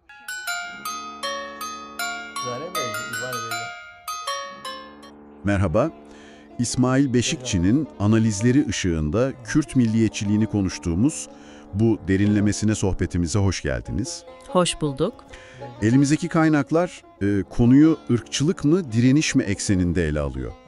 Yani Kürtler açısından neden bir gereklilik olarak görüldüğü, farklı ideolojik yaklaşımlar, bunları tartışıyor. Evet, oldukça kapsamlı metinler var elimizde. Amacımız da zaten bu temel fikirleri, tartışmaları süzüp size, dinleyicilerimize daha net bir resim sunabilmek. Kaynaklar hemen başta ilginç bir gerilime işaret ediyor. Kürt milliyetçiliği, baskın devlet milliyetçilikleriyle, yani Türk, Arap, Fars milliyetçilikleriyle karşılaştırıldığında bir hak arayışı mı, yoksa başka bir şey mi ima ediliyor? İşte tam bu noktadan başlamak lazım belki de. Evet, gelin o zaman bu karmaşık konuya biraz daha yakından bakalım. İlk olarak kaynaklar milliyetçilikle ırkçılık arasına net bir çizgi çekiyor. Bu ayrım nasıl yapılıyor? Yani temel fark nedir orada? Bu çok önemli bir ayrım, evet. Kaynaklardaki temel iddia şu, Kürt milliyetçiliğinin yani doğası gereği bir üstünlük iddiası taşımadığı söyleniyor. Dolayısıyla ırkçı olmadığı vurgulanıyor. Anladım. Aksine uzun yıllar süren baskı, inkar, asimilasyon politikalarına karşı bir tepki, bir varoluş mücadelesi olarak ortaya çıktığı savunuluyor. Yani biz üstünüz demekten ziyade... Daha çok biz de varız gibi mi? Aynen öyle. Biz de varız, kimliğimizle, dilimizle, kültürümüzle var olmak istiyoruz demenin bir yolu olarak çerçeveleniyor. Bu mesela Hannah Arendt'in bahsettiği haklara sahip olma hakkı krizi veya Frantz Fanon'un analiz ettiği o sömürgeciliğe karşı direniş dinamikleriyle paralellikler taşıyor aslında. Anladım. Peki bu çerçevede kaynaklara göre Kürtler açısından bu milliyetçilik neden bir gereklilik olarak görülüyor? Yani motivasyon ne? Kaynaklar birkaç temel nedene odaklanıyor. Şöyle ki, birincisi kimliğin ve varoluşun inkar edildiği bir ortamda kolektif bir kimlik bilinci ve güvencesi sağlıyor. Bu bir. Varoluşsal bir güvence yani. Evet, aynen. İkincisi siyasi temsil ve temel haklar, işte eğitim hakkı, kültürel ifade özgürlüğü gibi bunlar için bir mücadele aracı olarak işlev görüyor. Tamam. Üçüncüsü asimilasyon politikalarına karşı dili ve kültürü korumak için bir direniş mekanizması sunuyor. Ve son olarak da zorluklar karşısında topluluk içi dayanışmayı güçlendirdiği belirtiliyor. Yani özetle hem kimliği koruma hem de siyasi ve kültürel hakları elde etme çabası olarak mı değerlendiriliyor? Kesinlikle. Temel çerçeve bu şekilde çiziliyor. Şimdi biraz daha farklı bir alana geçelim. Kaynaklar Marx ve Lenin gibi düşünürlerin milliyetçilik konusundaki fikirlerinin bazı Türk solu çevrelerce nasıl yorumlandığına dair iddialar içeriyor. Buradaki temel eleştiri ne yönde? Evet, bu da önemli bir tartışma konusu metinlerde. İddia şu, bazı Türk solu akımlarının Marx ve Lenin'in enternasyonalizm ya da mesela kendi kaderini tayin hakkı gibi kavramlarını biraz Türk devletinin resmi söylemine uyacak şekilde yorumladığı öne sürülüyor. Nasıl yani? Biraz açar mısınız? Şöyle, örneğin Marx'ın ezilen uluslara, mesela İrlanda örneği verelim hep, desteğinin göz ardı edildiği ya da Lenin'in kendi kaderini tayin hakkı ilkesinin işte çeşitli koşullara bağlanarak veya emperyalist bir oyun gibi gösterilerek Kürtlerin taleplerini aslında gayrimeşru kılmak için kullanıldığı iddia ediliyor. Anladım. Yani bir çarpıtma olduğu iddiası var. Evet, kaynaklar bu yönde bir iddiayı dile getiriyor. Benzer bir şekilde İslami kardeşlik söyleminin de zaman zaman Kürt kimliğini ve hak taleplerini geri plana itmek için yani bir nevi araçsallaştırıldığı öne sürülüyor. Bu yorum farklılıkları tabii konuyu daha da karmaşıklaştırıyor. Bir de metinlerde Sırrı Süreyya Önder'in HDP'nin kuruluş amacına dair vefatından önceki bir sözüne yönelik eleştirel bir yaklaşım var. Önder, HDP'nin Kürt milliyetçiliğini engellemek için kurulduğunu söylemişti sanırım. Beşikçi neden buna karşı çıkıyor? Evet, İsmail Beşikçi bu ifadeyi oldukça sorunlu buluyor. Onun temel argümanı şu, eğer bir halkın kimliği, dili, kültürü sistematik olarak baskı altındaysa bunları geri kazanma ve koruma mücadelesi kaçınılmaz olarak milliyetçi bir karakter taşır diyor. Yani bu bir zorunluluktur diyor. Beşikçi, Kürt milliyetçiliğini savunmacı ve hak arayan bir nitelikte görürken, Türk, Arap, Fars milliyetçiliklerini ise kaynakta Amude, Halepçe, Zilan gibi trajik olaylar da hatırlatılıyor, saldırgan ve asimilasyoncu olarak tanımlıyor. Yani arada net bir ayrım yapıyor. Çok net bir ayrım yapıyor.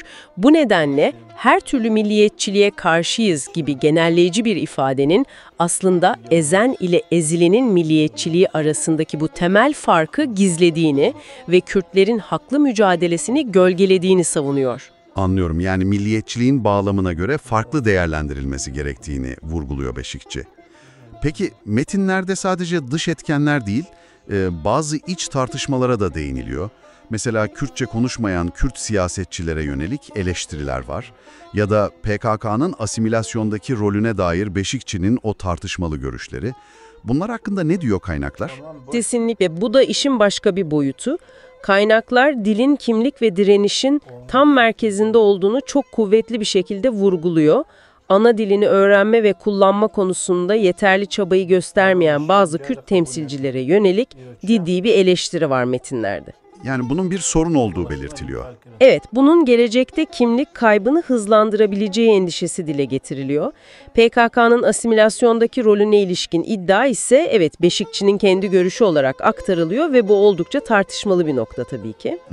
Burada şunu tekrar belirtmek önemli. Biz sadece kaynak metinlerde yer alan iddiaları ve bakış açılarını aktarmaya çalışıyoruz. Herhangi bir taraf tutmuyoruz. Elbette, amacımız bu zaten. Peki tüm bu tartışmalar ışığında sizin için öne çıkan sonuç ne? Yani bu kaynaklar bize Kürt milliyetçiliği hakkında nasıl bir resim çiziyor? Şöyle özetleyebilirim belki. Bu kaynaklar bize Kürt milliyetçiliğini ırkçı bir ideoloji olarak değil, daha çok tarihsel koşulların dayattığı baskıya ve kimlik inkarına karşı verilmiş zorunlu bir yanıt olarak sunuyor. Yani bir direniş biçimi olarak. Evet, bir hak arayışı, kültürel hayatta kalma mücadelesi ve hatta sömürgecilik karşıtı direniş teorileriyle ilişkilendiriliyor. Ama aynı zamanda hem dışarıdan geldiği iddia edilen ideolojik manipülasyonlara hem de hareketin kendi içindeki bazı çelişkilere ve tartışmalara da dikkat çekiyor. Evet, Beşikçi'nin o temel tezi, yani ezen ulusun milliyetçiliğiyle ezilen ulusun milliyetçiliğinin aynı kefeye konulamayacağı, sanırım ana fikir bu. Kesinlikle. Özellikle dil ve kültürün korunmasının bu mücadelenin kalbinde yer aldığı çok net bir şekilde vurgulanıyor. Ve sizin için son bir düşünce olarak şunu sorayım. Kaynaklar, sömürgeciyi demokratikleştirme gibi çabaların somut hakları ve kimliği geri kazanma hedefinden uzaklaştırıcı, hatta nafile olabileceğini iddia ediyor. Bu karmaşık tabloyu düşündüğümüzde kültürel koruma ve kimlik mücadelesine odaklanmak ile daha geniş siyasi demokratikleşme hedefleri arasındaki denge, sizce bu tür hareketlerin geleceğini nasıl şekillendirir? Üzerinde düşünmeye değer bir soru gerçekten. Kesinlikle üzerinde durulması gereken bir nokta.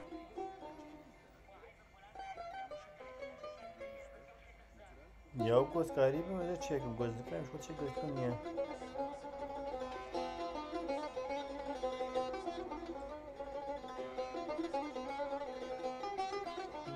Baskın ateş.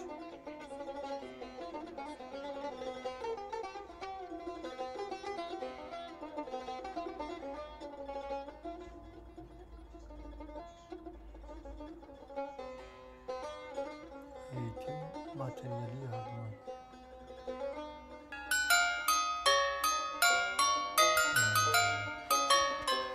Merhaba, bugün bize gönderdiğiniz kaynaklara şöyle bir bakıyoruz ve Kürt kültürünün o zengin dünyasına bir yolculuk yapıyoruz. Merhabalar. Bu hani sadece tarihsel olaylar ya da işte coğrafi bilgiler falan değil, daha çok sizin materyallerinizde de geçen o bellekte yürüyenlerin yolculuğu lafı var ya, oradan yola çıkıyoruz biraz. Evet, evet. Yani bir halkın hikayeleri, dilin gücü, sanatın anlamları, nesilden nesile aktarılan o deneyimler, bunlara odaklanacağız. Aynen öyle. Yani Mezopotamya'nın o kadim topraklarında kök salmış, tarih boyunca pek çok farklı kültürle iç içe geçmiş ama kendi özgün kimliğini de bir şekilde korumuş bir kültürü anlamaya çalışacağız hep birlikte. Gönderdiğiniz belgeler hakikaten hem o tarihsel derinliği hem de işte dil, edebiyat, müzik gibi alanlardaki çeşitliliği, bugünkü canlılığını da çok güzel gösteriyor. Evet, ilk olarak dikkatimi çekti, bu sözlü gelenek ve hafıza meselesi. Özellikle denkbejlik geleneği değil mi? Hı. Yani yazılı olmayan ama söylenen, yaşanan bir tarih gibi adeta. Kaynaklarda Mardin'de oğlunu kaybeden yaşlı bir denkbejin yasını ağıtla dile getirmesi gibi çok dokunaklı bir örnek de vardı. Evet, hatırlıyorum o örneği. Çok etkileyiciydi. Bir de şu söz hakikaten çok çarpıcı geldi bana. Biz Kürtler tarih yazmadık çünkü tarih bizi yazmadı. Ama biz hikaye olduk, ağıt olduk, çığlık olduk. Bu ne demek oluyor tam olarak? Yani tarihin başka türlü de yaşatıldığı anlamına mı geliyor? Tam olarak öyle aslında. Yani bu ifade denkbejlik geleneğinin özünü o kadar güzel yansıtıyor ki. Denkbejler, hani kaynaklarda da geçiyor ya, sadece müzisyen değiller, onlar bir nevi sözlü tarih anlatıcıları. Kolektif hafızayı taşıyorlar aslında. Anladım. Özellikle yazılı kültürün kısıtlandığı ya da baskı gördüğü dönemlerde tarihsel olayları, işte Memuzin gibi o büyük destanları, toplumsal acılarını, sevinçlerini, değerlerini hepsini nesilden nesile aktarmada çok kritik rol oynamışlar. Yani bir nevi canlı arşiv gibi. Aynen, canlı arşiv. Bu gelenek sizin kaynaklarınızın da işaret ettiği gibi tarihin sadece kazananlar tarafından yazılmadığını gösteriyor. Yani ezilenlerin anlatılarıyla, sanatıyla, hafızasıyla da şekillendiğini resmi kayıtlar olmasa bile kültürel bellek, sözle, ağıtla, hikayeyle nasıl direniyor bunun kanıtı adeta. Bu sözlü hafıza gibi dilin kendisi de kimliğin temel taşı sanırım, değil mi? Kesinlikle. Sizin belgelerdeki bir anekdot durumu çok net anlatıyor bence. Annesinden kurmanca ninniler dinleyerek büyüyen bir çocuk var. Okulda kendi dilini konuşunca sınıftan atılıyor. Evet, o da çok çarpıcıydı. Annesinin ona söylediği şu sözler çok manidar. Zimane tu rojateye, u eyni ruhateye. Dilini konuş, herkes anladığında. Yani dil, iletişimden çok daha öte bir şey galiba. Kesinlikle öyle. Dil, ruhun bir parçası. Kaynaklarda zaten Kürt dillerinin işte en yaygın kurmancı var. Irak ve İran'da konuşulan Sorani var. Türkiye'de daha farklı bir kol olan Zazaki var bu çeşitliliğini. Ve Hint-Avrupa dili ailesinin İrani kolundaki yerini vurguluyor. Ve tüm o zorluklara, kısıtlamalara rağmen dilin canlılığını koruması, hatta işte TikTok'tan Spotify'a kadar kendine sürekli yeni ifade alanları bulması, bu kültürel direncin ve adaptasyon yeteneğinin gerçekten önemli bir göstergesi. Kimlikle dil arasındaki bu kopmaz bağ, onun neden bu kadar merkezde olduğunu açıklıyor zaten. Kültürel semboller de var tabii. Mesela materyallerinizde ilginç bir örnek vardı. Berlin'deki bir müzede sergilenen bir kilim. Anonim Orta Doğu halısı diye etiketlenmiş. Evet, evet. Ama sonra anlaşılıyor ki bu kilim aslında Kamışlo'daki Daye Süleyman adında bir kadının elinden çıkmış. Bu anonim etiketlemesi ne anlatıyor bize kültürel mirasın tanınması konusunda? Bu çok önemli bir nokta aslında. O kilimdeki her motifin bir anlamı olduğu belirtiliyor notlarınızda. Kırmızı mücadeleyi, sarı güneşe duyulan özlemi simgeliyor mesela. Evet. Bu örnek ve benzerleri özellikle diaspora koşullarında sanatın ve geleneklerin, işte kilim dokumacılığı olsun, halay gibi danslar olsun, kimliğin korunmasında, ifade edilmesinde ne kadar güçlü sembollere dönüştüğünü gösteriyor. Bir de tabii şu var, mirasın sadece ait olduğu topluluk tarafından değil, dış dünya tarafından da doğru şekilde tanınması, isimlendirilmesi meselesi. Kültür dediğimiz şey hani müzedeki donuk bir nesne değil, yaşayan, nefes alan bir olgu. Almanya doğumlu Berfin'in hikayesi de tam bunu destekliyor galiba. Ana dilini yani Kürtçeyi bilmiyor ama arabane çalarken, halay çekerken kalbim Zakso'ya dönüyor diyor. Bu çok etkileyici. Dil olmasa bile kültür bedende, ruhta yaşayabiliyor demek ki. Aynen öyle. Tam da bu.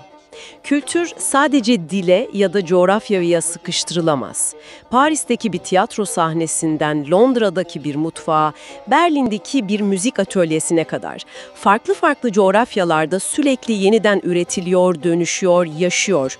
Bu örnekler kültürün statik olmadığını, aksine ne kadar dinamik ve uyum sağlayabilen bir yapısı olduğunu kanıtlıyor bence.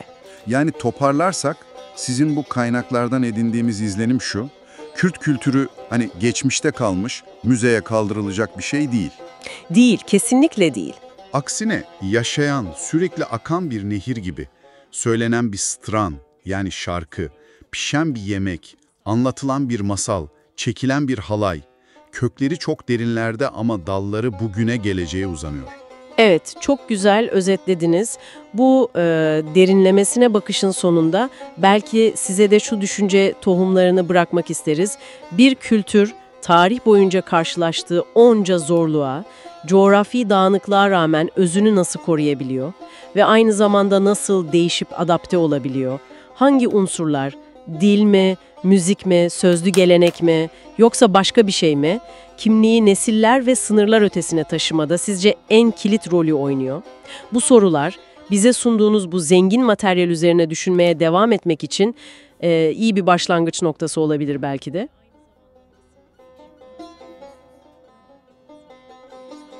Merhaba, Bugün sizin için sağladığınız kaynaklara dayanarak Kürt geleneksel kıyafetlerin taşıdığı anlamları biraz daha yakından inceliyoruz. Evet, merhaba.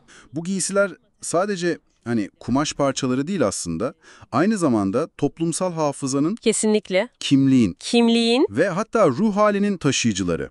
Sessiz birer hikaye anlatıcısı gibiler adeta. Aynen öyle. Hadi bu konuyu biraz açalım. Amacımız bu renklerin, bu motiflerin dilini sizin için çözmek. Gerçekten de her bir renk, her bir motif ait olunan coğrafyayı, inancı, statüyü fısıldıyor bize. Nesilden nesile aktarılan sessiz bir dil gibi. Özellikle kadın giysilerindeki o canlı renk paleti hemen göze çarpıyor. Sizin materyallerinizde bu renklerin güçlü anlamlar taşıdığı vurgulanmış. Biraz açabilir miyiz bunu? Elbette. Kaynaklarınız birkaç ana rengin altını çiziyor. Örneğin kırmızı, aşkı, cesareti simgeliyor. Evet. Ama sadece o değil, aynı zamanda Nivroz gibi kutlamalardaki coşkuyu, hatta tarihsel direnişi de ifade edebiliyor.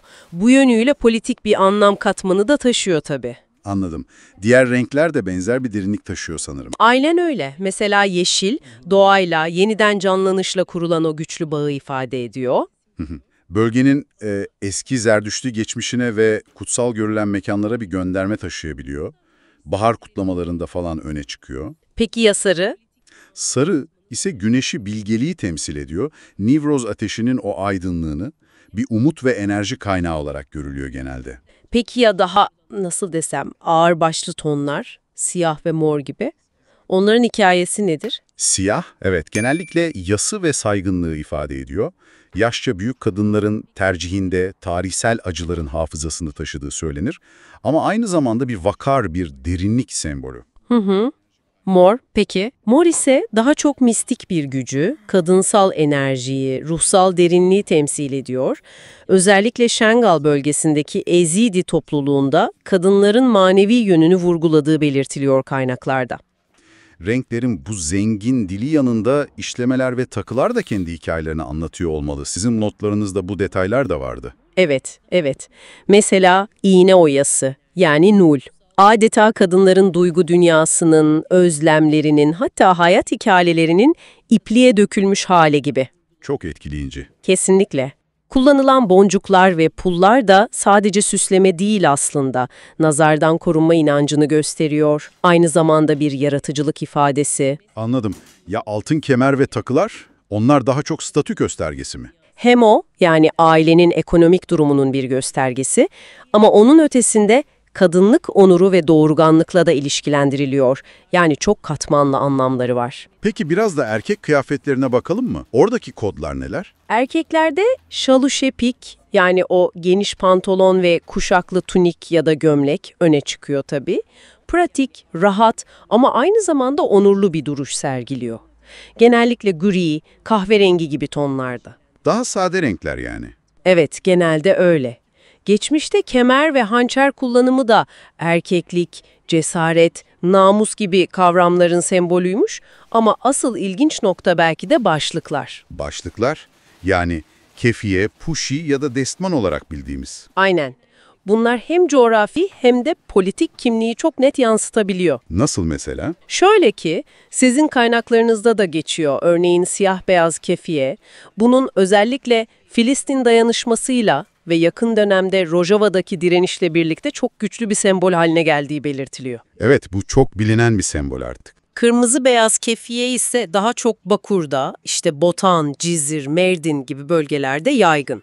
Farklı bir aidiyet, bazen de asalet, liderlik gibi mesajlar taşıyabiliyor. Anladım. Bölgesel farklılıklar sadece başlıklarda değil o zaman, genel giyim tarzında da kendini gösteriyor değil mi? Kaynaklarınız bu çeşitliliğe de işaret ediyor. Çok doğru. Kültürel kodlar coğrafyaya göre ciddi anlamda çeşitleniyor.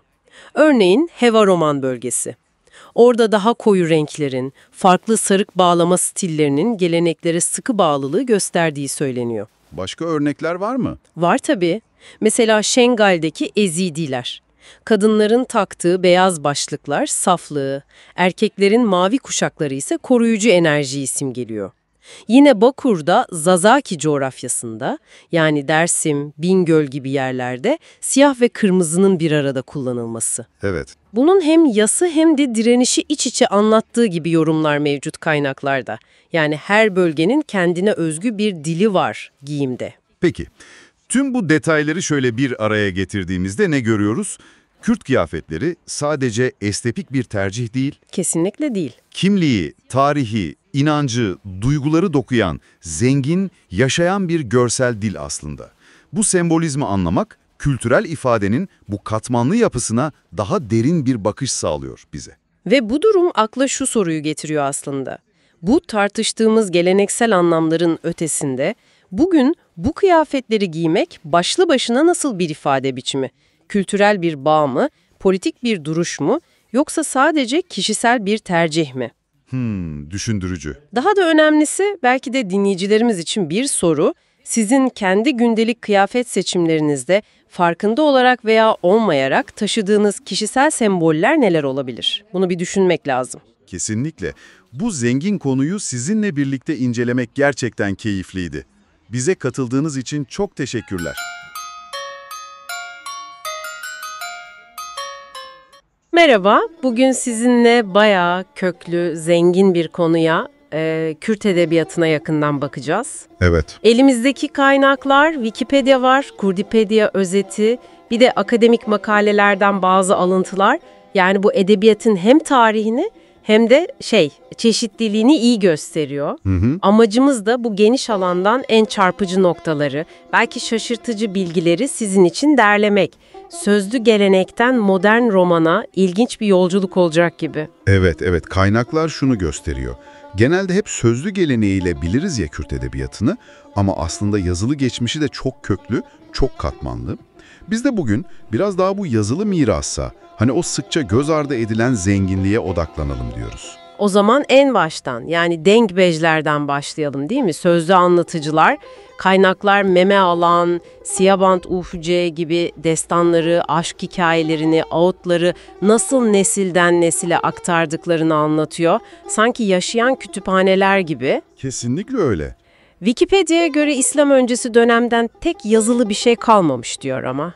Doğru, yazılı bulgu az o dönemden. Ama denkbejlik dediğimiz şey sadece edebi bir form değil aslında.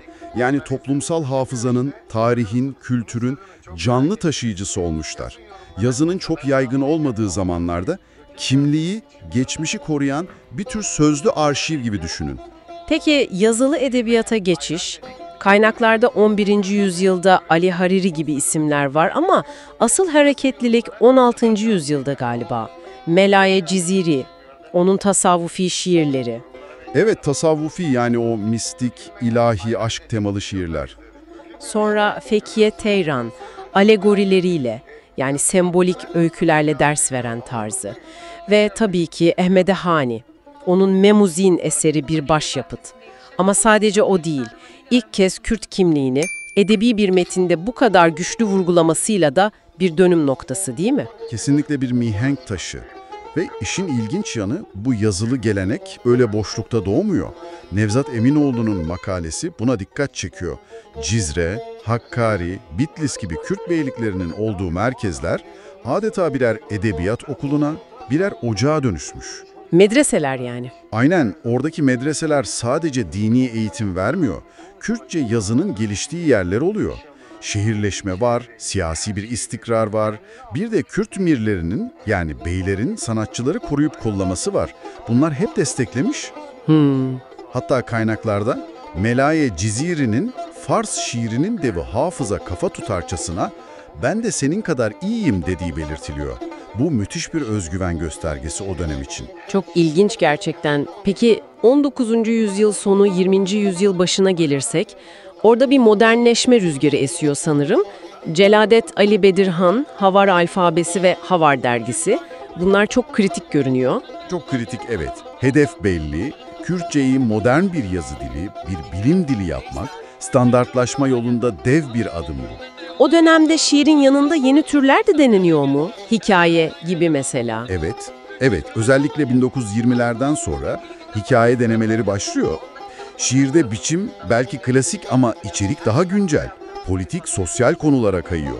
Hatta bir yandan da milliyetçi düşüncenin etkisiyle halk edebiyatına, o geleneksel Kürt veznine bir dönüş eğilimi de var. Ama zorluklar da var tabii. Farklı coğrafyalar, farklı alfabeler, ortak bir dilin gelişmesini biraz yavaşlatmış olabilir mi? Tabii, yani Türkiye, Irak, İran, Suriye, farklı yerler, Arap harfleri, Latin harfleri, bunlar ortak bir edebi dilin hızla yayılmasını ister istemez biraz zorlaştırmış. Sonraki döneme 1950-1980 arasına bakalım biraz. Kaynaklar o yılları hem baskıların hem de direnişin arttığı zamanlar olarak anlatıyor. Cegerjuin gibi isimler. Evet, Cegerjuin gibi halk şairleri çok öne çıkıyor. Yoksulluk, adaletsizlik, özgürlük özlemi. Şiirleri halk arasında müthiş bir etki yaratmış. Bu dönemde Avrupa'ya göçler de başlıyor sanırım. Sürgün edebiyatı dediğimiz şey de o zaman mı filizleniyor? Aynen öyle.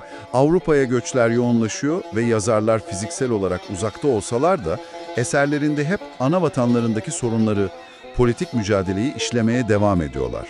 Sürgün edebiyatı böyle doğuyor. Ve geldik 80 sonrasına. Burada artık modern Kürt romanı sahneye çıkıyor. Mehmet Uzun ismi. Kurucu bir figür adeta. Kesinlikle. Tu Siyah Evine gibi romanları var. Kolektif bellek, kimlik mücadelesi, aşk, sürgün, çok derin temaları işliyor ve Kürtçe'ye gerçekten yeni bir edebi soluk getiriyor. Avrupa'daki diaspora bu süreçte etkili olmuş mudur? Olmaz mı? Çok önemli bir itici güç olmuş Avrupa'daki Kürt diasporası. 2000'lerden sonra ise manzara daha da zenginleşiyor. Dijital yayıncılık devreye giriyor, çeviriler artıyor. Mesela Firat Ceveri'nin Kafka çevirileri çok önemli. Evet hatırlıyorum. Zeynep Medi gibi kadın yazarlar, Şerko Bekes gibi modern şairler daha görünür hale geliyor. Alan iyice genişliyor yani. Bütün bu tarihi süreci konuşunca kaynaklarda dikkat çeken bir tartışma var. Hani genel algı hep Kürt edebiyatı eşittir sözlü gelenek şeklinde ya. Maalesef evet. Ama işte Eminoğlu olsun, Selim Temo olsun, bazı araştırmacılar buna itiraz ediyor. Yüzlerce klasik eserden, köklü bir medrese geleneğinden, şehirli bir yazın kültüründen bahsediyorlar. Bu algı neden farklı? İşte kilit nokta burası.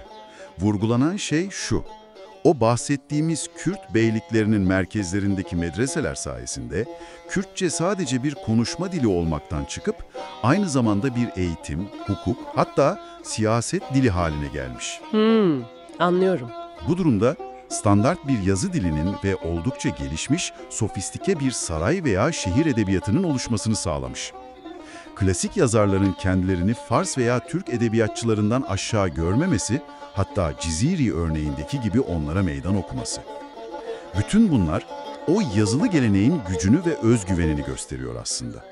Bu genelde pek bilinmeyen ama çok önemli bir boyut. O zaman anlıyoruz ki Kürt edebiyatı aslında Denkbejlerin o güçlü sesinden başlayıp Ehmede Hani'nin derinliğine, sonra Bedirhan'ın modernleşme çabalarına, Mehmet Uzun'un romanlarına ve günümüzün dijital dünyasına kadar uzaran, kesintisiz, çok katmanlı bir nehir gibi akmış. Aynen öyle. Kaynaklarımız da bize bunu gösteriyor. Bu edebiyat sadece bir dilin kendini ifade etme biçimi değil, aynı zamanda bir halkın varoluş mücadelesinin, belleğinin, kültürel kimliğinin ve direncini de taşıyor.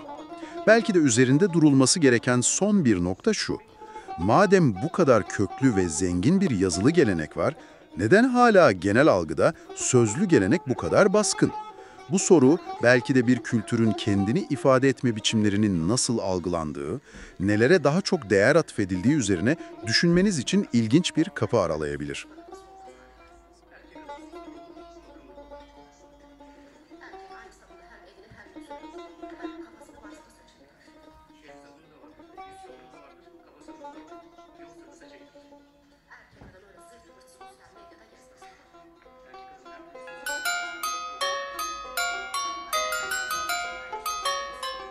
Merhaba, bugün sizinle Kürt toplumunun en canlı geleneklerinden birine odaklanıyoruz.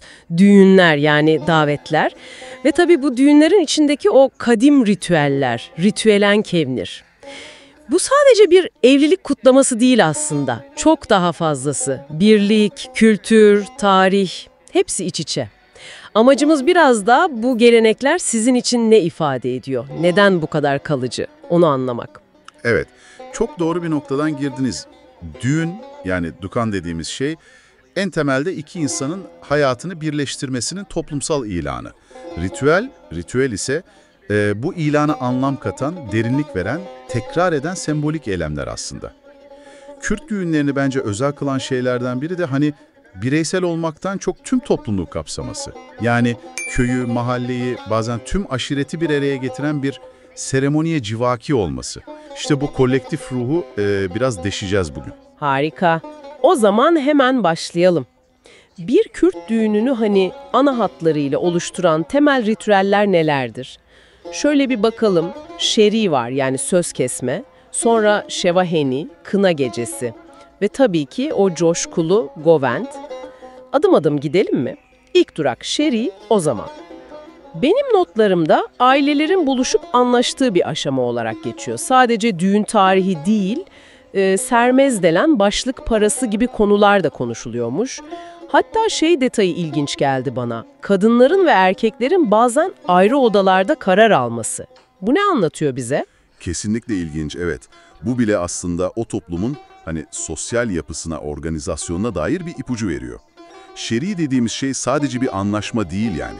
İki ailenin, dolayısıyla daha geniş bir topluluğun bağ kurma biçiminin belki de ilk adımı. Bundan sonra gelen Şevaheni yani kına gecesi. İşte o özellikle kadınlar için duygusal yoğunluğu çok yüksek bir ritüel. Gelini gönderiyorum, tüm çocukluğu burada kaldı demek. Bu hem bir veda hem de bir kutsama gibi mi o zaman? Çok dokunaklı. Tam olarak öyle.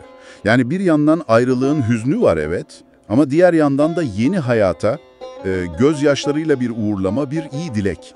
Yani bu ağıtlar sadece hüzün taşımıyor, belki de geline yeni hayatında güç verme amacı da taşıyor. Çok katmanlı bir duygu dünyası var orada. Anladım. Ve sonra tabii ki Govend, halay yani. Bu sadece bir dans değil herhalde, değil mi? Sanki tam bir birlik manifestosu gibi duruyor. Kesinlikle. Kaynaklarda hani Sere Govende denilen, dansı en iyi bilen kişinin başı çektiği yazıyor. Def yani erbane, zurna gibi geleneksel çalgılarla çalınıyor veya modern müzikle inanılmaz bir enerji. Öyle. Üstelik her bölgenin kendine özgü Govendi stilleri olması da çok büyüleyici. Bota'nınki farklı, Hakkari'ninki, Ahmet'inki farklı. Bu sadece kültürel çeşitliliği göstermiyor bence. Belki de tarihsel bağları, coğrafi etkileşimleri bile yansıtıyor olabilir. Adımlar basit gibi görünse de o omuz omuza duruşun altında yatan birliktelik mesajı, o dayanışma hissi çok güçlü. İnsanları birbirine bağlıyor resmen. Evet, çok etkileyici gerçekten.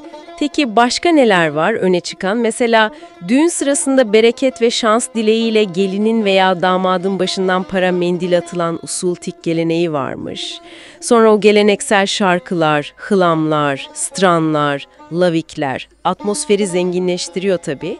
Bir de tabii o kıyafetler, cilüberk. Özellikle kadınların giydiği işlemeli elbiseler, altın kemerler, hani zerrişk deniyor. Bu sadece estetik değil, kimlik de ifade ediyor sanırım. Kesinlikle bir kimlik beyanı aynı zamanda. Ve erkeklerin bazen giydiği şaloşepik de geleneğin günümüzdeki yansımalarından biri sayılabilir.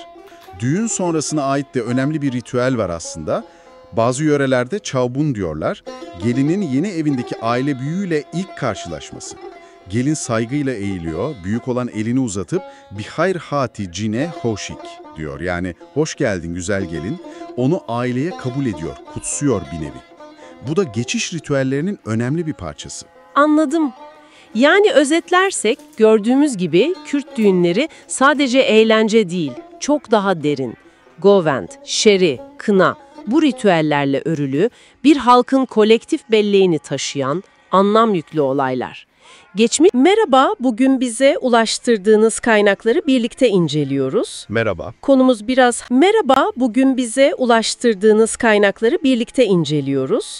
Konumuz biraz hassas, Zazaca ve Kürtçe arasındaki ilişki ve tabii Zazalar Kürt değildir iddiası etrafındaki o tartışmalar. Evet. Elimizdeki metinler hem dilbilimsel hem de tarihsel kanıtlara odaklanıyor. Bizim de amacımız hani bu kaynaklardan öne çıkanları kaynakları sizin için damıtmak, bu karmaşık konuya biraz ışık tutmak. Kesinlikle bu kaynaklar tam da dil, kimlik ve siyaset arasındaki o hassas kesişim noktalarına değiniyor aslında. Evet. Zazaca'nın dil bilimsel sınıflandırması ve Zazaların tarihsel olarak Kürt toplumu içindeki yeri sanırım temel odak noktalarımız olacak. Kaynaklardaki argümanları, kanıtları bir süzelim bakalım. Harika. O zaman hemen dil bilimsel tarafla başlayalım mı? Başlayalım. Kaynaklar diyor ki Zazaca, yani kendilerinin Zazaki, Dimilki ya da Kırmancıki dediği dil, Hint-Avrupa dil ailesinin İrani koluna ait. Evet, tıpkı Kurmancı gibi. İkisi de Batı İrani grubunda. Hatta Martin van Burnesen gibi isimler aradaki fark için şey demişler. Hani Almanca ile İsviçre Almancası farkından çok da fazla değil. Ludwig Paul, Mackenzie gibi dil bilimciler de genelde Zazaca'yı Kürt dilleri veya lehçeleri şemsiyesi altında değerlendirmişler. Peki somut benzerlikler neler? Yani kaynaklar ne gibi örnekler veriyor? Oldukça temel benzerlikler var. Mesela kelime bazında su için av, göz için çav, el için dest. Bunlar ortak. Çok temel kelimeler bunlar. Evet. Güneş için roj ve roji gibi ses değişimleri olsa da kökün aynı olduğu görülüyor. Gramer yapısı da ilginç. Nasıl mesela? İkisinde de genellikle özne nesne fiil sıralaması var. Hani SOV diyoruz ya, ez bi kitabi van hament Zazaca, ez pirtuka van huent kurmancı. İkisi de ben onların kitabını okudum demek. Anladım. Bir de o meşhur ezafe yapısı var. İsim tamlamalarındaki o da çok benzer. Kitebe meme, pirtuka meme, yani amcanın kitabı. Peki farklılıklar yok mu hiç? Olmaz mı? Tabii ki var. Mesela Zazaca'da i gibi çift seslilerin, yani diftongların daha yaygın olduğu söyleniyor. Kurmancı'nın da Arapça ve Farsçadan tarihsel olarak daha fazla kelime aldığı belirtiliyor. Ama kaynakların vurguladığı şey şu: bu farklar temel dil bilimsel akrabalığı ortadan kaldırmıyor. Anladım. Dil bilimsel tablo bu şekildeyse biraz da tarih ve kültüre bakalım. Kaynaklar orada neler söylüyor? Tarihsel olarak da aslında güçlü bağlar gösteriliyor. Mesela 1937-38 Dersim olaylarının lideri Seyid Rıza. Evet. Kendisi Zaza olmasına rağmen kendini Kürt olarak tanımladı ve o meşhur "ben sizin yalan ve hilelerinizle baş edemedim" sözü sıkça alıntılanıyor kaynaklarda. Osmanlı arşivlerinde de geçiyor mu peki? Evet. Dersim bölgesi için sık sık Kürt aşiretleri tabirinin kullanıldığı belirtiliyor. Hatta daha da geriye gidersek 17. yüzyılda Ehmede Hani'nin Zazaca için dilimizin kardeşi gibi bir ifade kullandığı aktarılıyor. İlginç. Yani hem figürler hem belgeler bir birlikteliğe işaret ediyor. Peki toplumsal yaşam, yani kültür tarafı? Orada da coğrafi ve kültürel bir iç içe geçmişlikten bahsediliyor. Dersim, Bingöl, Elazığ gibi bölgelerde Zaza ve Kurmancı konuşanlar yüzyıllardır bir arada yaşıyor. Hem Alevi hem Sünni Zazalar var.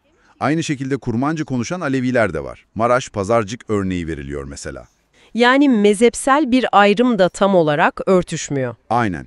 Hatta aile içinde bile bir ebeveyn Zazaca, diğeri Kurmancı konuşabiliyor. Bu tür karma durumların yaygın olduğu ifade ediliyor. Bir kaynakta geçen kişisel bir tanıklık vardı, durumu güzel özetliyor. Dilimiz farklı olabilir ama kaderimiz, acımız, kültürümüz bir. İddiası nasıl bu kadar öne çıktı? İşte burası biraz kafa karıştırıcı sanırım. Evet, işin politik boyutu burada devreye giriyor gibi görünüyor. En azından kaynaklara göre. Ne diyor kaynaklar bu konuda? Bu söylemin kökenini daha çok Türkiye Cumhuriyeti'nin kuruluş sonrası ulus devlet politikalarıyla ilişkilendiriyorlar. Yani iddia o ki amaç Kürt kimliğinin bütünlüğünü zayıflatmak, topluluğu bölmek ve belki de asimilasyonu kolaylaştırmak. 1960'lara ait olduğu söylenen bazı devlet raporlarından bahsediliyor. MİT ya da İçişleri Bakanlığı kaynaklı olduğu iddia edilen belgeler bunlar. Buralarda Zazaların ayrı bir halk olduğu fikrinin ortaya